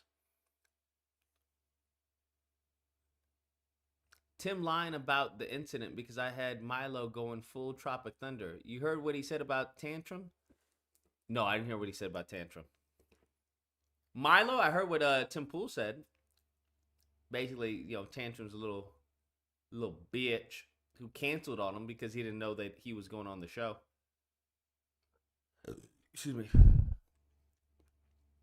Me, number one. But they will back you and make sure your algorithm goes viral to the point where people wrongly are threatening your life. It's not an apples to apples comparison. We're comparing apples to ancestry and the freedom to make it happen. That's not NAACP was a Jewish creation. And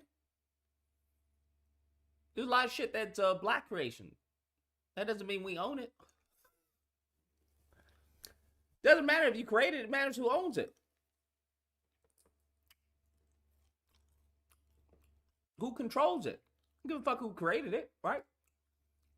We foundational, but we don't control it.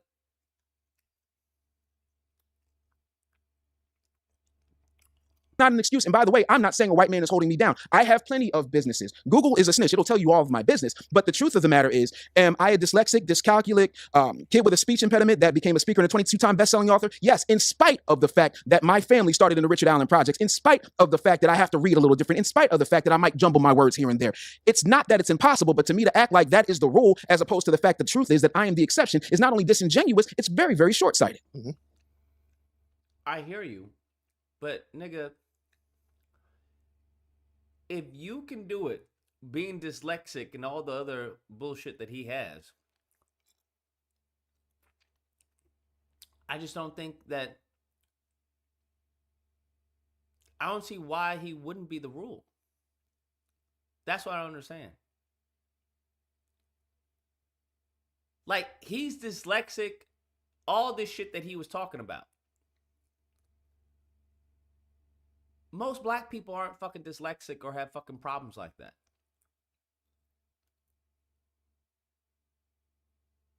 So I don't understand.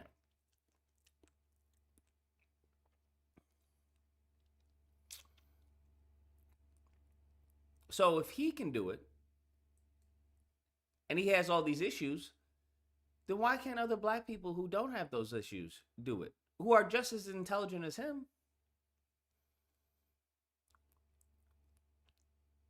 I think we can. We just haven't applied recently that I'm aware of. That's all.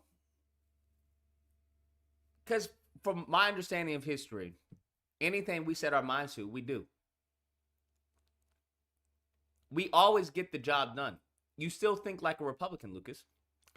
No, I think like someone who has looked at history and looked at the present and shit's not adding up. It's not about Republican. A Republican will say that, hey, there is no racism. You know, there is no systemic racism. You don't have to worry about that. That's not what I'm saying. I'm saying that historically speaking, in spite of all that, we still gotten the W. In spite of that. The issue now is not that he's the exception. I think the issue now is that the mind has been fucked. The brain is scattered. Like right now online, most of these niggas is talking about, tethers versus akatas versus all that shit. Nigga, if your biggest gripe right now is talking about, tethers and shit like that, bro, you're not worried about building. They go into fucking comedy shows. You're not worried about building. We wanted a history museum, did we not? Came to be.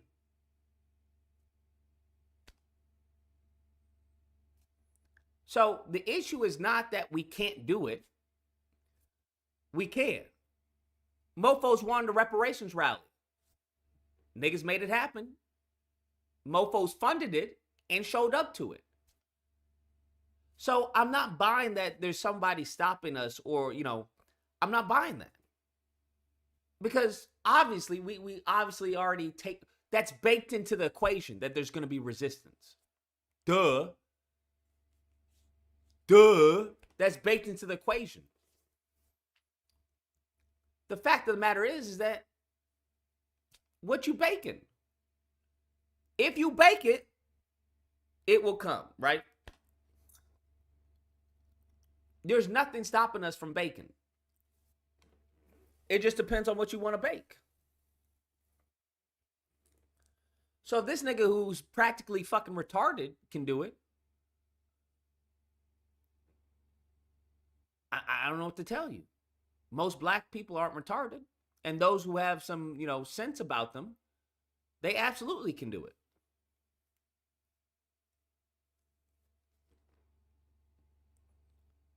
So as I said before, if there's no goal in mind, then what are you fucking doing? Any job will have you have goals, right? They have milestones. They have goals that they want to hit. If you're in sales, hey, you have goals that you're trying to hit for the month. No matter what job you're in, you have goals to hit. You have objectives to complete. Do you not? You tell me a job that you don't have an objective. I don't give a fuck if it's a greeter at the fucking front of Walmart. Their objective is, hey, you have to greet everyone that comes into the store. That's what you have to do. That is your job. Now, as a group, if you don't have any objective, what do you think you'll accomplish? You're not going to accomplish anything. What you're going to have is a bunch of people saying, we should be doing this, we should be doing that, we should be doing this. That also comes with a lack of leadership. But now niggas want to talk about, hey, well, we don't have no leaders. It's just a lineage. Okay, a lineage without a leadership for the future of the lineage is extinction, fam. What are we talking about? Doesn't make any fucking sense. And if you agree that there's a system of oppression, then what are we talking about? Nigga, when has the system of oppression stopped us from doing what we wanted to do? I'm unaware. In order for Black Wall Street to be burned down, nigga, it had to be built.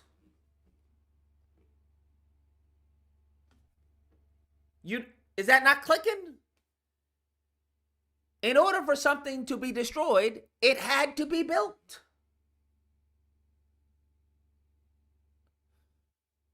That means that there were a group of people who were like, nigga, we gonna build this shit. All right, bet, let's do it. Didn't happen overnight. But there was an objective. We want to build this business. Oh, we're gonna build another business. Oh, we're gonna have this.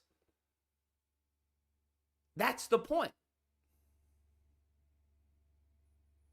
But if you got no objectives and all you got are fucking, I don't know, pipe dreams and platitudes, then nigga, nothing's gonna happen. It just is what it is. It just is what it is. So I hear what he's saying, but nah, I think we're way more competent than most. Way more competent, just given our history and given the lineage. You can't tell me you come from this lineage who's done all this shit and then be like, well, these people is stopping us. Nigga, what? Shit don't make any sense. You can't tell me these people are stopping you. You can't tell me that. These people, if you want to cross the street and go get a fucking coffee from Starbucks, you can't tell me these people are stopping you from doing that, bro. You can't tell me.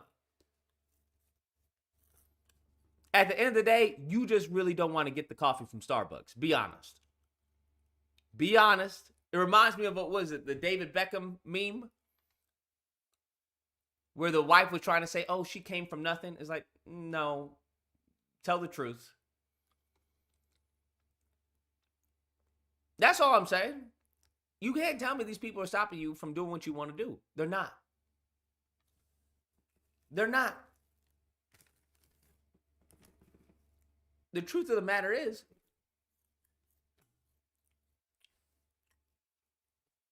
I don't think there's any cohesive plan. There's no plan. There's no strategy. This is something every black person, whether it's Welsing, whether it's Dr. Claude Anderson, whether it's I'm trying to think of others. That's what they've all said. They've laid it out. Hey, this is what we should do. This is what we need to do.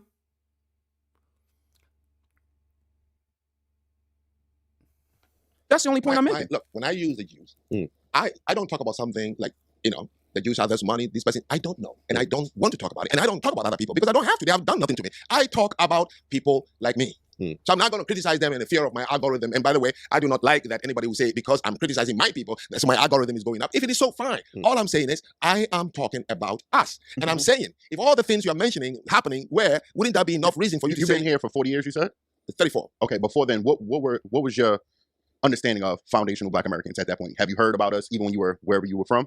Well, you must understand Check that it out. when we began to know about African Americans, they were called colored people. And then from colored, they became Negro. And then after Negro, they became Afro-American. So we in high school, if you had come to Africa, we called Afro-American. Right. And then from there became Black American. And then from there became African Americans. And now I'm hearing the new terminology, which is foundational Black Americans. I don't understand it. I don't know where it came from. So if I knew about African Americans, yes, my name was Superfly. We all have to choose some African American name because we watch Cooley High, Meltdown and all these things. We knew the names have changed just as the lifestyles have changed also. So yes, of course, we read it in high school. We knew about. But what was the gist of what? Because my whole point of bringing this up is, the media and the world of the power of America. Let's just like you mentioned those movies. Those movies depicted, Black people in a certain way. But we're ignoring the fact that Black people are foundational Black Americans are being pictured as criminals, your enemy. Everything anger, everything evil, everything is boiled in. So when you guys hear that from wherever you're from, you come here and have that same. No, you know what is funny? I'll tell you this. In Africa, New York has many Africans. Ask any This is where he says he heard it from us, which I thought was interesting. African who is over 50 years old or 60 years old. To name one negative thing we heard back in Africa about African Americans, zero. So Zero. where does that come? Because we had African people on the show say that their parents gave them the talk when they came over here, stay away from those Black Americans. They're just going to get you pregnant. They drugged them. So where did that white supremacist talking point about Black Americans come from with Africans and even some Caribbeans? Yeah. So you have social media, right? Before social media. No. I'm talking about, listen. You're talking about today. This has been going on for centuries. No, you asked me about what we knew about African Americans. Back in the, and I'm telling you, we never knew one negative thing about African Americans. Never. Now, let me make it clear so you can understand. Start from 1957, when W.E.B. Du Bois moved to Ghana. Malcolm X, Muhammad Ali, Maya Angelou moved and lived there for 14 years. Ghana became, or West Africa became the Mecca for African Americans. Not one has any bad message when they come back here. So we were only knowing things and we were copying your style. You made dashiki become even attractive to us to wear it. Platform shoes and all. We followed today any barbershop in Africa. You don't see any African. It is all, iced tea. That's crazy to say. Black Americans made dashiki. We made them want to wear dashikis. That's fucking insane. That's wild, bro. Y'all shit made that shit hot. Y'all made it hot. Wow. Hot damn. And all these people. Only when we arrived here, then we see it for ourselves what we see. So you follow the white supremacist mindset when you guys got here. That's what I'm hearing. What is that? Because the hatred that's put upon or frowned upon, Black Americans. By who? What? No, by Africans? Africans. Oh, people of Caribbean. My father's Jamaican. Oh, no, I hear it in that household too. Yes, brother. yes. So I know there's not coming over here and then saying, embracing, hey, I got a Black brother, I have a Black sister. Yeah. It's more like, oh, I heard what they said. Oh, yeah. And I agree with them. Yes. Y'all some niggas over there. Yes. You know what I'm saying? So Yes. that's the problem. One of my episodes, I ended it by saying, I talk about how we started worshiping African Americans when we were in Africa. All my classmates, you are not going to have a name. You pick one of the movie names. I knew about Isaac Hayes, the Black Moses. I met him when I came here. It's like a legend standing in front of me, okay? So we copied African Americans before we came here. Right. I ended the episode by saying, when we got here, we stay away from you because we see too much of us in you. So now, here is what I was saying from the beginning. Why don't you ask me why, when you arrive here, you don't unite with us? Then you concluding that you hate us white supremacy's talking point. Well, our eyes can see things. So ask me, why is it so? Yeah, and I will ask you, how many times have you tried to go visit us on the continent? Well, if my resources was you rich than I am. How? You're not? Okay. How? You're flashy, by the way. How? Fine. What's that? It's the leather pants. Oh, it's the leather pants. Okay. At $16.99 H&M. Go That flash, bro. That flash. They think we be living the big life. You know what I'm saying, my brother? You know, just because I'm stylish don't mean nothing. You know You're what I'm stylish. saying? You're stylish. Look, what I'm trying to say is this. I'm not afraid. I ended the episode by saying, Yeah. I love African Americans. When I was coming here, I'm telling you the truth. My mom, my dad, my people, nobody told me stay away. Do you know my first wife is an African American? She's now the superintendent of schools here. So when did that change then? When we arrived here, we saw too much of us in you and we stayed away. What do you mean by that? Huh? What do When you mean say by too much of us and you The specifically, violence, the meanness, Rwanda, Sierra Leone, Liberia, the killing of each other, the dishonesty, the anger. Look, let me tell you, if I go home, this guy you see here, I'll live like Michael Jackson. I have money to live like a king in Africa. Why do you think I'm still here? The snow? Or the taxes? Because I don't want to go back and take what I see here. So Don't you say it yourself? Come on. Don't you say it all the time? African Americans are a crap in a bucket. They don't support each other's business. They don't come together to do. So why are you blaming that on me? You said it yourself. I was like, that's a fair point. That's a fair point. He said, why are you blaming this on me? You said it yourselves. Got him, coach. I'll give him that. I'll give him that one. I heard it from you. yeah, And but the same thing you're saying is over there. A Chinese lady just opened a hair shop next to 3 Ghanaians in Accra. It's all on YouTube. Immigrants all the come blacks, blessed in America, I'll tell you that. all the blacks started going to her. Bruh, wait. A Chinese lady opened a hair salon next to 3 Ghanaian shops, and they're all going to her?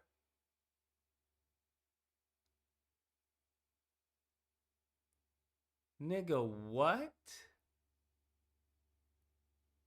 A Chinese lady opened a hair shop next to 3 Ghanaian businesses, and all the Ghanaians are going to her?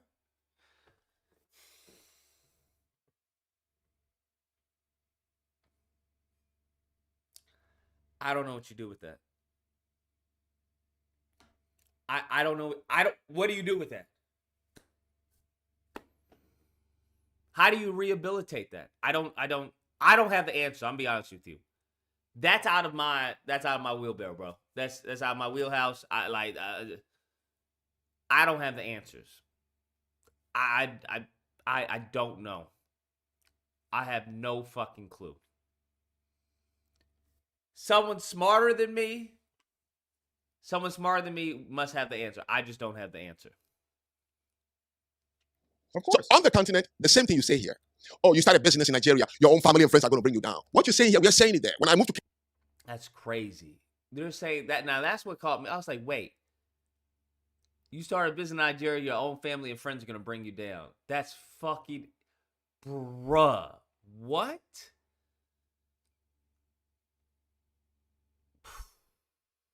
Kenya, the same thing I keep hearing. So I love to ask why. I think you're overlooking. A lot of people overlook the success and achievements that black people are so fixated on the negative. Black Americans, we copied it from you. Your music says it. What is the name of the guy with the glass eye? Something white. He's on Charleston White. He says. He said your music says it. Your people say it. He said, Cosby says it. You've written books about it. Cosby says it. Eesh. We hear it from you first. We were focusing on your success when we see you come to Africa. Okay? We never had a problem. Have you heard any African American tell you, I went to and they did this to me? But do you know what we have gone through in the hands of African Americans here in America? How many times a white man has called me a booty scratcher? But I can tell you when I go to high schools to speak, that's what they call me, laughing. So you think booty scratcher? That's crazy.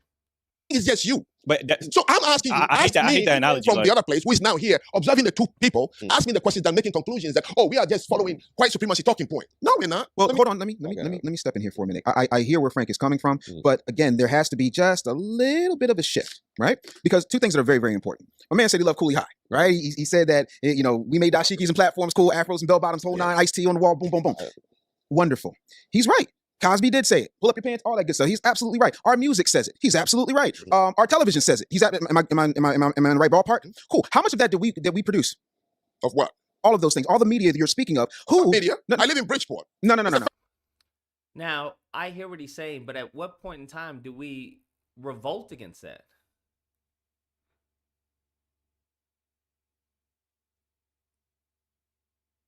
That's what I want to know. What point in time? When was the last protest at one of these media companies? At one of these record label owners? Like, when was the last time there was a serious protest? That's the issue I have. first-hand experience for me. No. I don't want to move the goalposts. I'm going to talk about exactly what you said when it comes to the music, the books, the TV shows, the movies. Those things are media. Okay, sure. How many of that? How much of that did we produce and distribute? Oh, I don't know who wrote the lyrics for Tupac or who wrote the lyrics for B.I.G. No. The producer is saying, bring your product, and I'll just produce it. You went with smoke niggas like a cigarette. He produced it. You're blaming the medium. No. David, let's get real. Oh, I am getting real. Here's what I know. So I come to you, and I bring my lyric. Right. Clive Davis produced, what is her name? Whitney right? Houston. Okay. Either she sang people's songs, you could say, no, this song, I don't want to sing it because I want to protect the dignity of my people. Oh. Bingo. I don't want to sing it. It's simple as that. But the love of money, that love of money is insane. But you write your lyrics, you take it to the guy, he said, great, your people love this. He said, yes, I produce you. I wish would that do was the the same. truth. But here's a fun fact you don't know about me, Frank. When I was a kid, I used to sing backgrounds for Teddy Pendergrass and people like that. I grew up in the music industry. Teddy, wow. Yeah. Gerald Levert. Wow. I'm the youngest person to re-record the Twist with Chubby Checker. Like, I've been around the music business for a very formidable part of my life. I also was a radio programmer. I also ran CBS in Austin. I also put Ricky Smiley in the syndication. I worked with Wendy Williams, DJ Clue, so on and so forth. I can tell you from firsthand experience, and I defy anybody who watches this to tell me I'm lying, that we do not get to pick what records make. See, when somebody makes a record, you might not know this because you're not in the industry. When somebody makes a record, they can make a bunch of songs. Marvin Gaye and Barry Gordy, because Barry Gordy was answering to palm-colored people at this particular point in history, had an issue because Marvin Gaye wanted to sing What's Going On and start reaching his people a different way. And what Barry Gordy wanted was, I wasn't business, nothing. He wanted the fun stuff. He didn't want anything, too controversial because he didn't think it was going to sell. When you make an album, it's usually anywhere from 30 to 100 songs. Out of that 30 to 100 songs, they pick 12. And when you look at it, the people who are making, it's funny you said Clive Davis because Clive Davis is also responsible for B.I.G. Because Clive Davis distributed Bad Boy, and then after him, you had Jimmy Iovine distributed Bad Boy, and Death Row. At different points in history. The point of it is when the people, the board that are not us, statistically and historically, because I defy you to find a major record company, a major media platform. At the end of the day, you have a choice to sing the song or not. That's it. The problem, the reason why it's such a problem is that there's so many anti-black blacks. That's why. That's the problem. Do you understand that? The issue is not them making demands. Who the fuck do I give a fuck about your demands? You can make demands all you want. If you need someone, I don't know, who has who wears a backwards cap and an upside down American flag, if you need someone who fits the description, and I'm the only person you got, either A, you say, well, we just cut our losses, or B, you listen to what the fuck I have to say. You listen to the input.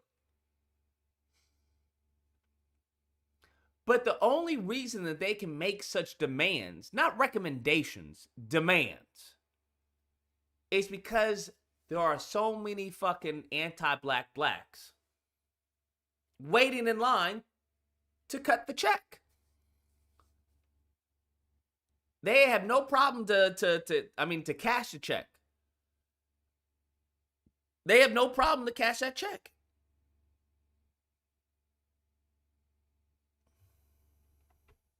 That is owned by us. No. We don't get a say. We can make 1,000,001 songs. I have sat in meetings with people who were signing record deals and they were like, yeah, we like this, but no more of this. You can't talk about this, that, and the third. And if you say no, you know what there is? There is a line of foundational black Americans who all want to buy their mama a house and the only thing they know how to do is rap.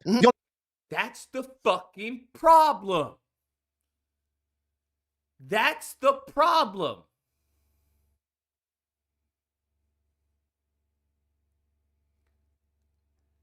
That's the problem. If all these mofos who have make all these millions, if they would just reinvest into their own, they wouldn't have to be at the fucking tap dancing, beck and call of these people. That's the fucking problem. If you cared more about you than you did the Monies, we wouldn't be in this situation.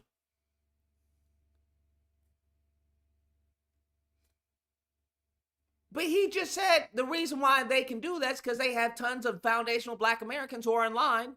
And the only way they can buy their mama a house is by doing this. Nigga, that is the problem. That right there.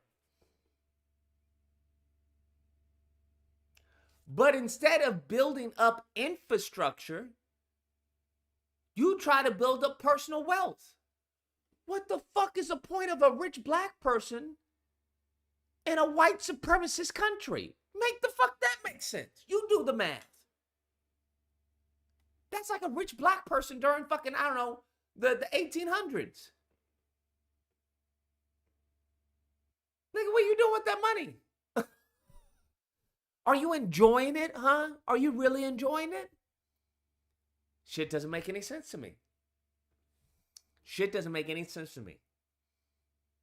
Only thing they know how to do is make beats. Yeah. And so once the product gets in their hands, it's not about what we want. Because if you go back, you were here, 1992. Were you here? It is about what we want. It's always about what we want. That's the ultimate freedom, is what do you want? Not what you need, right? Need is out of necessity. What you want is the ultimate freedom. If mofos were on code, they were on code, it'd be a different story. It'd be a different story. Hell, even if the tons of foundational black Americans that he's saying that are in line, if they were thinking, hey, I don't want to be in this line, and if I do get this contract, I'll play along, I'll do their song and dance, but I'm going to invest heavily back into my people's infrastructure so that we can bypass this foolishness. And I'm going to advise everyone else, hey, to invest in the infrastructure. That's all I'm saying. That's all I'm saying. But if you have been implanted in, well, I'm going to get mine, you get yours, nigga, this is what I've said before. If you have 5 black billionaires in a room, that doesn't help black people unless they are for the group. Hey, how do I help out the group? How do I, make sure that more of me, there can be more billionaires that don't have to deal with the bullshit that I deal with.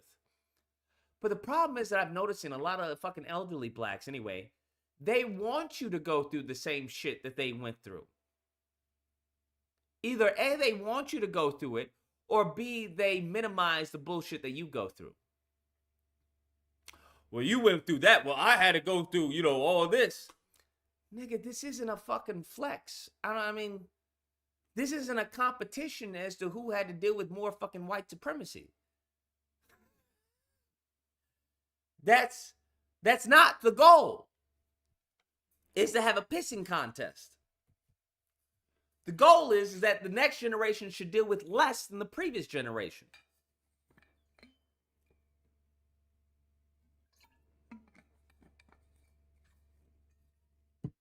But I don't know. Right? No, you weren't here. Yes. 92. Do you know what the number one record on the radio in 1992 was? Oh, It was. I'll save you the trouble. It's Public Enemy, Fight the Power. And that's when the Rodney King verdict happened. And that's when folks were rioting and they said never before, never again. And they made a distinct, and when I say they, I'm talking about the major media companies, said we're not going to allow this to happen ever again. So they decide what goes out. They own the radio stations. They own the billboards. They own the distribution channels. They have global distribution that has. But they have global distribution due to what? Our influence. You can't put the blame on them if you're saying we're the influential. We're the influencers. Instagram by itself is not powerful. It's the people on Instagram that make it what it is. YouTube itself is not powerful. It's the creators and the content on YouTube that makes it such an empire. So if you're saying we have all this influence, and take this fucking influence and use it to our benefit. Fuck them. That's all I'm saying. Fuck them. Because you're not going to take over their shit. That's what's not going to happen. Very rare. As we've seen before, they will burn their shit down before a nigga takes over. Okay, cool. If you like how we can make, a boot, if you like how we can make a fucking worker's boot popular, cool. We're gonna use that for ourselves instead of enriching Brack and Daryl. Instead of enriching Brack and Daryl, we're gonna enrich ourselves. That's what we're gonna do. We're gonna take our influence and our popularity and use it to our benefit. Now, the question comes in, which is what I've brought up before, is that are you actually influential, or are they allowing you to be influential?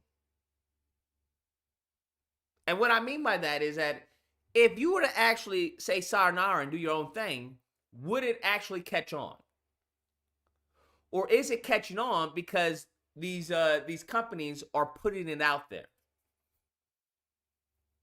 That would be interesting. But if you believe it's organic, right? If you believe it's organic, or at least a good chunk of the traffic and the influence is organic, what the fuck are we doing then? Fuck them. Fuck them. Make our shit popular, right? Make our shit popular. But what's even worse than that is that when people say you got to buy black, no, you don't just buy black. I disagree with that. Because there are a lot of anti-black people out there. So what the fuck is the point of buying black? Because we all know, what is it? Not all skin folk are kinfolk. So instead of compiling a list of black businesses, we need to compile a list of black businesses that are on code. That is a fundamental difference. What the fuck is the point of making a fucking rich millionaire coon or a Sambo soldier? What's the point of that? That means Brandon Talmad's business would be in the same business as this man's business. Well, it's a black business. You can't tell me both of those businesses are the same, and you can't tell me that the money is going to be invested the same. It's not. Now, before, back in the day, you would have less of that, right? Because the circumstances were so crucial at the time that, nigga, I mean, tap dancing, it was 50-50 at that point. You could get a contract or you could get shot. So it's a little more lucrative nowadays. And as I've said before, that's about to go by the wayside.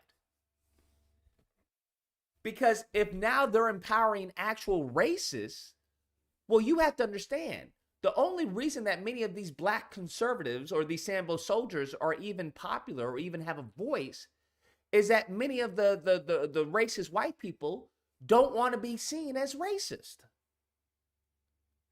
But if you take that out of the equation, they're like, okay, so there's nothing wrong with being racist? Yeah, no, it's nothing wrong with being racist. Everyone's racist. It's okay. You take that out of the equation and they no longer have any, feelings or negative feelings about being racist. Nigga, these black conservatives, these Sambo soldiers go by the wayside because they're out of a job. The only job they have is being a shield for white people, the white people of the Republican Party being called racist. It's the same thing with the Democrat Party. You see right now, they kind of struggling right now. They're kind of struggling right now because there are voices within the party, within the movement, who are telling them it's okay to be racist. That's white guilt. You got to let that go. So I think we just have to think about this a little bit differently. Absolutely nothing to do with I bring my lyrics, because there have been plenty of people who bought lyrics, right? Last point, I'll land my plane. You're familiar with Tyler Perry, are you not? Okay. Do you know what his lowest grossing movie was? It's a movie that shows a responsible foundational black American man who had 2 daughters, like I got my 2 daughters, and I take care of my 2 daughters. But that is not what sells. How many times have you turned on the news and heard a foundational black American businessman went home to his wife and 2 daughters today and absolutely nothing bad happened, but you'll hear about all the grapes, and take the G off, you know what I'm saying? You'll hear about all the unalivings. I don't know. I don't know what Tyler Perry, I don't know what he's referring to. But whose fault is that? That's not the fault of the audience. That's the fault of Tyler Perry. Right? That's not the fault of the audience. That's the fault of Tyler Perry. It's the same thing here. It's not the fault of the ignorant. Tim Pool could have amassed an intelligent, high IQ crowd. An analytical crowd. He could have. He chose not to do that. He chose not to do that. That's not the fault of the audience. That's the fault of fucking Tyler Perry. You can't go put out fucking stupid shit this entire time for your whole career, and then put out one movie where you think it's inspirational, where a black man he's taking care of his 2 kids, and then be surprised when it bombs. Nigga, you have amassed a group of dumb fucking black ignorants who like your shit, who like seeing a man in a dress. You can't blame that on the crowd, because there are a lot of people out there who wouldn't have a problem seeing a movie of a black man taking care of his 2 black daughters. But you've already bastardized your name. If we see directed by Tyler Perry, nigga, I'm not watching that shit, because I already know what the fuck he puts out. The fuck? What are we talking about? If Breyers came out with a detergent, who the fuck would buy it? But it was the best detergent ever. It was organic. It helped the environment. I'm not buying any fucking detergent from Breyers. I know Breyers from ice cream. Why the fuck would I get their detergent? That's called brand recognition. People pay billions and billions of fucking dollars to protect their brand. Nigga, Tyler Perry put his brand is stupid shit. That panders to black women, landing their king and, living the life. You can't come out with one good movie that you think is good that breaks the stigma you created. You created that. And then be like, see, nobody wants to watch the movie. Nigga, what? What? This is what I'm saying, niggas say, how do I say this? People say a lot of shit, but there's no critical thinking here. I think we're glossing over it to try and prove a broader point. But that's a horrible fucking example. That's a horrible fucking example. What are we talking about? It'd be like if Toyota started creating, Toyota water. Who the fuck is going to drink Toyota water? But Lucas, you have to understand, it's better than Arrowhead. It's better than, it's better than all the other brands of water. Nigga, I'm not drinking no Toyota water. I don't care where it comes from. Toyota does cars. They don't do fucking water. Oh, you see? People don't want fresh water. I don't know what to tell you. It's just the people. The people want bad water. Come on now. Stop playing. Stop playing. You will hear about all the stabbings. You'll hear about all the drug raids. You'll hear about absolutely everything because we are the only people who do not own and control our narrative. We get to perform. We do not get to collect. We get to put it out. They get to produce it and decide the message that goes out into the world. Yeah, business. Nigga, whose fault is that? I don't understand. Tell me how they're fucking us. And they'd be like, well, see, that's how they're fucking us. Okay. So how about we stop that fucking? Why don't we, I don't understand. Why don't we ever protest these people who do this shit? What happened to shame? We need shame back in the community. We need shame back in the community instead of, oh, I'm glad he made it out of the hood. Nigga, if how you made it out the hood is by selling fucking cocaine and fentanyl to people in the hood, fuck you, nigga. What are we talking about? Fuck you. The way you made it out the hood is fucking everybody else in the hood. Fuck you. What the, no. I'm not big upping you because you made it out the hood. The fuck? Shit, it's just, it's a brainwashing. Shit doesn't make sense. Works like that. Of course, I remember long back that we were dancing to Nat King Cole, we were dancing to Ella Fitzgerald, we were dancing to Satchmo, we were dancing to Herbie Hancock and all these black people. Yeah. You understand? And there was no. Will you make a separate video on Cinnabon Lady? Yes, I will, because I think it's hilarious. No violence and dirty language. It's even more hilarious that she's pro fucking Biden. She's a Democrat. It's even. Oh man, the icing is delicious, man. But it was the same producers. In fact, back then you can say there was no Bad Boy, there was no Death Row, there was no Young Money. Now you have it, and you still write. Brother, we can't stop the Tatums. How is that we the people's fault? Nigga, how can we not stop Tatum? Tell me how. How? Why can't we stop Tatum? That I'd like to know. Because I can think of a few ways to stop Sambo soldiers. Niggas get stopped every day. Niggas get stopped every day. I don't know what you're talking about. Now all of a sudden we powerless to fucking Sambo soldiers. Nigga, what? What? Shit doesn't make any sense to me. It doesn't make any sense. African Americans are not Tatum's audience. I don't care. It doesn't matter. It doesn't matter. Of course, they're never going to be the audience. What group of black people listen to fucking Sambo soldiers? Sambo soldiers aren't hired to speak to black people. That's never the case. Black people weren't hired to do minstrel shows for other black people.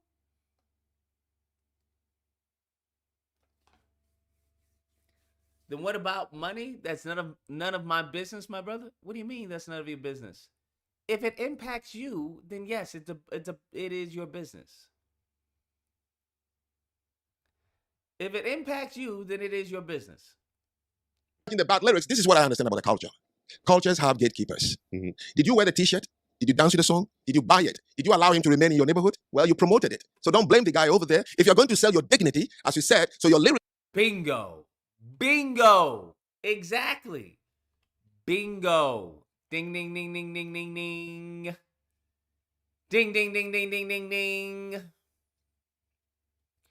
You can't be upset at Asians who are going over to Africa if you got fucking docile Africans who are willing to accept them.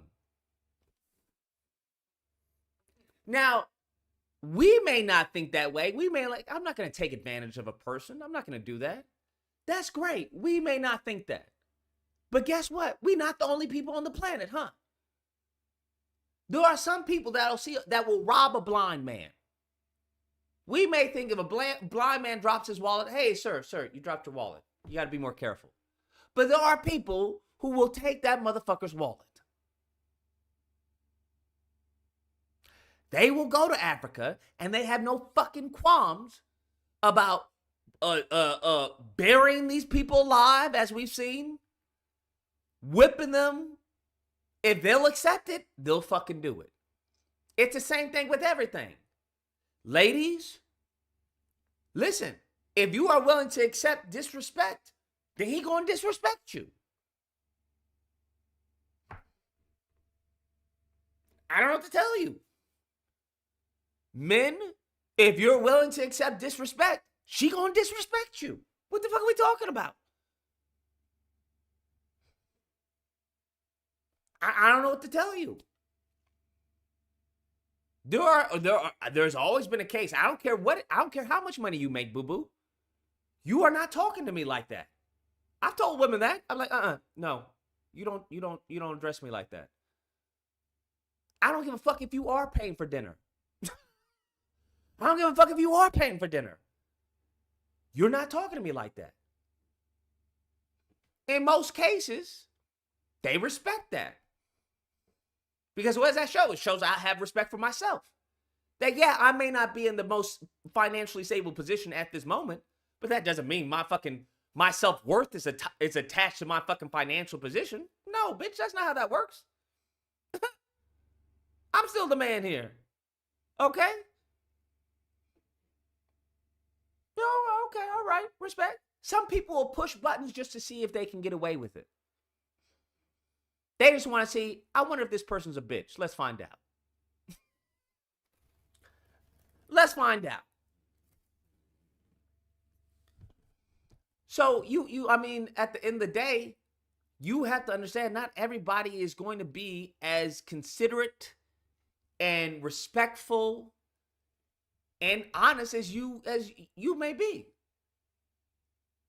There are other people. So what happens is that means it is your duty to get into a position of power. It is your duty to get into a position of power. That's kind of honestly the logic that they use for America being like the world police.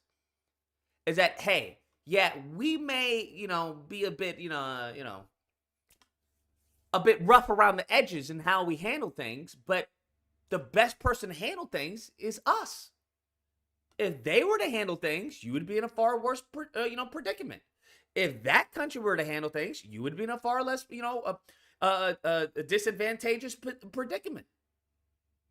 So you may not like us, but we're a necessary evil.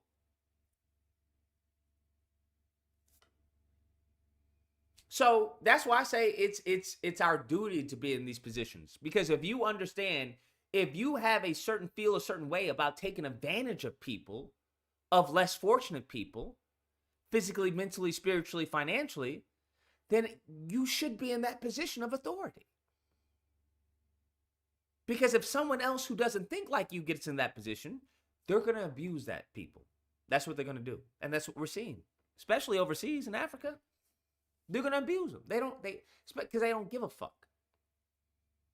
They don't look like them.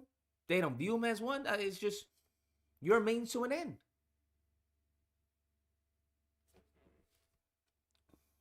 Can sell. Well, you choose because you don't have a culture that has a gatekeeper. But I promise you one thing: the people I have lived among in Asia, they will never let you back again into the community if you're going to sing songs about our women that way or make videos with our women. Didn't you allow it? You did. He's right.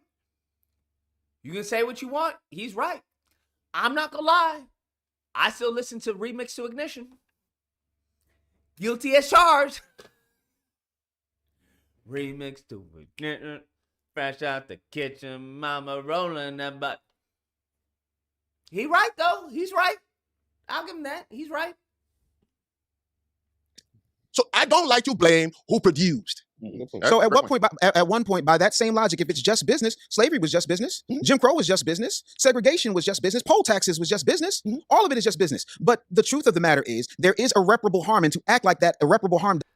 Nigga, black people weren't willingly being slaves. Black people didn't have any say-so on fucking... This nigga is so stupid. What nigga is it? Who is this, bruh? It's just business. That's not what we're saying. We're saying is that you are actively taking part in your subjugation. Niggas weren't actively happy about, the poll tax, about slavery. What the fuck are you talking about? That's not the point that he's making. Does not exist, and lay it on the artist and not on the people who go looking for those particular artists. When I was coming up... Nigga, those people always exist. It's called the lineage of evil, nigga. What are you talking about? What world does he live on? There will always be people who exploit. Always. Just like there'll always be people who kill, who grape, who steal, who speed. Huh? But, right, when we see somebody doing these things, we don't say, well, we acknowledge that that's wrong. Right? The person who's getting, as far as, assaulted, isn't helping the assaultee. Or that's not how that works.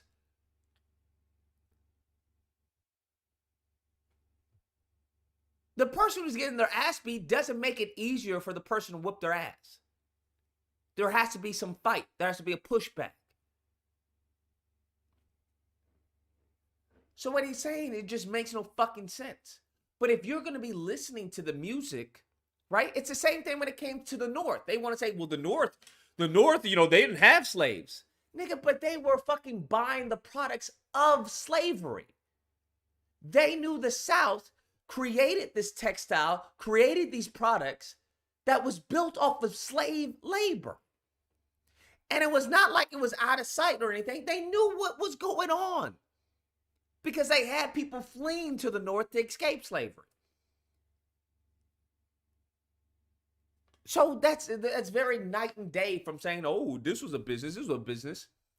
Yeah, it's a little bit different if you're encouraging and creating a profit for that business that is a harm to you.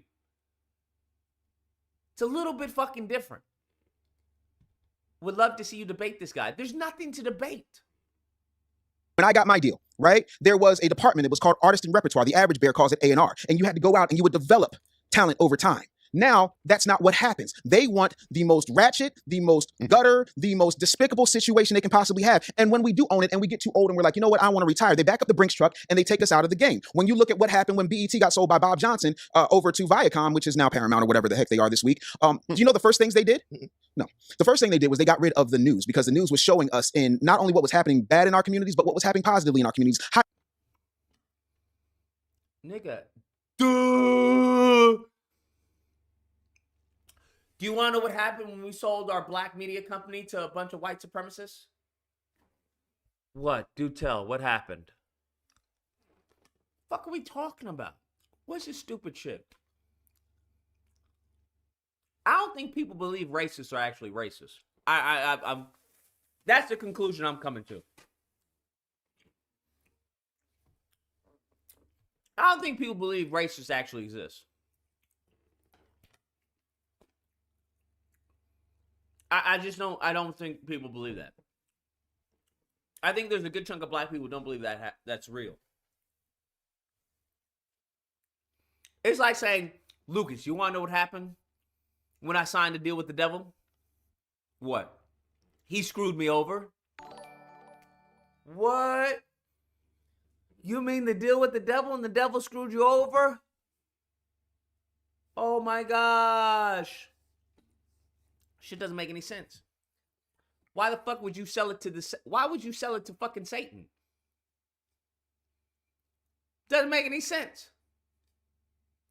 Oh, you mean the people who don't give a fuck about you, who have done everything in their power to try and destroy you, you're gonna sell them a black fucking company.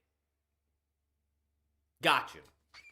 And then you want to complain about how they use the black company to further destroy and subjugate black people. Okay, got you. Shit doesn't make any sense, bro. This is fucking goofiness. This is cuckoo for Cocoa Puff. Had to send the one brain cell video I made and tagged you over on Twitter, Pure Comedy Gold. Release the Lucas cut. Highlighting. They got rid of Ed Gordon so fast it made your head swim. And right after that, they kicked Tavis Smiley out. Then they got rid of Teen Summit because you had a bunch of positive kids who were being examples, black kids being examples of what to be, what you could aspire to. So you take all the whole. Do you want to know what happened when I sold the black guy to the plantation owner? No, what happened? He made him a slave. What? Yeah. He was whipping him. He was having him do manual labor. And Lucas, check this out. What? He didn't even pay him. What? This is how this nigga sounds, bro. And you wonder why the African says, you niggas like white people. Y'all love them. Y'all don't think these people are evil. You love these people. You love them. Bro, if you have the choice between fucking, what does that all boil down to? What? The love of money. The love of money. You had a choice between selling it to a black person, even though if you wouldn't have gotten that much money, versus selling it to a group of people that you know do not have your vested interest at heart, you automatically take that pay cut. Automatically. That's what being on code is. You don't sell it to the fucking demon. You don't sell it to a group of wicked people who want your death and destruction. But what does the scripture say? Love of money, root of all evil. Nigga, you want this? Yes, they will always be able to offer you more money. And if that's what you want, well, that's what you're going to get. But if you care about the future, if you care about your image, your representation, you actually have a platform to voice yourself, you're going to have to take some sacrifices. But that's not how these motherfuckers think. They think, oh man, I'm gonna get that's a lot of money. Fuck them. I'm gonna get mine. That's what getting yours looks like. Now, if that's the case, you have no right to fucking complain about what the fuck they do with what they bought. Nigga, if I buy your house from you and I want to tear it down and I want to expand it, I want to tear this wall down and expand the living room, you don't get to say, Look what they're doing to my house. Oh my God, they're destroying the. Do you know we've had that living room for years? You don't get to say that, bitch. You sold it to me. It's mine. You don't get to complain about what the fuck I do with what I bought. What are we talking about? Of course. Of course. You want to sell it to a group of wicked people and expect them what? To do what? What do you expect the wicked people to do? I just don't understand. Hope out of a situation. These are historical facts. This isn't conjecture. If you take all the hope out of a situation and you continue to promote hopelessness, there is a distinct line that starts in the summer of 1992 and continues on, because if it bleeds, it leads. You got a mass convict. So whose ass should get beat from that? Not Viacom. Viacom, I'm not going to blame Viacom. This is what I'm talking about. Why am I going to blame the ignorant for being ignorant?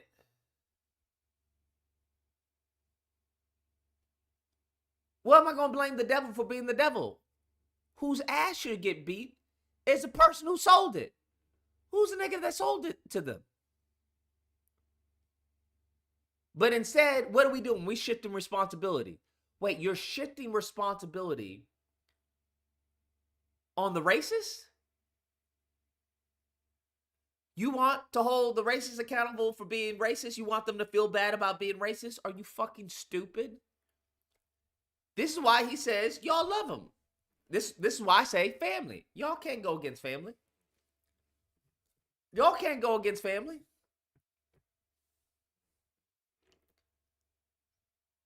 Because I would have whooped the black man. I'd be like, nigga, if you sell this to these people, bro, we going to have a problem. It goes, I mean, it's the same thing. You can't sell your black house to a white person and be upset about gentrification. You can't do it. You can't sell your place to a white person, your black house, to a white person and be upset about gentrification. Now, if they are going into communities, buying the property and then raising the rent, that's a different story. But if you willfully sold it to them and was not under duress, you were like, I'm tired of this neighborhood, I want to get out of here. Bro, you can't blame them for buying the property. I got a mass comm degree. Hell, I was a mass comm professor at Temple University. You know as well as I do that sensation always sells. But what does that happen? What does that tell you about the mindset of the people? Is that it's not a group, right? That's why he says you don't have any communities. You have neighborhoods. It's not a group mindset. It's an individual mindset. I'm going to do what's best for me. Not for what's best for the black community in this area. Not even for what's best for the neighborhood. I'm going to do what's best for me. There is literally what happened when it came to many of the white neighborhoods. If you go back, many of the white neighbors, that's exactly what they did. Because the white people in the white communities, they were like, hey, don't sell it to fucking black people. Don't fucking do that. What did some of the white people do? They're like, hey, I'm going to do what's fucking best for me. I'm trying to get the fuck out of here. And if this black person wants to buy the property, I'm going to sell it to them.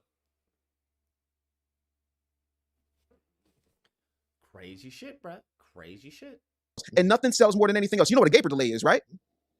A gaper delay. So pretend you're in traffic, right? Whether you're on 95, the Tappan Zee Bridge, wherever you are, and there's a delay in traffic and you can't figure out what it is. And so you're driving up and all of a sudden you see that there's somebody with a bad accident. Their arm is off or their head's rolling down and your mouth is agape. People are slowing down because they want to see it. It's a gaper delay. We have been rubbernecking, nigga. Ain't no fucking gaper delay. What the fuck? Programmed all Americans, regardless of skin color, to ingest a diet of negativity. But the biggest producers of negativity without any balance, or the biggest group of people that have negativity without any balance by design, are foundational black Americans. And we're the only culture in America that has that. Whose fault is that? You can't bring up BET if you willfully sold it to a group of fucking demons.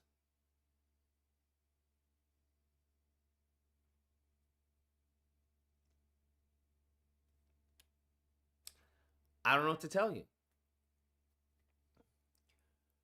They want, it sounds like every single time I hear people talk, it's just you want credit. You want credit for being hustled. You want credit for being bamboozled. You want credit for this. You want credit for building. Credit doesn't get you anything. At the bare minimum, we should at least have some counter fucking signaling. At the bare minimum, if they're going to do that for us, then we should at least pay them the same respect. We should at least pay them the same respect. I just find it interesting that when it comes to like a criminal mind and they do all these white criminals, it's always, oh, that's fascinating. Wow, I didn't even think of that. They'll watch a fucking documentary on how, little Timmy was killing animals at a young age and then went on to be a serial killer, and then sleep like a baby and go to work the next day. Mum's a word. Did you see that show? That show was amazing. That was really good. But let a black person who's mentally, has mental health issues do a killing. Oh my God. Oh my God, what are we doing? I can't be around them. What? Did you see they still have our people on plantation? There was a video of our older folk picking green beans and gave him some. What? Big eye opener. Picking green beans? I keep saying the same thing.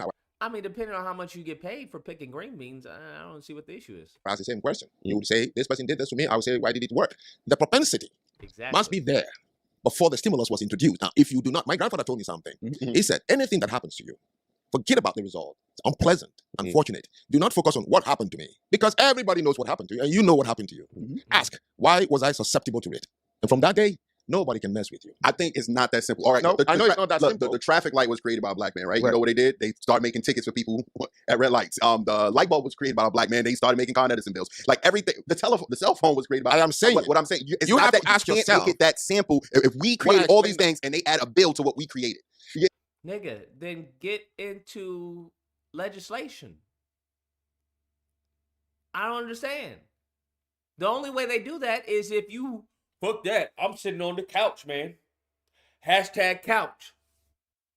I don't know what to. You can't have your cake and eat it too, bro. It's just as simple as that.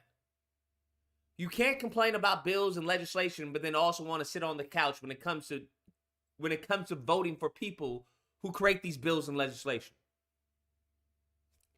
I don't know what to tell you. It's just, and then you have people who are like, well, this system is rigged. Then nigga, what are we doing then? If you believe it's rigged, then you have two options. Can it be fixed? No. Can it be destroyed? No. Then leave. But the only reason you don't leave is out of some fucking misplaced self-righteousness of your lineage. Nigga, pick a struggle. Pick a struggle. Because it's you who's fucking you. That's it. If you don't like the people in positions of power who are in these areas making these bills, fucking get them the fuck out. Do what you have to get these people the fuck out. Make some allies with other groups. Have some overlapping interests. Do what you got to do to get them out.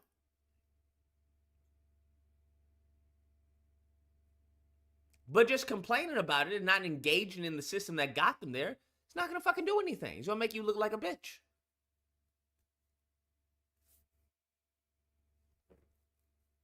You can't be talking about, I'm going to sit on the couch, but then also talk about reparations. Those are two contradictory beliefs. Look, man, I cannot defend what you have just listed. I have no proof of it. I have no name of it. If Black Americans are fewer than Africans, is that not true? Wait, huh? Certainly. The population of African Americans in America is like one country in Africa, isn't it? Certainly. Okay. So if all these abilities to do all these things, why always the invention is African American and never anything happens where you came from? We repeat the question because I know that. Let me repeat the question so it's clear. Yeah. Sure. Africa has almost 1.2 billion people, 54 countries. Yes. All right. African Americans, 13%, maybe 54 million, right? All right. If these abilities you keep naming, if you can build a country like America, you can invent all the things. Yeah. Right. Why the people from whom you came, why are they not doing it? Because they don't got the same pedigree. So black people in America are the richest black nation on earth. We're the most. Well, I think you already explained that, right? There's no reason for the Africans to do such things because they're in a position that it's unwarranted. Successful black nation on earth. We don't have the resources. We can't leverage resources like they do in Africa. We built. I'm asking about the ability. telling us what we should use their evil tactics to try and change what it is. No, you use the tactics that you did to get the fucking 13th, 14th, 15th. Like, what the fuck are we talking about?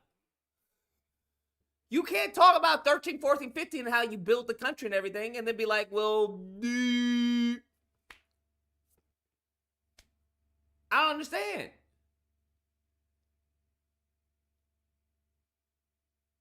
You knew the system was corrupt and the changes and the blood that was shed adjusted that system. Now all of a sudden niggas like, well, what you mean, well, What are you talking about? There's a reason why you have the rights right now. Shit didn't happen out of the kindness of these people. You can't be talking about how you have blood in the land, but then also be like, well, you know what, hashtag sit on the couch. Nigga, what? Where would you be if your ancestors had that mindset? Nigga, you wouldn't have any fucking black constitution, 13, 14, 15. You wouldn't have that. You wouldn't have the rights you have now. They were like, hold up. Dred Scott decision, right? Taking it all the way to the Supreme Court. That was a system. We saw how the Supreme Court ruled, but they got up there. Eventually overturned. I mean, what's the issue now? Now all of a sudden niggas want to be like,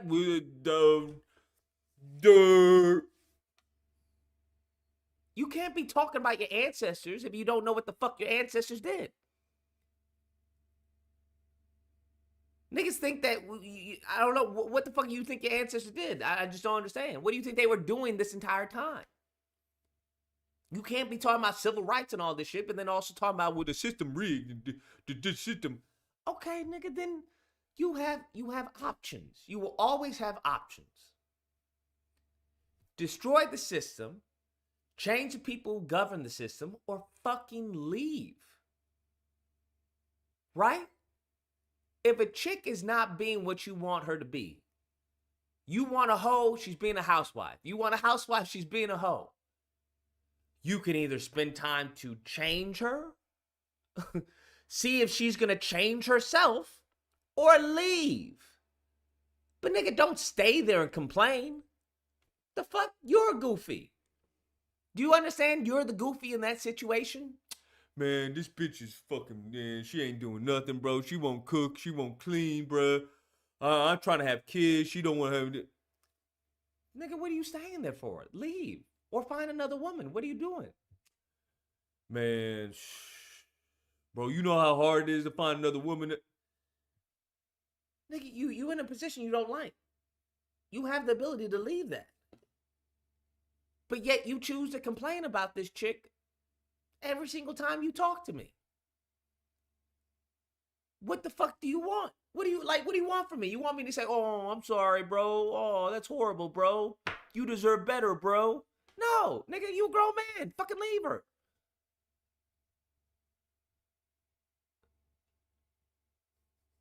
Leave and go where? What country are they not influencing? None. That's the whole point. That's the whole point. That's the whole point. If you leave and go to Africa with that mindset, nigga, you just gonna be like the Africans. They're gonna whoop your ass too. They're gonna whoop your ass too, because you're not gonna do anything and you won't have any backup. If you leave and go to another fucking Sambo soldier place with people that have the same mentality as you, nigga, what's the point? One broke nigga leaves to go to another broke nigga's house. What do you have? Two broke niggas in a house. So yeah.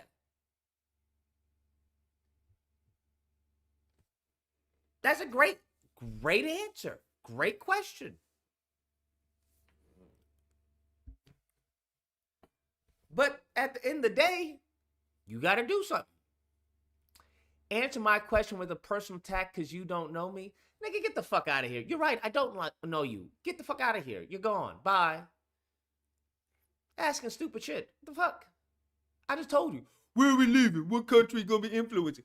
What country aren't they influencing? I don't give a fuck. That's what you have to understand.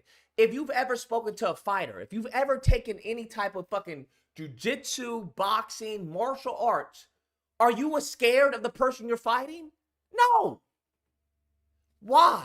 What does your coach tell you to do? Does your coach tell you to think about how the other person's going to whoop your ass? No. What do they tell you? Even in business, what do they tell you to focus on?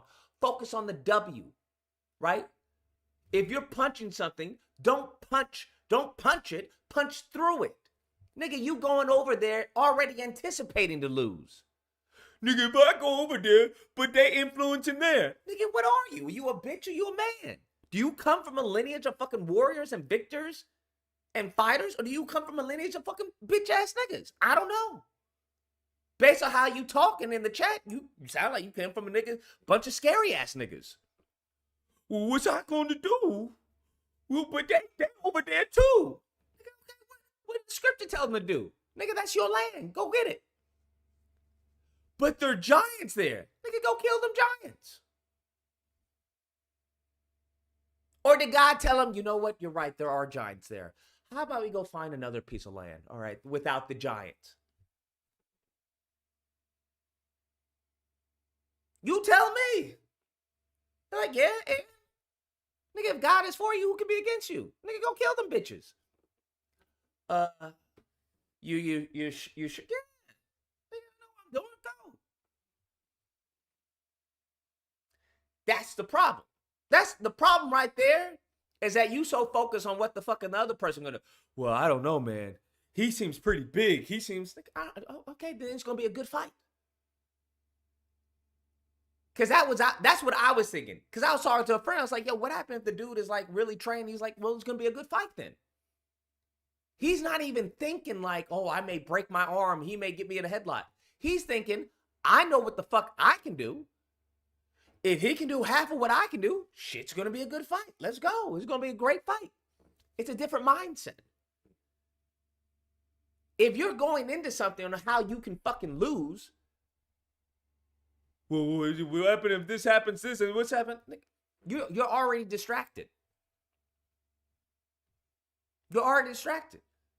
That's why I'm saying, instead of spending your energy on fucking white supremacy, that's always going to be constant, no matter where you go, nigga. There is nowhere you're going to be escaped as far as somebody maybe looking down on you. It's not going to happen. What are you going to do then? Crawl up into a ball and be like, me. Your lineage that you constantly claim, they didn't fucking do that. The niggas that you learn about, they didn't do that. So are you going to pave it forward? Or is it end with you? That's all. It's as simple as that. So if you're talking about, hey, you got blood in this country, you got blood in, okay, fine, great. Then engage in the system of the country that you want to live in and stay. Because if you don't engage with it, it's definitely going to fucking engage with you. I don't even know how that even works. How the fuck you gonna live on the land and think that the laws of the land aren't gonna impact you? Shit doesn't make any sense to me. That's all I'm saying. But I would argue it's always best to have backup. If you think all the Jewish, if you think Ben Shapiro doesn't have a fucking contingency plan in Israel, you'd be mistaken. He may love the country. He may have business in the country and all that. But best believe he's got some backup in Tel Aviv. For you to do the things he listed, why are they not doing them on the continent? If it's I can't speak of the continent. I can only speak about Black Americans in this country. Like this is what we did in this country with less resources, with less, and we still accomplished more than anybody in the diaspora. Well, then what is the complaint about the white supremacy? Here's the complaint about the. Exactly. Now they go back to tell us about what we can't do or what's stopping us. White supremacy. And you're the richest nation on earth, and you've done all because these even with white supremacy, then... Right? You saying that you built the country, nigga. Which one is it? So you built a white supremacist country? I get what he's saying. He's like, wait, nigga, wait, hold on. You can't say that you foundational, you built all this shit, but then complain about the shit that's been built. If saying you built all these things in this country and the Africans ain't building it, like what's going on? I don't understand. It's not adding up. Accomplish more than anybody in the diaspora. I understand. Then where's the problem? We are here talking about. Here's the problem. We're the only group in Why America. are you complaining if you just say now, no, I mean him. You are the richest nation on earth. I agree with you. And we have done all these things and accomplished all these things. Then why are we talking about somebody did something? Exactly. I don't understand. And even when they did something, they failed at it. We still came out on top. We still here. Life is just going on. You're going to be better more. Talk about what is here so the kids can hear it. Pointing that to them. You are pronouncing and highlighting. You're the one making it that the kids are demoralized by these narratives. And I refuse to participate in that because the day I knew I'm just a different person, I'm an accidental citizen of this earth. I didn't choose my skin color. I didn't choose my tribe. I didn't choose my nation. I didn't choose my race. What is there for me to defend anyway? Knowing that I'm an accidental being here, I get along with anybody. Sure. Based on me. That's it. And I'm tall, handsome, and happy. That's when I respond when people ask me, how are you? What is the headache? Oh, handsome and happy. One of those is a lie, nigga. One of those is a lie. What is it? I think what is wrong? I think the issue is the lack of respect that we get from. You feel the lack of respect. What did I tell you? What did I tell you? Niggas want credit, bro. Y'all don't want tangibles. Y'all want credit. Y'all don't want tangibles. Y'all want credit, bro. I don't understand, bro. I don't get it. This is crazy. Like you said so. When I came to this country, there was one word common among gangbangers. Yo, you disrespected me. What the heck is that? It's an abstract noun. You can't even see it. You hang on to abstract nouns and kill people over it. How do you know you've been disrespected? What does it do to you? Did I pinch you? Did I hit you on the head? I mean, what is it? Wait. Only because you mentioned being called African booty scratcher affected your mind. No, you did. I didn't end by saying. I said only African Americans did it to me. Did I tell you it affected me? It didn't. I still took kids. Okay, so you Africa, take you out of it, right?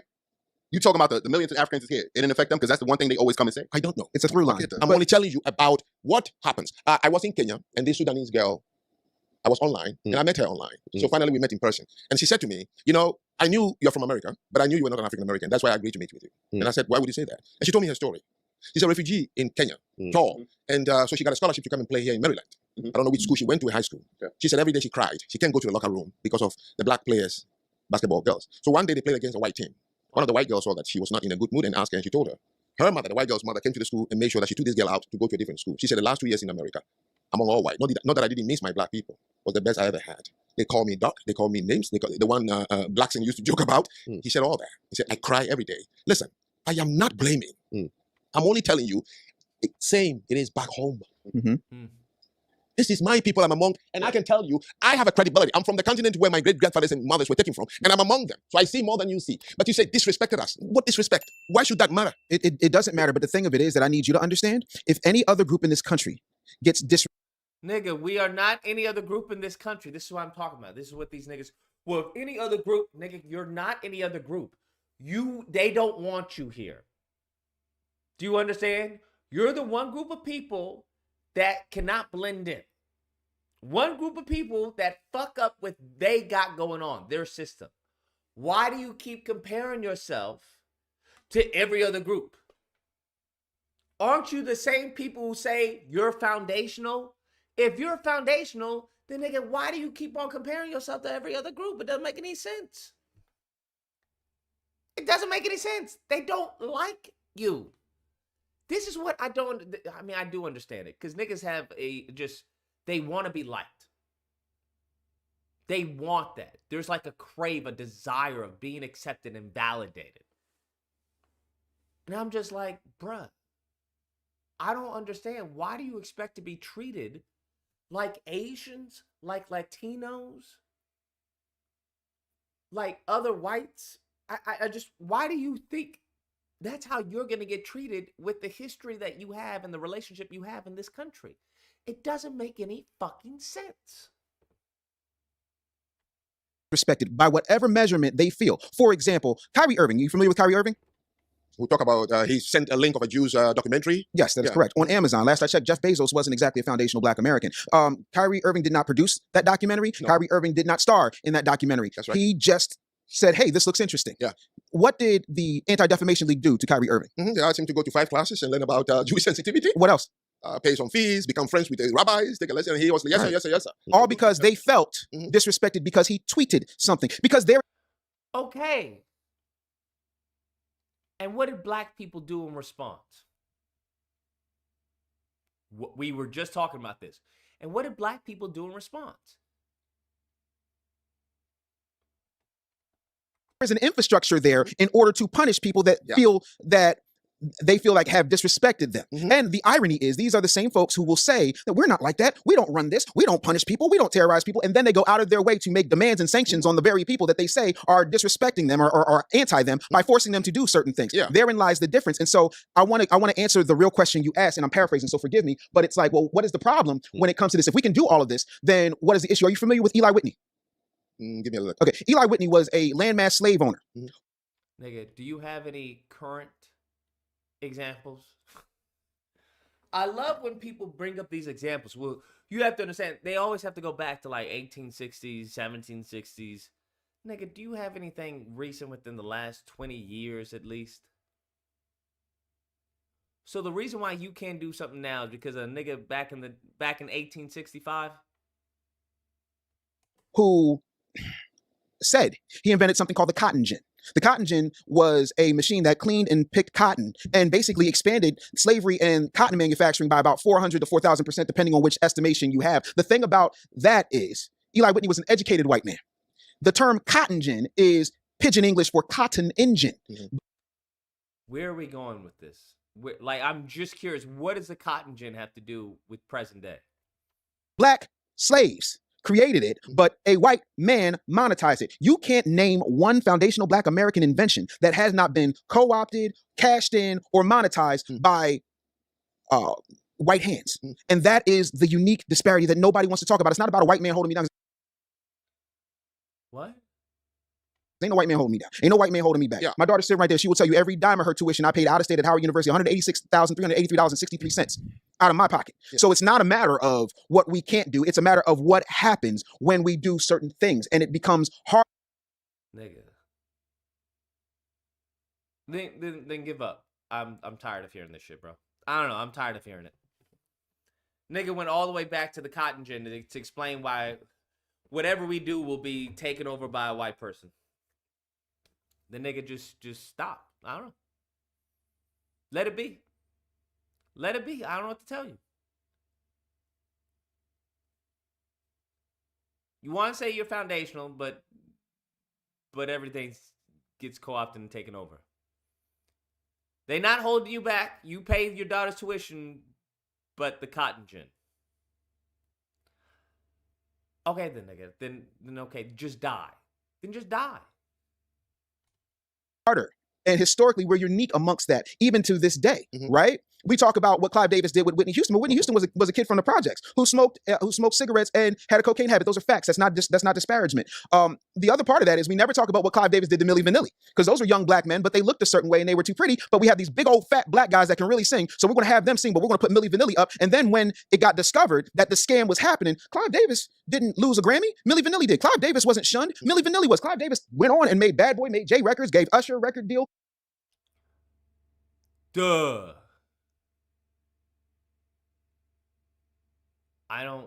What's your point? I don't know what's his, I don't know what his point is. Is that in a system in a country that you would believe and you agree upon is founded on white supremacy, that a white person is not punished the same way as a Black person? Shit don't make any sense, bro. It's like being on the battlefield and being shocked that the enemy is shooting at you and not shooting at each other. I don't know what to tell you, bro. Yeah, you're right. I don't, what do you want? I don't know, what do you want from this? Built LaFace Records, did everything he wanted to do without any consequence or recompense to what he did to those young boys who were out front. Yes, that's correct. Yes. How do you talk about racism and systemic racism and then be surprised when someone under that system benefits from that system? Shit don't make any sense. I don't. What do you expect to have happened? Huh? Can someone tell me what happened to the Jews that were in the underground with the mattress and everything? Have y'all heard about the court cases? I haven't heard anything about it. I just don't understand. It's like a black person talking about, it's like a slave talking about, do you know what? You know what happened to Massa when he whipped Toby? No, what happened? Nothing. Massa damn near killed Toby. The police didn't come. Nothing. He went inside and had a cup of iced tea. Yes, nigga. Because this is a plantation. Well, I'm just saying, he damn near killed him. And he just went in there like nothing happened. Nothing happened to him. The police didn't come. Yes, nigga. Because this is a plantation. I don't understand. Why would a racist be punished under their fucking system? Like, that would kind of defeat the system, right? I just don't understand. Now, you should be fighting against that. You should be exposing that hypocrisy, but it shouldn't come as a shock. It shouldn't come as a shock. In some cases, you should anticipate it. That's one advantage that we honestly have. Is that we know who these people are. They have a full-on fucking history. A lineage of evil. So we shouldn't be caught off guard by their wicked behavior. That's what I don't understand. Like, why? It goes back with the frog and the scorpion. Nigga, you know what that is. You know what that is. Through no fault of their own, who were forced into that situation, and the fat black kids who were in the back singing. When you don't control the media, when you don't control the message, when you don't control the invention, when you don't have the ability to freely monetize the creation, how can you ever dominate? Why don't we have the ability to control our inventions? I don't fucking understand that. What do you mean we don't have the ability to control and monetize our inventions? No, yes, the fuck we do. What the fuck are you talking about? Nigga, it doesn't even make any sense. How do you have a fucking Black Wall Street if you don't have the ability to control it? That's the reason why they shut it down, is it not? I thought that was the whole point, is that when we build, they destroy.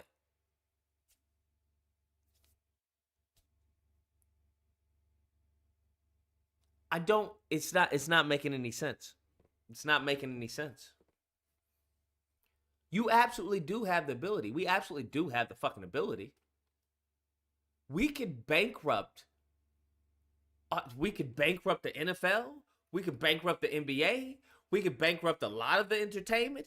We could bankrupt fucking tennis. Maybe not tennis. But yeah, we absolutely, in a heartbeat. But what would that require? A sound mind. That would require everyone being on code. Or at least a significant amount. At least a significant amount.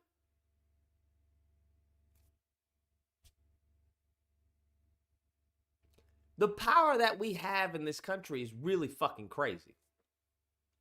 The only way that it comes off as diluted is because we're a hand, not a fist. That's really the only reason. We're a hand, not a fist. You ain't gonna hurt someone with this. Maybe with a palm, maybe smack them. But with this, I mean, it's nowhere gonna be the same amount as this.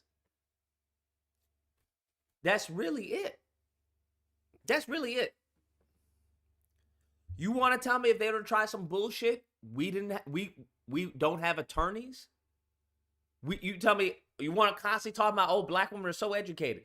You tell me we don't have any black attorneys if they were to try some bullshit legally? What? Huh? Genuinely, think about it. They got nothing, fam. The only thing they have is our bickering. That's their only fucking trump card. That's really it. That's really it. That's the only trump card they have is, hey, you niggas just go bicker and do some shit. That's really it.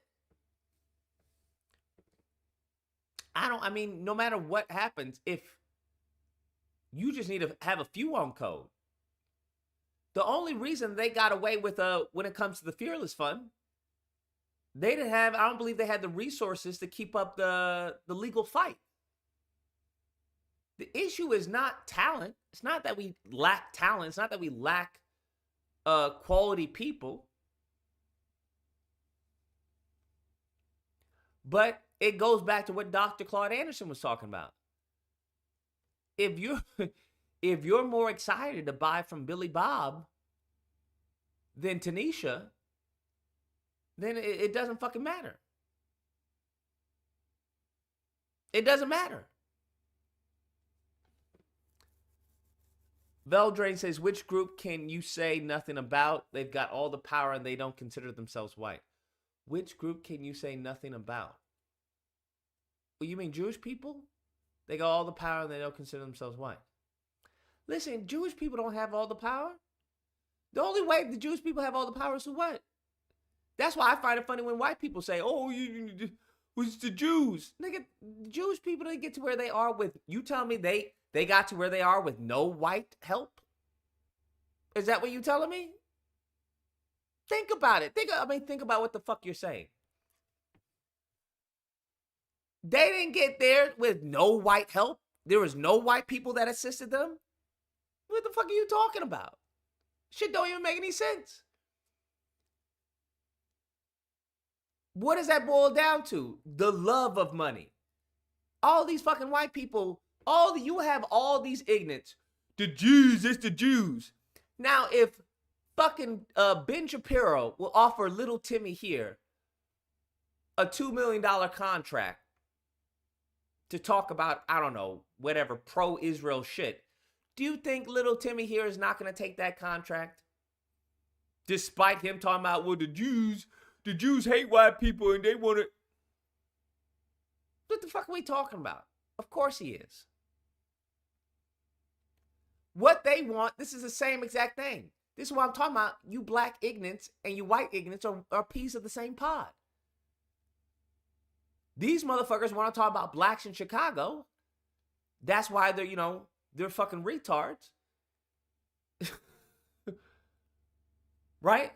And then the other ignorants want to talk, oh, it's the Jews. What are you talking about? If y'all were so white power with it, y'all wouldn't be working with them, would you? If y'all were so about white pride and fuck these people, y'all wouldn't be working with them. Y'all would set up your own shit, wouldn't you? Wouldn't you? Y'all would have your own Congress people, huh? Wouldn't you?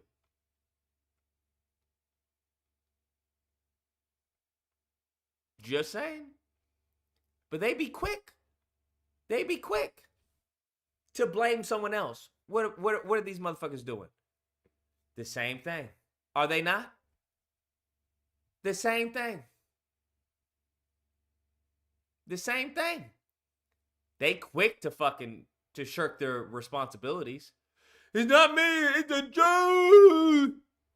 Okay, all right, gotcha. All right. But let January 6th happen. They'll be up in that fucking Capitol. They're stealing the election. They're stealing the election. Why? Do you think they know anything about the fucking electoral process? Do you think these people know anything? Huh? About gerrymandering or votes or the electoral college? Is that what you think? Huh? Be honest. No, of course fucking not. The reason why they were there is because someone utilized to their benefit. Listen, you're going to get used regardless. I know you may not think you're being used now. Nigga, there's somebody who's using your labor. Whether it's your mental labor or your physical labor, somebody's using it to their benefit. If you're not using it to your own benefit, someone else is using it.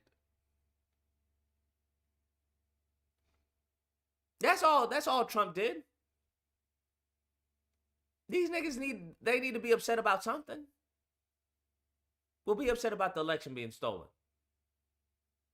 Oh no. Oh no.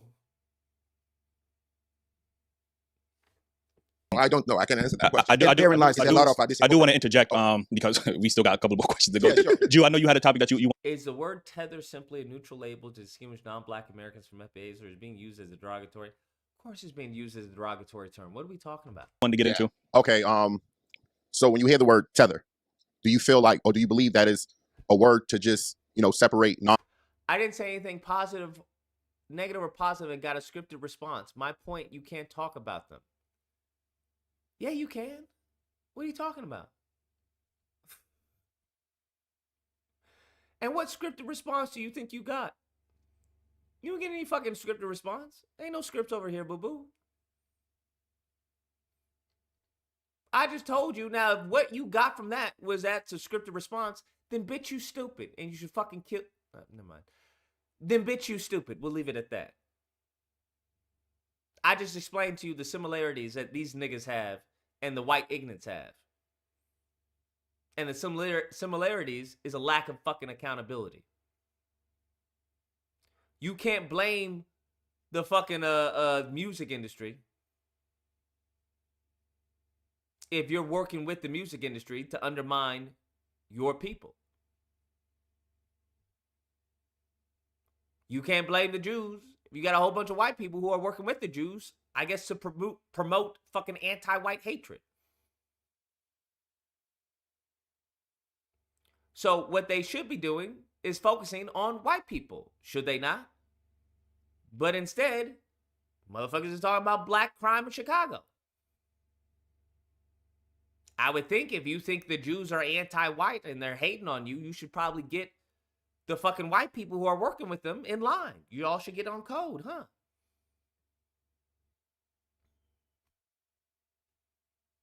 I don't know what to tell you. It's very simple. But the fact that you can't talk about them, if that's what you believe, then that's a good thing. That's a positive. Because that lets me know that it can be done. Whenever I see somebody doing some shit, I'm like, yo, that's some hot shit. I don't think, oh, I can't do it. I think, nigga, when I do it, I'm going to do it differently. Nigga, I like his Corvette, but I think the rims are tacky. When I get mine, I'm going to change the rims. That means it can be done.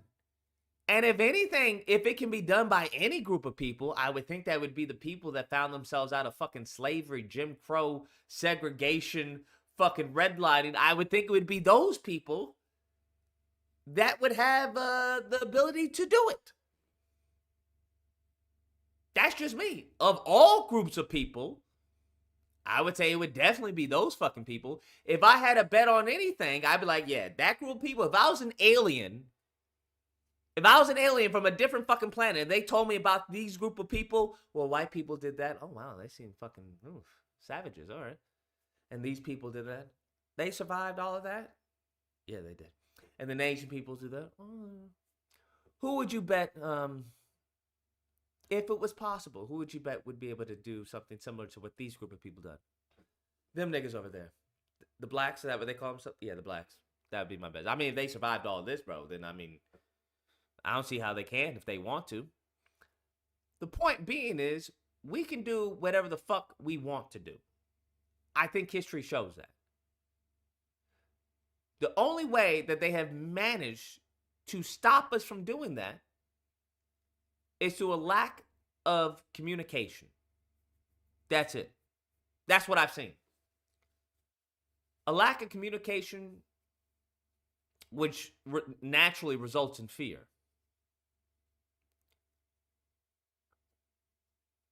That's what I've seen. But what I've also seen is mofos been able to do shit. I've always said, hey, we should have an ADL. I ain't got no problem with the ADL.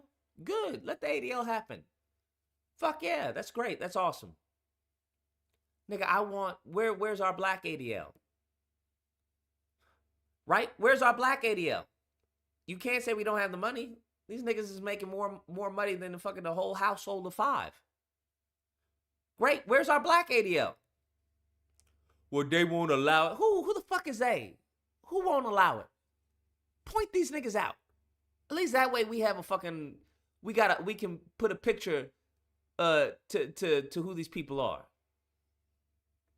And then we choose how to dispose of them. Legally, physically, mentally, spiritually. But I'm just saying, I'd rather try and then someone say, yeah, nigga, you can't do that. But y'all, they had this whole white town in fucking what, Arkansas? What? I'm just saying, nigga, try. That's all. Right? Let's see. I want to see. Y'all keep saying this is what they're going to do. Let's find out. Let's find out. But even if they did, here's the thing. We are not our ancestors, though. That's why I don't understand. We're not fucking marching and allowing the police to spray us with water hoses. That's not what's going to happen. Unless niggas ain't shit and they just all talk.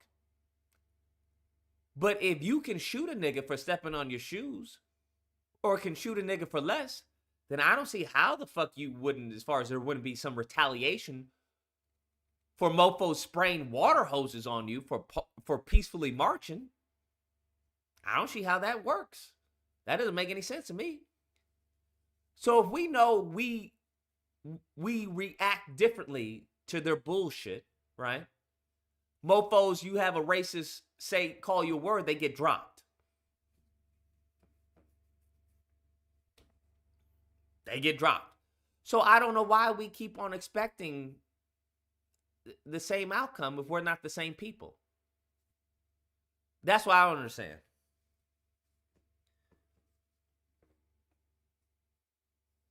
It doesn't make any sense to me. Especially when it comes to communication. Social media, the way we can communicate. Hey, there's danger, whoop-de-whoop, watch out, what. Cameras, we can now buy cameras, security cameras. You tell me if we build something. I mean, what's going on with the Hidden History Museum? Have they burnt that shit down yet? So I would argue that the fact that there's a Hidden History Museum that focuses on foundational Black Americans, that shit is still up. They still doing comedy shows. Why the fuck are you so scared about building something in fear of them tearing it down? That shit's still up. So I would argue that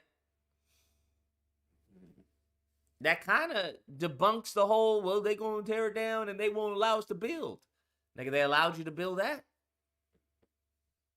So the FBA going to have to explain something to me. Unless that's a protected FBI building. Now, if that's a protected FBI building, then all right, fair point. Fair point. But if you don't believe it's an FBI building, then I don't know how you can talk about they tearing shit down. I haven't seen not one white person try and burn that shit down. Have you? I haven't come across not one Klans member that tried to break into it and destroy it. Have you? So why do you keep automatically thinking that they tearing shit down? That's all. I think these motherfuckers have problems of their own. I think they got a way bigger problems to worry about than niggas building a building or building a Black Wall Street. That's just me. That's just me. Black Americans from foundational Black Americans, or do you believe it's more of on the line of a hateful speech? No, I don't consider anything as a hateful speech. I don't. I know that people, use words. Would you consider yourself the same along the lines Tether? As a tether? Yeah. It's a grammar. I mean, I don't know how people define it. Well, basically they say on the lines of non-Black Americans that benefit from Black Americans but talk down on Black that's Americans. what tether means? Yeah. Oh, okay. They must have a tether. Yeah, they must have a reason to say that. Yeah, I mean, I wouldn't be offended by that. But I'm saying, would you consider yourself He seems like a person that wouldn't be offended by any words, right? He's already said that he doesn't understand disrespect. Self that you benefit from the labor of Black Americans being here, the opportunity, and then I don't know. and you speak down on Black Americans No. as well as Okay, let me go to other the people. Let me go to the tether word. Yeah. You see, this is the problem. Mhm. I'm not speaking down. Stop using the words. We are having a very heated discussion. Okay. These are my views, and I'm sharing them Right. about a certain people who are close to me. It's Okay. not speaking down. This is where the violence starts. Mhm. So let me Yeah. answer to your tether. That's where the violence starts. That is true. Communication is key. That is very true. Speaking down, that will get you in trouble. I came to this country with money. Mhm.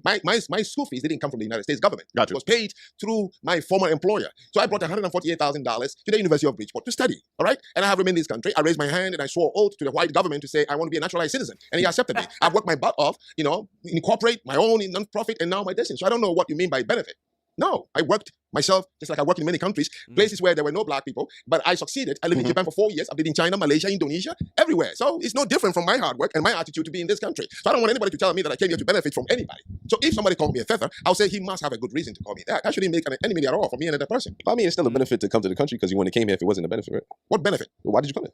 I came here to go to school and I stayed. Just like any place. That's my freedom to choose any place, including the desert if I want to. But you came here because there was more opportunity there. I came here to go to school. I stayed. I told you. I could go home and live big. Mhm. But I don't want to deal with the headache of what I'll get at home. Mhm. So this is the country I choose to live in. Okay. So, Go ahead. there's 2 points I want to make actually. There is some Black Americans that have come to this country, and like you said, you was already well off financially. So He said, you can live like a king in his country? Damn. He's like, I choose to stay here.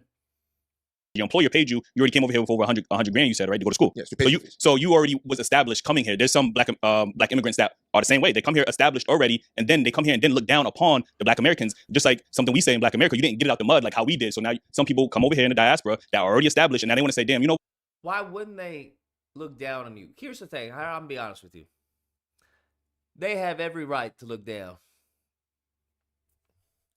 Because there ain't no fucking way that we shouldn't be running shit. There ain't no fucking way we shouldn't be running shit. I'm sorry. It just is what it is. There's just no fucking way we should not be running shit, bro. There is no fucking way. But I will say that mind virus is crazy. That mind virus is crazy.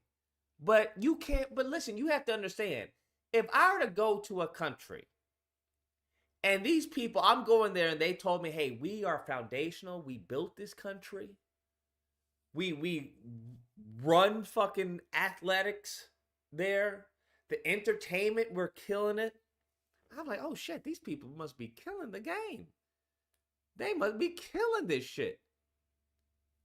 And then I get there and I see these niggas ain't doing shit. They bickering and complaining about fucking who's part of the team, who's not a part of the team. They constantly tell me about fucking, oh, well, what had happened was back in the day, I would be like, you niggas ain't shit. It goes back to like Paul Mooney when he was like, he see a white person who's homeless. Oh, what a waste of white skin. What a waste of white skin. That's what it feels like. Because once you start learning the history and you're learning, wait, we overcame that. We did this. We did that, bro. There is a crazy mind virus going on. A crazy mind virus going on that has crippled the community. Crippled, bruh. Crippled. Absolutely crippled. And it's honestly like the FBA guy said, where he's like, oh, it's the flea experiment.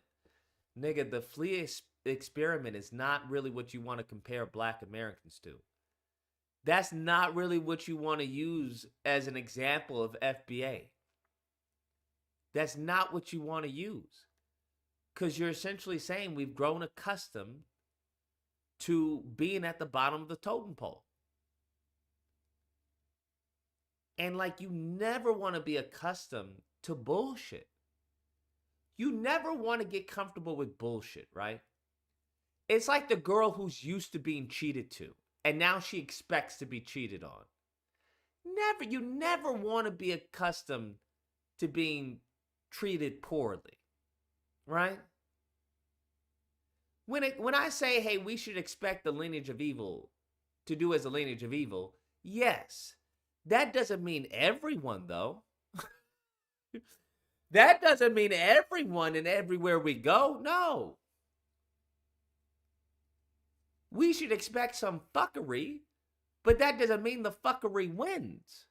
That doesn't mean the fuckery is standard. That it's now accepted like fucking MasterCard.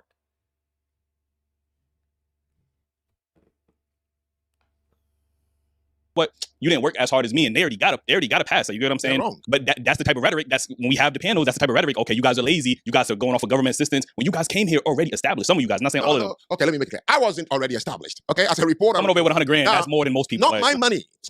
Nigga, 100 grand in the U.S. What the fuck are you talking about, G? These niggas is delusional. Coming to the U.S. with 100 grand is not established at fucking all. Firstly. Secondly, he said he came here, the money was going towards school, if I'm not mistaken. Scholarship. It doesn't matter. Scholarship. Okay, it's a scholarship. Yes, nigga, it does matter. What the fuck? Do you think someone who gets into school with a scholarship, oh, they're established. They're well established. No, nigga. The fuck are you talking about? You acted like just because you have a scholarship, like you ain't got to eat. You ain't got to have a place to stay. You clearly must not have a social life. You don't want to go out and converse and socialize and drink or party what the fuck are you talking about? To say that $100,000 scholarship is the same thing as being established in the U.S., you're fucking crazy. Coming over here with 100 grand, that's more than most people. Not my money. Scholarship. It doesn't matter. Scholarship. These niggas are stupid, bro. I can't deal with stupid niggas, bro. I'm sorry. This is just ignorance. This is just ignorance. Doesn't mean my money. So I wasn't established. No. Established, I don't know what it means, but I knew that I was an emotionally stable, well-structured, sophisticated gentleman from Africa. That is what that matters to me. Mm-hmm.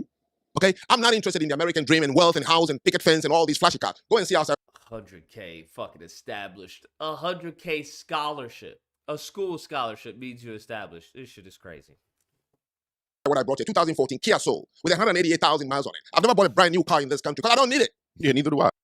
Okay? Right. So every black man saying these things think you need a about Ferrari. I'm just waiting to die. That's it. And I chose to die in America. That's crazy. I'm just waiting to die. And I chose to die in America. Damn. Whew. What is the point? Like, I got something from somebody. If anything, I beg the white man whose country I came to, and he gave me the citizenship. Not a Japanese, not a Chinese, not an African American. Mm-hmm. But the reason that Let's keep talking about things that would make us understand each other. And maybe I thought we would use this to understand why do people from the Caribbean and Africa come. I have defended. But you see, when I speak about yeah, these niggas are trying to act like, oh, because, you know, what was it, the 14th?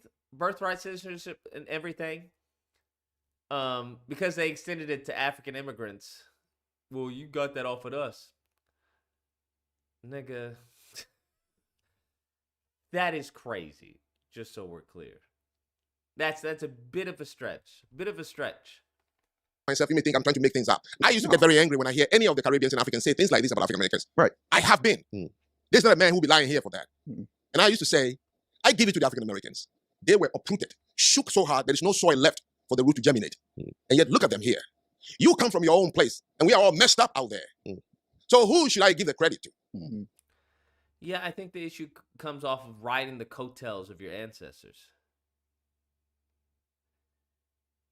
And it's honestly similar to a lot of fucking white ignorance. White elite ignorance? Not these ignorance, right? These ignorance. That's the general pop. But the white elite ignorance, you'll see how a lot of the wealth or a lot of what their parents did negatively impacts them. Because they'll be like, well, I've done this and I've done that. It's like, nigga, you didn't do anything. Your daddy did that.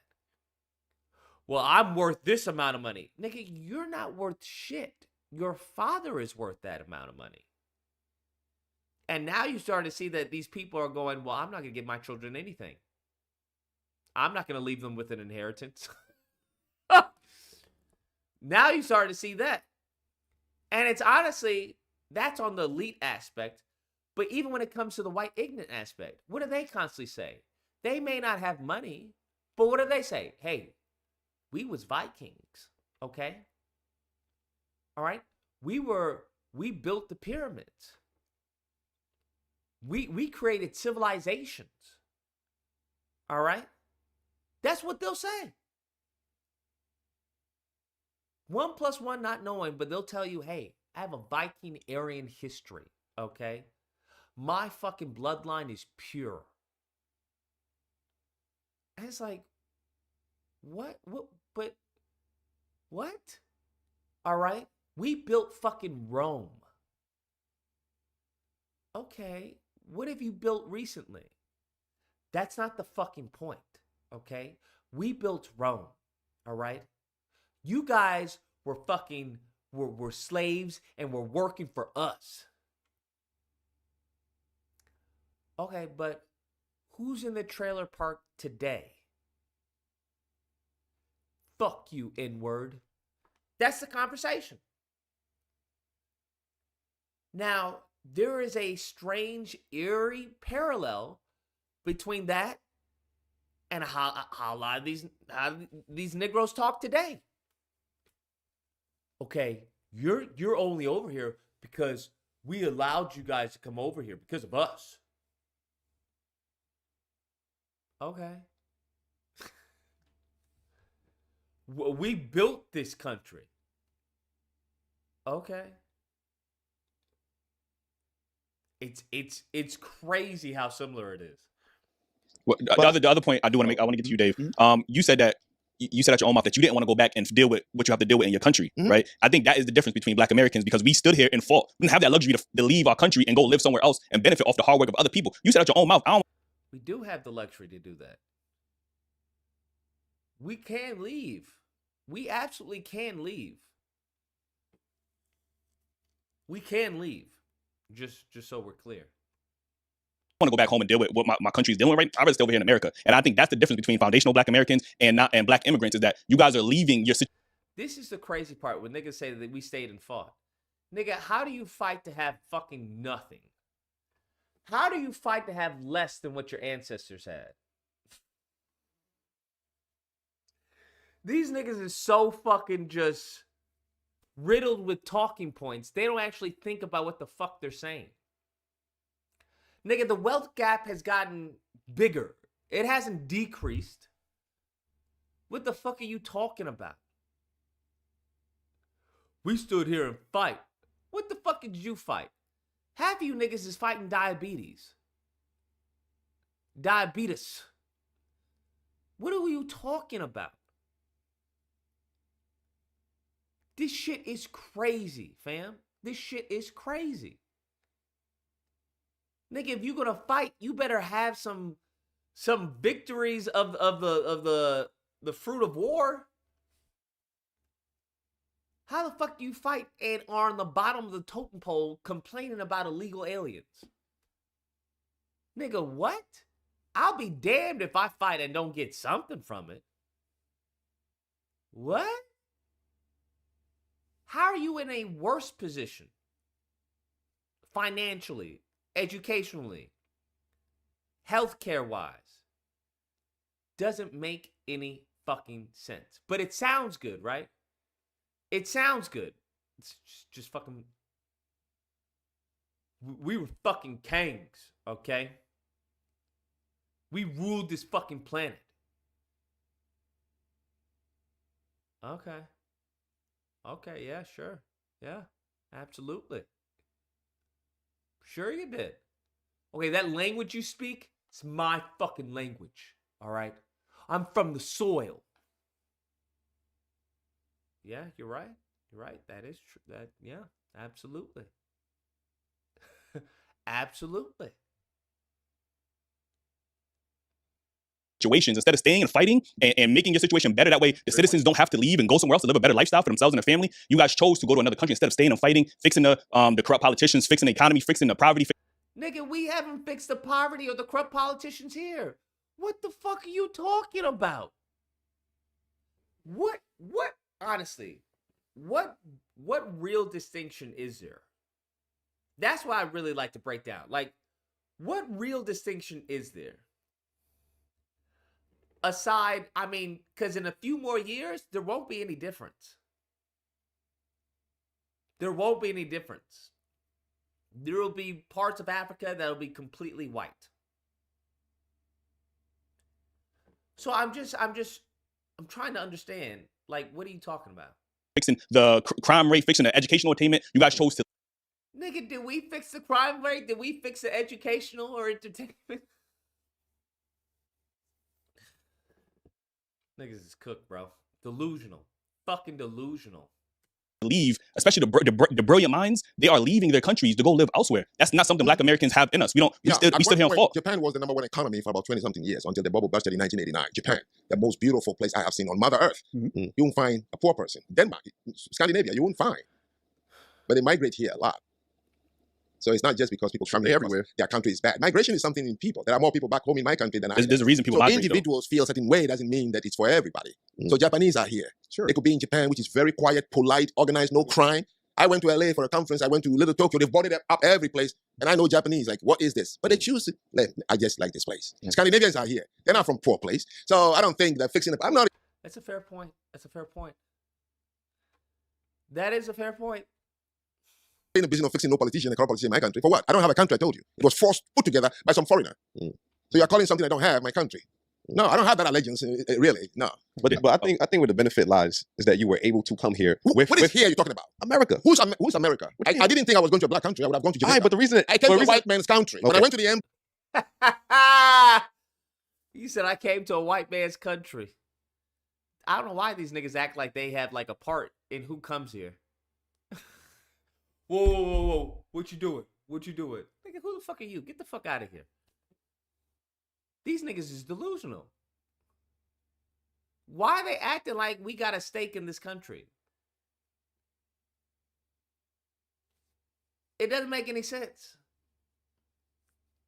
I don't understand. It makes no sense. He's like, he's pretty blunt with it. He's like, nigga, I came to a white man's country. This ain't your fucking country. The fuck are you talking about? I saw the United States of America. Wait. But the reason a black man, yourself, can come here is because of what the FBA's did. What did I tell you? Nigga, you didn't pass the legislation. You didn't pass no fucking law that allowed a black immigrant to come here. What was it, 1868 or something? You didn't fucking pass that law. These niggas acting like they were in Congress and we're gonna make it so Africans, immigrants can come here. The fuck are you talking about? Make it lawfully possible for you to come here with your $100,000 and go to college. That was not a possibility. That was not a possibility a century ago. We do not know. There are many countries that don't have slaves. UK is one of them. There are no slaves like African Americans. So why you ain't go there? Wait. There are many countries in Europe. They don't have blacks there, right? But all Africans are there, right? Okay, so who made it possible for Africans to go to those countries? It's a world of difference, and here's why. And I think why only when it comes to America you're thinking that you made it possible to come? Saudi Arabia. I lived in Japan. I got a resident permit for 4 years. I could have asked for permanent residency, right? They would have granted it to me. Same as in China. There are today 14,000 something of Africans living in China. Right. Okay, what I'm saying is, you go to the 46 countries in Europe, you find almost in every one of them that Africans are there, thriving, working, doctors, students, and everything. Right. It wasn't no black person that is there to make it possible for them to come. So we can't say that if you were not here, therefore blacks wouldn't come to America. So that's one. That's a good point, too. I mean, that's a fair point, too. Is there a country that black people can't go to? That they're not allowed into? I mean, he's making good points. It's not a good point, but you have a question. No, it's not. It's not even a question, right? So, the 13th, 14th, and 15th Amendment. Here we go back to 13th, 14th, 15th Amendment. He already made his point that nullifies the 13th, 14th, 15th Amendment. All those other countries don't have a 13th, 14th, 15th. So why do you think that you're solely responsible for black people coming here when we can go anywhere else as well? I mean, nigga, that is fair. I'll give you that. That is fair. 13th probably really doesn't apply to you too much because you were never enslaved. But that abolished slavery. 14th Amendment, just because I want to make sure I get this right, is birthright citizenship, right? Because we were denied rights after slavery, right? The 15th Amendment is voting rights. The Civil Rights Act that got put into law was because my people, my mother's generation, my father's generation, fought for you to come over here. No, yeah. No, they. Okay. No. Yes, They fought for their freedom. I was never informed, sent any letter in Africa that you should come to America. I'm just telling you, nobody fought for me. You were in a condition you need to fight for your freedom. And so you fought for your freedom. You benefit from But you benefit from that fight. I've given you an example. Yeah, okay. You benefit from the white man's fight if you're going to play that game. The problem when we play these games is the same reason why white people, the racists, say, well, you benefited from slavery. You benefited from slavery. Why are you complaining? Had we not taken you over here to this country, nigga, you wouldn't be here. You benefited from slavery. That's the same logic, bro. That's the same logic that they're applying. There are many places I have lived. But we're not talking about many places. Okay? This is unique. So this is one of them. This is why they say when it comes to the Civil War, well, white people fought to free you. If it wasn't for white people fighting the Civil War, you wouldn't be free.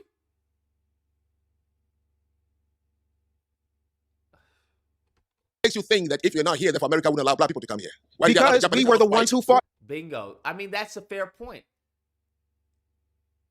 Like, everywhere else allows black people to go there, but you're saying that America would have never allowed black people to come here. Unlikely. No. Frank, you gotta let me rock for a minute, right? So here's what I need you to understand. The reason that it went from the black liberation movement to civil rights was twofold. The first one was they wanted to make sure they could shoehorn everybody else in because when folks come here, they contribute to the economy. Who? Okay, when I say who made that folks should come and contribute to the economy? You mean the white Americans? The white government. Okay, sure, yeah. Right? Mm-hmm. When that civil rights bill got passed into law, when LBJ signed it into law, right? After that, you got fat white women being stewardesses on Pan Am, right? You got women had rights. You've got gays having rights. You have people being able to come into this country and have the opportunities that were not allowed prior to us bleeding, fighting, and dying for those rights to be put into law. That is uniquely on us, that we, whether you realize you benefited from it or not. What right is that? The right to come into this country, to come to school in this country, to become a citizen of this country. I'm just asking for. Black people fought for civil rights. You are here because of civil rights. What is civil rights? That's a great question. It depends on who you ask. Yeah. The right to be able to participate in what the Constitution of the United States provides for everybody. We, the people of the United States, in order to form a more perfect union, establish justice, ensure domestic equality, provide for the common defense, promote the general welfare. I mean, it's a long Constitution, but in it, there's a lot of amendments in the 13th, 14th, and 15th. Yeah, so the civil rights simply says that people living here, African Americans who were brought here illegally and forcefully, must have the freedom to participate in everything civic. Not everybody. See, that's the distinction that they don't tell you. It's not just about African Americans. They shoehorned absolutely everybody else into it. African Americans who enacted the civil rights were thinking about other people. No, we weren't, but that's what the government did with it. That's what I'm trying to say. So it's not about whether you were extended an invitation or not. You are trying to make it more. If I buy you a ticket to the Yankees game, you didn't buy the ticket, or you didn't ask to go to the Yankees game, but you're sitting in the stands. It's saying you still benefit. You still benefit from it. Whether I did it, I don't believe it, and therefore whether you believe it or not, I don't believe that's a camera. It doesn't stop it from recording us. I also showed you that other countries, 196 countries on the surface of the earth. Out of that, 46 or 48 of them are white countries. You go to any of them, you find us. We didn't wait to see, black people are here waving flags and saying, now you can come. Why the fuck y'all wasn't here when we was out here getting our ass whipped and hung? Okay, I don't want to talk about the conditions people face and what they fought for. It's one thing, I respect it. It don't sound I acknowledge it, but now you're because trying you're too hard. benefiting from it. You wouldn't be able to walk these grounds. The rights you have as a black man, regardless of where you come from, in America, you are an American citizen, right? Yes. You are a American citizen. Naturalized American. You're a naturalized American citizen. 13th, 14th, and 15th Amendment. Like that, you became a naturalized citizen because that amendment was fought for by us. So you benefit. Southeast Asians who are here. Same. Yes. The South Asians, the Germans. Everybody. Yes, everybody. Then I don't have anything to say about that. Because I'm not a scholar on why white American government decided to allow immigration. To build because it was of a financial benefit. It was of a financial benefit. So if it was of a financial benefit, then why are you trying to take credit for it? Then it had nothing to do with you. It had to do with them making more monies.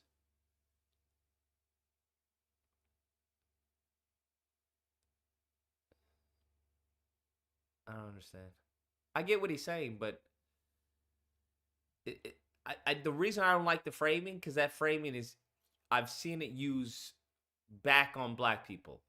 Well, you should be happy, okay? Because if it wasn't for us, you wouldn't be in this situation. If my ancestors hadn't taken you over here to, from Africa, you wouldn't be in this situation. I mean, he can then, by that logic, say, well, you should be happy that we sold you to the white people to come over here. Right? It's a very reductive fucking logic, in my opinion. Well, you should be happy that we sold you over there so you can create the laws that we can come over there. If we hadn't sold you over there, then you would have never gone. Of course, that is one of the things America did that is so unique from other countries. They knew the line they have taken and the country they want to build. Of course, every country on the surface of the earth builds into its system a form of immigration. Even the most homogeneous, like Japan, they always know what immigration does to a country.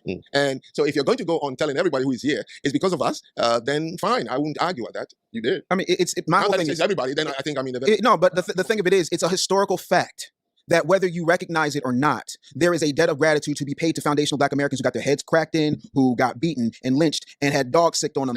Still happens, you know, where... Yes, but here's what they're trying to make it seem, is that we solely fought to have Africans come over here. No.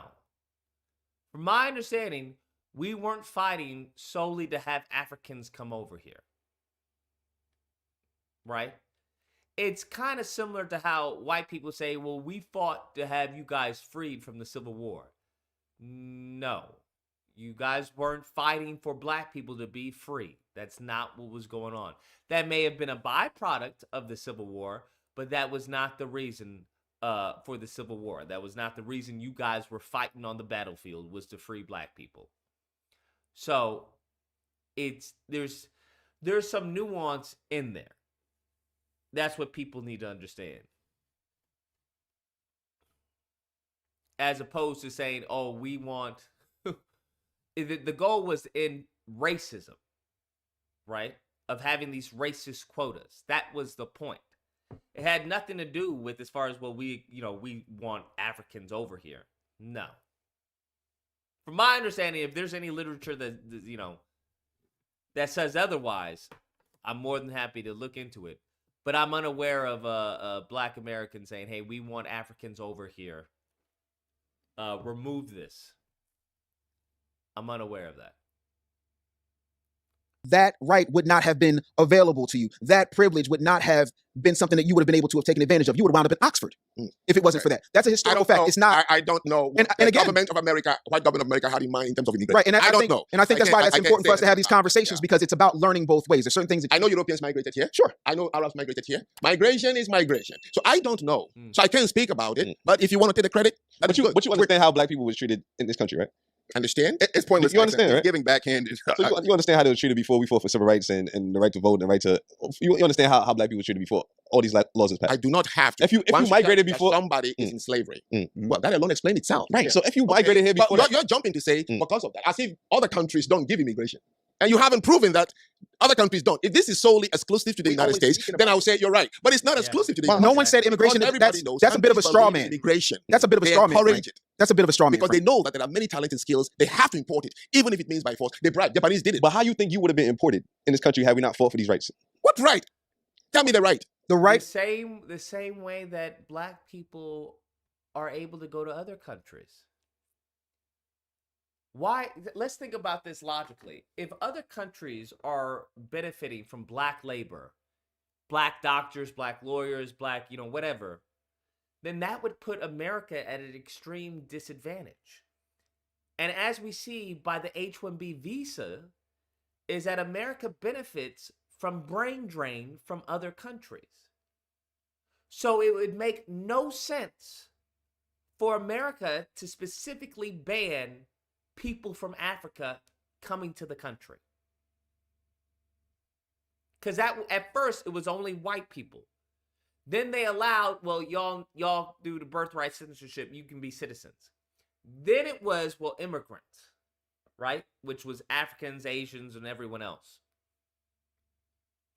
So you have to think about that to try, and now, given the fact of how it came down, yes. But to act like had we not been here, it wouldn't have happened is foolishness. Because it's not anything exclusive to America. Now, if America was the only place that Black people could go to, sure, by all means. You'd be like, hey, we did this. But that's not the case, and that's the point that he's making. for naturalized citizenship, the right for civil rights. Whether you Tell came, me that- so say for example, you came. Let's pretend that we're on Earth 2, and let's pretend that Earth 2 is an alternate universe, just like us, except for one particular change. And that one particular change is segregation is still in place. White supremacy is the law of the land. If it's white, you're right. If you're black, get back, regardless of where you come from. Now, let's say that you did apply and you became a citizen. You would automatically be a secondhand citizen, and they would say, "Get your black ass to the back of the bus. You can't do this. You can't do that." Do you know that when you became a lawyer in this country, up until black people started becoming lawyers, there was no such thing as a bar exam? They created bar exams to bar us from becoming attorneys. Yeah, When we got the right to vote, they started creating things called grandfather clauses and poll taxes in order to keep us from exercising those rights. You understand that to be a fact, correct? I don't know. Okay, but trust me, the comment section will tell you that that's a fact. Okay. Civil rights, which started off as the Black Liberation Movement, and then COINTELPRO did its thing and gave us civil Okay, rights. so back to you. But- Name the rights I'm enjoying. Well, hold on. I was in the middle of telling you the rights you're enjoying. Okay. Civil rights gave you the opportunity to be here, take that $148,000 scholarship, and sit in a classroom amongst all Americans and make that You happen. have to show me where that does not happen. If it is exclusive to the United States, please. It's not exclusive to the United States. But he's saying that, yes, it's not exclusive to the United States, but we are a crucial factor for it happening here. Now, his point is saying, yes, you may be a crucial factor for it happening here, but that's not to say that it wouldn't happen without you being here, because it's happened everywhere else. Okay, that's fair, right? It's kind of like when it came to slavery. America wasn't the first place to end slavery. We weren't.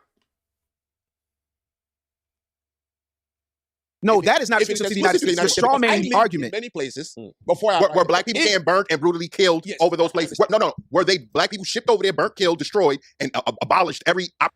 I don't think they both have good points. I don't think so at all. I think his point is actually, when taken into the totality of the circumstances, yes, in this particular stance, yes, black Americans contributed to immigrants coming over here, 100%. But that's not to say that black people would be banned from the U.S. had it not been for black Americans and the fight for civil rights. Why? Due to the fact that that's not the case anywhere else in this country. Anywhere else in the world, for that matter. That's the point. But at the end of the day, what does this have to deal with? Niggas wanting to take credit.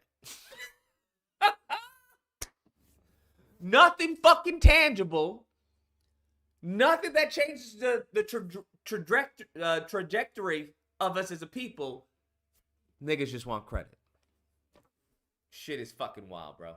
They arguing over credit. Opportunity. And none of these niggas, right? None of these niggas fought. None of them are old enough to have been a part of that fight. So what are they doing? Exactly what the white ignorance is doing. You wouldn't even be here if it wasn't for me. For what do you mean you? You don't contribute to my life. What are you talking about? My ancestors, they built this place, okay? What place? You talking about the U.S.? Yeah, that's right. Okay. How's that changed your life right now? That's not the fucking point. I don't know. Was that happening in those other places first? You talking about these other places? Yeah. The American experience is unique. Yeah. You can't compare to these other places. Okay, there is something you're missing. I think you understand. When you take somebody as a slave, as it happened in Northern Europe, the Sure. whole of Northern Europe slaves, right? Absolutely. As it happened in Africa between tribes, as it happened in Asia with the Mongols, as it happened in the Middle East with the Ottoman Empire, slaves have been taken. The condition is never something anybody is ever comfortable with. So what you're describing, my head was busted. Yes, you are in a slave condition. They took you and they said, you're going to be my slave. Let's not begin to say what they did to me. But you're trying to make an argument that, when slavery was over and I fought for civil rights, it's why you came here. I would buy that argument. I'll bow to you if you told me that was exclusive to the United States, because other countries do not allow black people to go anywhere. Which is Exactly. not in the case. Now tell me what I'm benefiting. Again. No, he said it. Please, go ahead. I'm telling you. No. Name it at items, please. Just name the item. That you're benefiting from. Yes. The reason that you were able to. No, what is the item? It's a business relationship I have with the United States of America. I brought money, I pay taxes on my money. The reason you were able to do that is because I'm asking you, give me the benefits. I can't. Exactly. Okay. I can't. So. Yikes. All they want is credit. You gotta give me credit, because if it wasn't for my ancestors, you wouldn't be over here. But nigga, I can go anywhere else. Yeah, but here you wouldn't go for. Okay, let's say if you niggas never came over here. You telling me that without you niggas coming over here, I wouldn't be able to come here? Is that what you're telling me? That America would be the only country where they ban black people. Is that what you're telling me? That everyone else, they is that the argument you're making? It's a foolish argument. I don't. Frank. Here's what I need you to understand. Right? Immigration is not something that is unique to America. No one ever said it was. That's a straw man argument. That's not what I'm on. Here's what I am on. Are you familiar with the Nuremberg laws? What? The Nuremberg laws. Yeah, in Germany? Yes, in Germany. Okay. Do you know where those came from? No, I don't. No. See, Hitler went on record. No, let's talk about No. I'm making you got black Americans. I just want to say that. You give me too many history lessons. No. I can verify. Because you don't know the I'm not history. going to follow you because you're not a history expert. No. So don't give me history like as if you're teaching a high school kid. Just no, ask I'm not me the trying to question. teach a high school kid. Questions, and you said we're going to have these discussions. But to go to Nancy, I wasn't born. I wasn't. No, there. you're missing. I'm trying. The Nuremberg trial. I am asking what I'm you to tell me. I'm working in this country. But look, what is that one right that you can say I'm enjoying? Okay, you have the right to be a citizen here, which you would have not that is been. for the Americans, they wanted it, and they gave it to Frank. We're gonna let him talk. We let you talk. Let him have his moment. You have the right to sit down in a classroom and pay for tuition that you would not have been able to do in any place in the United States, with very few exceptions, if it were not for civil rights. That is an irrefutable fact. And the reason I was bringing up the Nuremberg laws is because Jim Crow in and of itself was so bad that Hitler modeled the Nuremberg laws off of Jim Crow. And I'm not trying to give you a history lesson, but there's a lot of history that comes with foundational black Americans that you do not know that would change your perspective. We came here for this conversation, not so much to try and convince you or you to try and convince me, but to have a exchange of ideas so that you can understand our perspective and we can understand yours. When we had our initial phone conversation. I don't trust anything he says, to be honest with you. We're gonna have to fact check that. I'm unaware of the has anyone heard that before? Because he's been wrong twice before when it came to picnic. When it came to picnic, and then when it came to what was the other thing he said that was just fucking wrong. We talked about the importance of people understanding that you are not coming from a place where you're trying to demean people and people are threatening your life, and your team is like, should we call the FBI? And you're like, nah, but this is insane. To the point where when we were talking, you said, well, this group, Foundational Black Americans. I said, no, Frank, it's not a group, it's a lineage. That's what it means. What I'm saying. Please ask me the questions. I don't like the too long because the things you're saying, I can't verify them. I wasn't there. So when you say something like that, you're forcing me to say, should I concord and say it's true? No, because I'm not trying to get you to agree. I'm trying to give you things that you can look up later on for your own benefit, so that you can get a better understanding. This is not about trying to. The question now. Okay, so let me go back to because I asked you and Dave, I want to switch you because Frank said he's not offended by the word tether. Sure. Right. But when you hear the word akata, and there's a countless amount of words, do you believe those words are to embrace Foundation Black Americans or to do the like a polar derogatory opposite? term? Like. No, but the thing.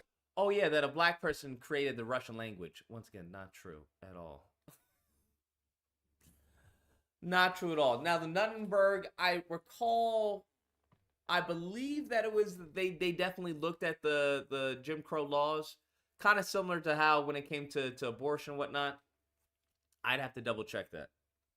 Thing that I think is extremely important is twofold. The first is when you use a term like akata, that comes from institutionalized hate and divisive language that has been spread through media and narrative that puts us in a certain light, right? That we're lazy, we don't care about like the N-word.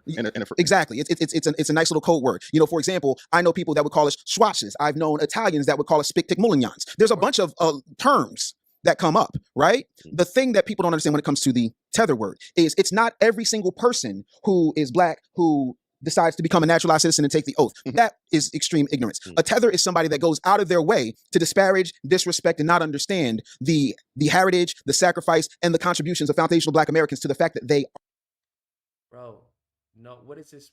What does this boil down to? Credit. Are here. You are credit. This nigga is saying that a tether is just someone who won't give us credit. That's what he just said, bro. I'm done. Y'all can watch the rest of this if you like, but that's what he just explained what a tether is. Well, a tether is someone who won't acknowledge us, that they're here because of us. Nigga, I really don't give a fuck if you acknowledge me. I would rather FBAs have a fucking some type of tax on Africans. Like, nigga, if you want protection, you gotta pay us $20. Something, bro. Like, genuinely something. Like, if you want... be like the mafia, something, bro. But credit? You just want motherfucker to acknowledge you? We're cooked, bro. tethering yourself, because the average person, we had this conversation last time I was with Black Americans, to the respect and not understand the heritage, the sacrifice, and the contributions of foundational Black Americans to the fact that they are here. Goofiness. I'm done. These niggas is goofy. We're not getting reparations and we don't deserve them. Simple as that. We don't deserve them. The mindset is cooked. What reparations should have gone to was Black empowerment. It should not go into Black empowerment because niggas don't even know what the fuck that means. They would fucking, they want placards, bruh. Why do you think we get a George Floyd fucking statue? Because that's what niggas want. Why do you think we get that shit? Because they know that niggas will be happy with that. While I'm talking about George Floyd policing that, these niggas like, well, we got a statue of Breonna Taylor. What the fuck are we gonna do with the statue of Breonna Taylor? But they know niggas that will settle, that will satisfy most niggas. That's the problem. Based off of what he just said, well, they come here and they disrespect, they don't acknowledge that the reason why they're here is because of foundational Black America. It's never too late. Don't give up. Sure, by all means. You stand and fight. Go ahead. I'll be rooting for you. Absolutely. Anyways, I thought this was very interesting. It's late here. Everyone take care. Stay safe. I'll catch you all mañana.